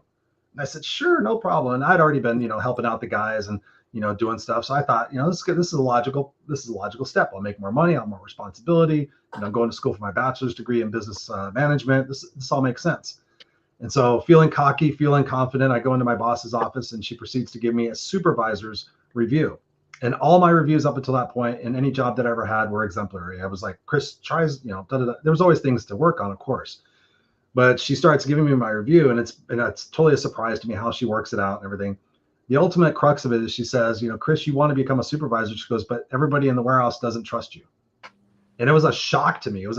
I went, what? What are you kidding, Mac? I help those guys out all the time. I mean, half of them are shooting themselves in the foot. I said, I'm constantly walking up to people and saying, hey, there's another way to do it, right? There's another way to do it. I said, I've helped all those guys. I said, how can you possibly believe that they don't trust me? And she goes, that's the point, Chris. She goes, you make them feel like they're stupid. And I'm like, how do I make them feel like I'm stupid? Because you walk up to them and basically invalidate what it is that they're doing. She goes, yeah. So if I made you a supervisor tomorrow, you wouldn't be successful. And I was like, wow. And to be honest, guys, I got my review. And it was on a Friday, and I went home. As I left her office. I'm like, screw this. I said other words. I said, screw this. This is a bunch of BS. These people don't appreciate me. I'm gonna go somewhere else. I'm not gonna stay where I'm not wanted. Blah blah blah. And the whole weekend I was just pissed. I'm like, I helped that guy. He was about to staple his finger to the cardboard, and I helped him, reload a staple gun, did all this and da da da da. And then I stopped for a second. I remember it was Sunday night, and I stopped for a second. I'm like, could she be true? Could the things that she'd be saying be accurate? Maybe it's my perception. Maybe just because I think I'm all that in a case of canned beer. Let me think about this. I'm like, well, if it's true that that's what they think, then if I want to become a supervisor, whether I want to become a supervisor here or somewhere else, it all lies within myself. Like I can go somewhere else, and they may like somebody who's a know-it-all and a bossy person. I didn't realize that's who I was, but thankfully I had somebody that was honest with me. And so I went back to work, and I'd asked her to think about it over the weekend. She goes, here's what we'll do if you want. She goes, we can keep you exactly where you're at, and you'll be fine. That's not a big deal. But if you want me to put it in your growth improvement plan, your personal improvement plan, She goes, I will agree to become a supervisor. And if you get to that point by next review cycle in 1 year, then I'll give you that promotion. So basically, we're going to teach you how to do it. I'm going to give you some of those responsibilities. You're not going to get the title. You're not going to get the money. But at the end, if you do all this, you'll get everything. And it was because I had that opportunity to sit back and go, I think she's right. You know, it hurts my ego and it pisses me off to actually have to say this. But if I want something, right, when you think you're doubting yourself, I'm like, let me just go for this. Because if I didn't get it, then she said that she was going to have to eliminate my job because she would put me in that position. If I wasn't successful, she'd have to fire me. And so I just put it all on the line. And I said, you know what am I going to do? Okay, I'm going to start researching every successful leader that has been in corporations or in politics and start to understand what it is that they do. And that's when I got onto Stephen Covey's 7 Habits of Highly Effective People and learned one of the biggest things that is, to this day is still some 30 years later, 20 years later, whatever it is, seek first to understand, then to be understood. And so I started adapting that mindset. I read 7 Habits of Highly Effective People. I read autobiographies about Lincoln. I read about Jack Welch and General Electric consumers. I read what's his face? The guy that started Southwest Airlines, which Southwest. I mean, now he's dead and the place went under. But I studied him because he was a very out of the box kind of speaker or leader. I can't remember his name. It'll come to me. So I studied all these people. But more importantly, I started asking these guys, I'm like, how do I make you feel? You know, put me in an awkward spot. I said, I want you to be honest. Like, well, Chris, you know, I know you're being nice, but you just come up here and you make me feel stupid because you're like, well, you should be doing this, as opposed to like understanding what it is that I do and then maybe asking some questions. And so for the next 12 months, I just invested in myself. I just kept going and kept going and kept learning and kept growing. And ultimately, when I got my review, she said, Chris, I don't know how you did it. She goes, but everybody loves you now. Everybody trusts you now. You have the support of upper management, because upper management knew me as kind of a smart ass, and I had long hair. You know, I was political, but I wasn't political. And, you know, through that time, I really started taking a look at how I was presenting myself, how I was presenting myself in emails and everything else. And so she did the wage and benefit before my review came up. And so I got the supervisor title, I got extra bonus and everything. And I got the most important thing was I got the respect from not only my boss and her bosses, but I got the respect from the most important people, the team that I would be leading. And so when I was introduced, like, ladies and gentlemen, we're introducing Chris has got promoted to a supervisor. He's now your official supervisor. The guys came up to me one-to-one, you know, throughout that day and like, man, I'm so glad you're my supervisor. You know, I really appreciate what you did. You know, I know that must have been hard for you to have to look back and try to do things differently and change how you were doing things. And, you know, I just appreciate you. Now I look up to you. And so for me doing that, I doubted myself wholeheartedly. I doubted myself like, oh my God, I'm putting everything into one basket. And if I'm not successful, I'm going to get fired and I'm going to lose my job. And then I'm going to be back where I was before I got this job. So being able to do that and go for it really opened my eyes to sit there and look at it. If you don't have something, it's not a matter of how much you can will it or how much you can beg for it. It's really incumbent upon ourselves to sit there and say, going back to what we talked about before, my best. Was I doing my best in those situations? No, but until I got informed and I had the truth within myself, then I could start taking those imperfect actions to become better. And then ultimately, when I left there, I was the director of operations over all the operations here in California. And I was a contributing boss, I guess, if you will, supervisor manager for 4 of our overseas offices. So we had an office in Australia. We still do. Well, they do. I'm not there anymore. Australia, Singapore, Canada, Japan. We were all over the place. So I ultimately I was flown over to England. I was flown to Australia. I was flown to Canada to go set up all of their warehouses and teach them how to manage their people. So from all of that, from going from, I don't like Chris and I don't trust him and he's a smart ass and he's an asshole, to being able to be the director of operations and being asked by the CFO to go, literally he came to me on a Friday and he said, if I send you to the UK over on next Tuesday, can you go for 2 weeks? Because they're in horrible shape. Their orders are all messed up. The management's over there screwed up. And I was in my master's program at that time. And I just looked at him. I said, yes. And so he booked the flight. I literally Friday afternoon, like left work, went home, told my wife, or my girlfriend at the time. And then on Tuesday, I was a plane over to the UK and I was there for 2 weeks teaching them how to do their stuff. So yeah, so that's my thoughts on it. What about you guys? What situations have you had where you doubted yourself and went for it anyway? Mate, you're very quiet. Now it's your turn. Okay. David, he's already standing for half an hour, so it's okay. He can't be in a chair anymore. So imagine how it's for me for past 20 hours. I just walked a bit out. So I thank you guys for the talking about taking fresh air. Yeah. on the one hand, every single day, I feel that I have to prove myself, right? So I feel like, okay, am I good enough? Can I do this? Can we do this? Am I, putting the best things forward? And at the end of the day, you go like, yeah, we did all right. That's your he did all right. He was all right. So that's your answer. But it's the real moments where I really started down like, why am I here? Right? I'm so out of my league with all this stuff here. What's happening is when I go in large projects where there's a lot of politics involved. I can't do it. I just don't apply myself to it. It's I don't play the game of corporate. If you're in corporate, you have to do corporate politics. Yes. Right? You got it. I can't. You got it. You got it. You got to do it. And I'm so terrible at it. If it's worth doing, it's worth doing well. So obviously, maybe I didn't think it was worth doing, or I can't do it well, so I don't do it. It's like I just fit in, like not at all. So it's but I've been managing there for to stick around for a couple of years, because you always blunder into something from a little bit of a success to another little bit of success, right? If you see the opportunities. But so where I really felt out of place is when I did projects for governments. I just don't get the mindset. I just don't get it. I'm too, I just go like, but it's obvious, right? Yeah, of course it's obvious, but we're not saying that, right? It's like politics. Right? Someone, do you want to run? No, absolutely not. You know why? Because that's not their money.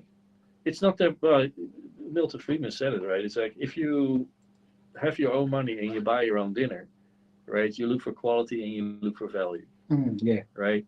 If you have someone else's money and it's your dinner, then you only go for quality. It doesn't matter what the value is. It's going to be very expensive.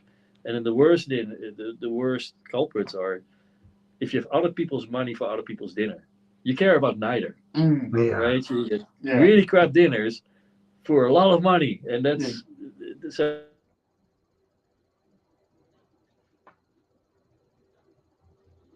the way that the government treats our money. Now, that doesn't matter what you have. That's just the nature of government. They're spending not their money on things they're not going to enjoy. So, and then the whole bureaucracy is around there, like, the budgets need to be finished, otherwise next year you use it or you lose it, right? So they spend on anything. So they spend on anything. So how did I move my, I feel out of place to politics, because I don't feel in place with politics. I just can't do it. And sometimes you're forced to in such a position because that's the client you have. Excuse me. And I go, like, okay. The other thing is if things don't work out the way you envisage it, because you're very passionate about how you design things, and guess what, you make mistakes, especially if you don't have the scars yet. Anyone that is in projects like, okay, show me your scars, right? So the worst question you can ask if you hire a project manager is, what is your biggest success? No, tell me about your biggest failure.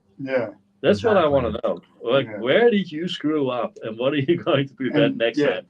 And learning from it. Obviously, in early life, I was like this little snot nose that didn't know anything. But I had this high opinion of myself, like I know everything, and like, guess what? You grow up.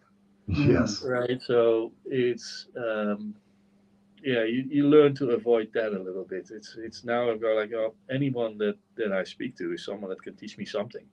They know something I don't know. Trust me. And there's actually a high chance, because I don't know that many things. Don't cut yourself short. Well, I'm not. I know enough to get by, but there's a lot of things I don't know. So let's say there's a lot more I don't know than what I do know. So it's a very easy assumption to just assume that whomever I speak with is someone that knows more than I do. And I learned that the hard way. Because when I was this little snot nose, and I go, I know it all, it's all wrong and whatever. So maybe a little bit like your story, where people don't trust you because you tell them how to do things. I was going worse. Like, I tell them, like, it's all wrong. No matter what you're doing, I don't care it's wrong. Because I'm smarter than you. And learning that, and that kind of humiliating, but when you figure out, like, actually, I don't know jack shit. I don't know nothing, right? I absolutely really don't know anything. That allows you to learn something, and that's why, as I said, I don't want to do business with larger corporations, because there's people in there that whose job it is to have an opinion about the process. But they know nothing about it. They know nothing about it. So actually, I was in a company that were doing a warehouse management system. So they called me in for advice, like, well, I don't know much about warehouse management system. Let's get the warehouse people in here. Yeah. Because guess what? They kind of know what's happening in the warehouse, right? They are super smart. They're on it. In finding that little percentage in optimization that no management guru could ever think of. Because this is their daily job, right? They're in it. So the response was like, oh no, we're not going to talk to warehouse people. No, we're educated, right? Like that whole thing, like, we're educated. We don't talk to these people. They don't know anything. Like, hell, they do the job. How can you think to be successful with implementing a new warehouse management system if you just omit talking to the warehouse people? Because what, are you afraid that they may know something you don't? Yeah. Because guess what? They will. They know a lot about things that I don't know anything about, which is like running an optimal warehouse.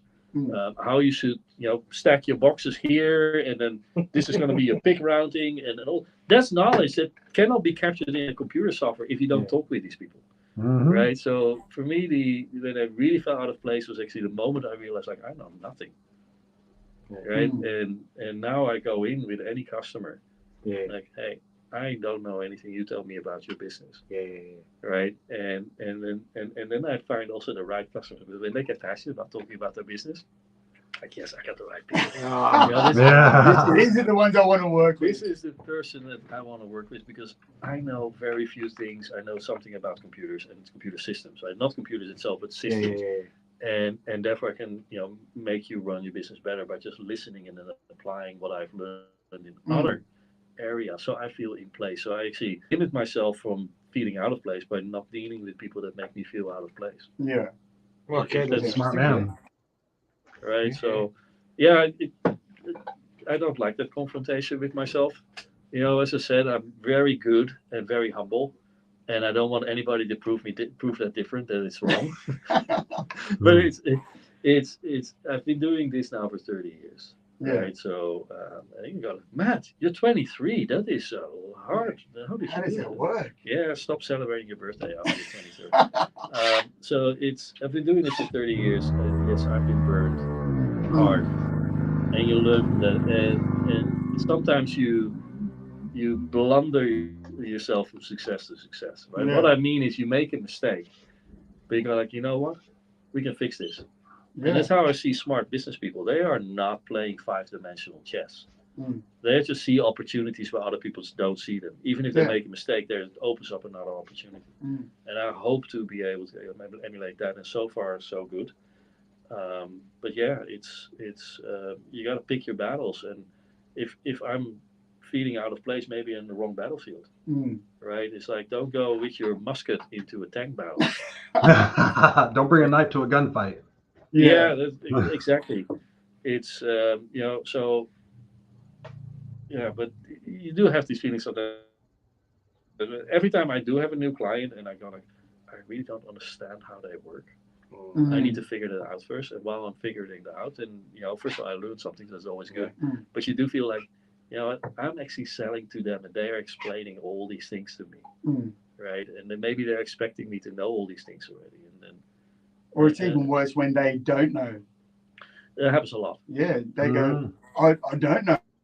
And so okay, please continue, please. Yeah, but that happens more than you think. And it's not just about the larger companies like, I just do this, and I have no idea what place it has in the process, but I press this button because if I don't, or print this report because if I don't, then this person in Utrecht calls me. Yeah, right? I was going to say that. That's in large corporation, but there's a lot of smaller corporations that it's almost like special forces, right? You get into a situation and you actually have no idea what the terrain is because the intel isn't good enough. But here are your tools and make it happen. Yeah. Some businesses constantly operate like that. constantly on the Constantly, edge of their it's seat, just like figuring it out Yeah, day by day.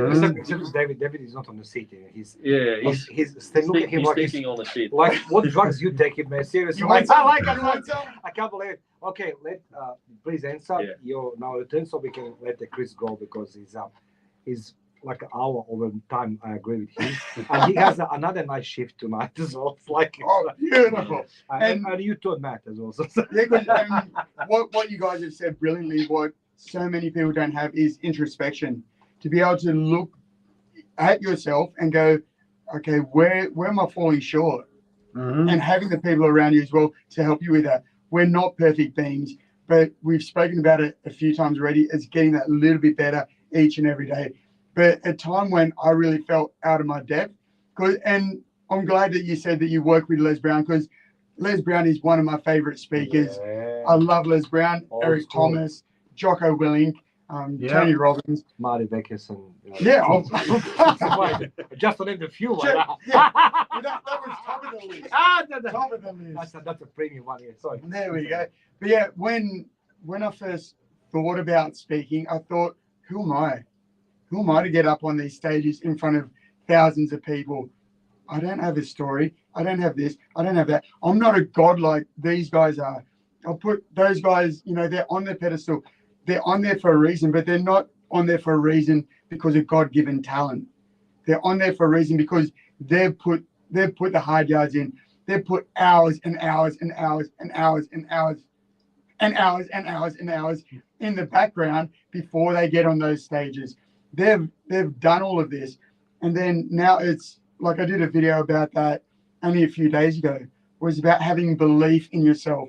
And it's belief that I should be there. Belief that I deserve to be there. Belief that I'm valuable enough to be there. And I didn't have that to start off with. But then practicing, doing it time and time again, failing, getting up there, and my mind is going, I don't know, what's next? I've had those times. And anyone that says that they haven't, either they haven't tried it in the first place or they're lying. Because if you're not nervous or whatever, especially the first few times, it's like going into a fight not being nervous. You're stupid. Because you're going in against someone trained that's there to hurt you. And then it's about turning that nervousness into excitement and then being able to focus that energy in to be able to put on a show, to be able to go in there and perform. Because that's what it's about. But yeah, when I started off with speaking, it was the imposter syndrome. Man, David, you're just this little kid from the Shire. You've come from nothing. You've done nothing. You've done everyone out there. Since frozen. Yeah, everything out there. There's just it's not what I'm not a Les Brown. I'm not an Eric Thomas. Now I believe that I deserve to be on those stages. So it's overcoming those obstacles. And like you said as well, Matt, where it's not what's been successful, it's what's failed. Because we learn more from failures than we do from successes. He's there. He just put a picture with Les Brown. Yeah. There we go. Wow. And with the bandanas on. I love it.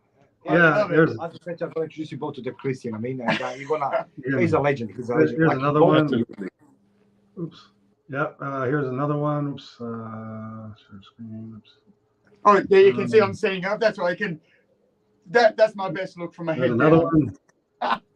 Yeah, just got to spend time with him. He was an amazing dude. Oh, for sure, yeah. Because I love hearing him. His old story, and you got to be hungry. Hey, you gotta be hungry. Hungry. Yeah, you got to be hungry. And I'm Les. That's not Wes. This is the DT. This is the dumb twin. And just being able to, because we all see these guys now that are at that level, but looking back into what they were before that. Because, like we said before, it's the hours in the darkness. It's like the tennis players. You don't see them, you don't care about them until they win the majors.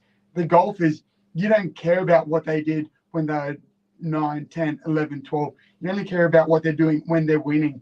Same as with the athletes. You don't care about Usain Bolt when he was 14. You care about him now because he's winning. And it's that little mindset, that little flick where I had to switch it. And now I know that I deserve to be on those stages. I've got stories, I've got experience now with it, so I can get up and use it and really make a difference. So yeah, overcoming the limiting beliefs that we all have. And you said it brilliantly, where why it seems silly of the top managers not to go to the warehouse and ask the people that are doing it day in and day out how to improve it. Because when I'm speaking as well, I use sports all the time, because whether you're an athlete, an armchair sport, we all can associate with sports. We can all associate with teams. We can't all associate with finance, with fiscal policies, with warehouse procedures. But we can know that at the end of a football game, there's a team that won, there's a team that lost. But then when I was coaching football teams as well, I'd take down notes of what worked and what didn't work. And I'd watch it a second time with the other coaches, because, we all see things slightly differently, but then we watch it a third time. And this time we watch it with the players, and they get a handout of what we believe worked and what we believe didn't. But we also have open lines of communications, not top to bottom, but more importantly, bottom to top. People that are on ground zero, people that are in the warehouse doing it day after day after day. They know the subtle little things that can change, that can make a big difference. And it'd be silly of me as a coach to turn around and go, you're doing this wrong, this wrong, this wrong, this wrong, and not knowing like you said before, about knowing the underlying reasons why you do that. And that's what you do by getting the feedback from the players from the bottom up. They know the little nuances of why maybe they did miss that tackle. Maybe the referee called them offside. Maybe there was a reason, there was miscommunication. But then once we know that reason, then, like you said, we're not fixing the symptom, we're fixing the cause, which then that has massive flow-on effect for not just that game, but for the rest of the season. And it's about being a better team each and every week. Because, again, we'll go back to tennis, go back to sprints, go back to any sport. If you're the same person in 6 months as you are in 6 months, if you're the world's best, say tennis, they know, everyone's researching you. They know what you go to movies.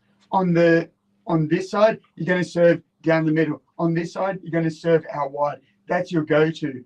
If you don't constantly mix it up, don't constantly evolve and become better, change it up, not only are you going to get overtaken, but you're going to get overtaken and forgotten about so quickly. So that's constant improvement from the ground up.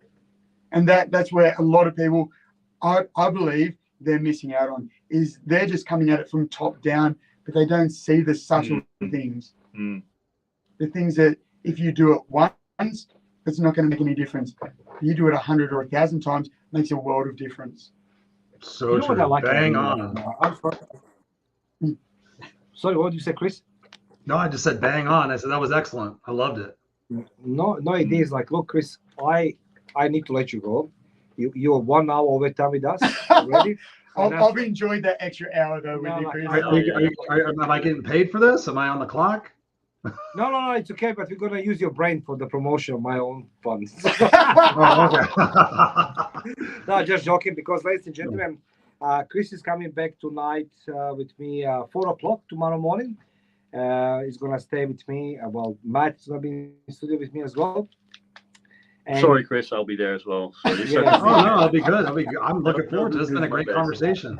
Yeah, so it's gonna be a good conversation. It's gonna be crowded house. It's gonna be Roy's gonna be as well at that stage.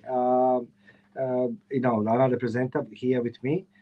It's gonna be quite crowded. I want to say, Chris, thank you for being today here. Thank you for taking time to talk to me. And in the meeting, these great people, I introduce you to them, but you can say you can go and look at my LinkedIn. You're going to see tag David Lindsay, or my Facebook. You're going to see. Sorry, Matt doesn't have that Facebook because he's I doesn't have it. I don't have Facebook. I don't have Instagram. I definitely don't have TikTok. I don't have WhatsApp. I still have LinkedIn and a lot of reservations about it. I'm thinking of closing it all down. But okay, let you connect. So, guys, I want you to connect. Chris, do you mind to share with everybody who's listening right now how they can connect with you, where they can find you. The easiest place is noexcusescoach.com. Super easy. Noexcusescoach.com. Go there, check out. I got the book coming out here in the fall. My life story is going to be amazing. So, Mario, guys, this has been an amazing opportunity for me to contribute to you breaking the world's record. It's been a fascinating conversation. I've got it all on video and audio for the last 4 hours. Yeah, and you're going to talk. So, as like, ladies and gentlemen, this conversation tonight from 3 a.m. 2 a.m. I started with Chris, but 3 a.m. Was yourself, David, and Matt. It's going to be turned into the ebook, so you have the opportunity to hear from 3 different angles. There's several questions I'm going to ask tomorrow as well, Chris and Matt in studio. And I'm going to cover this in the next couple of weeks. So stay tuned, guys, because it's going to be very, very pleasant surprise. And you can get the feedback about life and how to become better you from the three truly amazing people. My God, it's 6 o'clock in the morning, man. I'm just like, you know what? For you, man. And I've seen the outlets like, this is the daylight. It's like, this is daylight is breaking out. So that's interesting. So, Chris, thank you very much. I see you. I'm gonna continue watching you guys I'm gonna continue watching you guys periodically on the live. And if you need anything, if somebody flakes out and can't be there, just hit me up. I'm here at home all day, enjoying my sunny Southern California. Thank you very much, Chris. It's been a great, guys. I love you guys. I appreciate you. No privilege. See you, Chris. A lot of fun. Thanks, Chris. See you, Chris. Bye-bye. We'll talk soon. Cheers.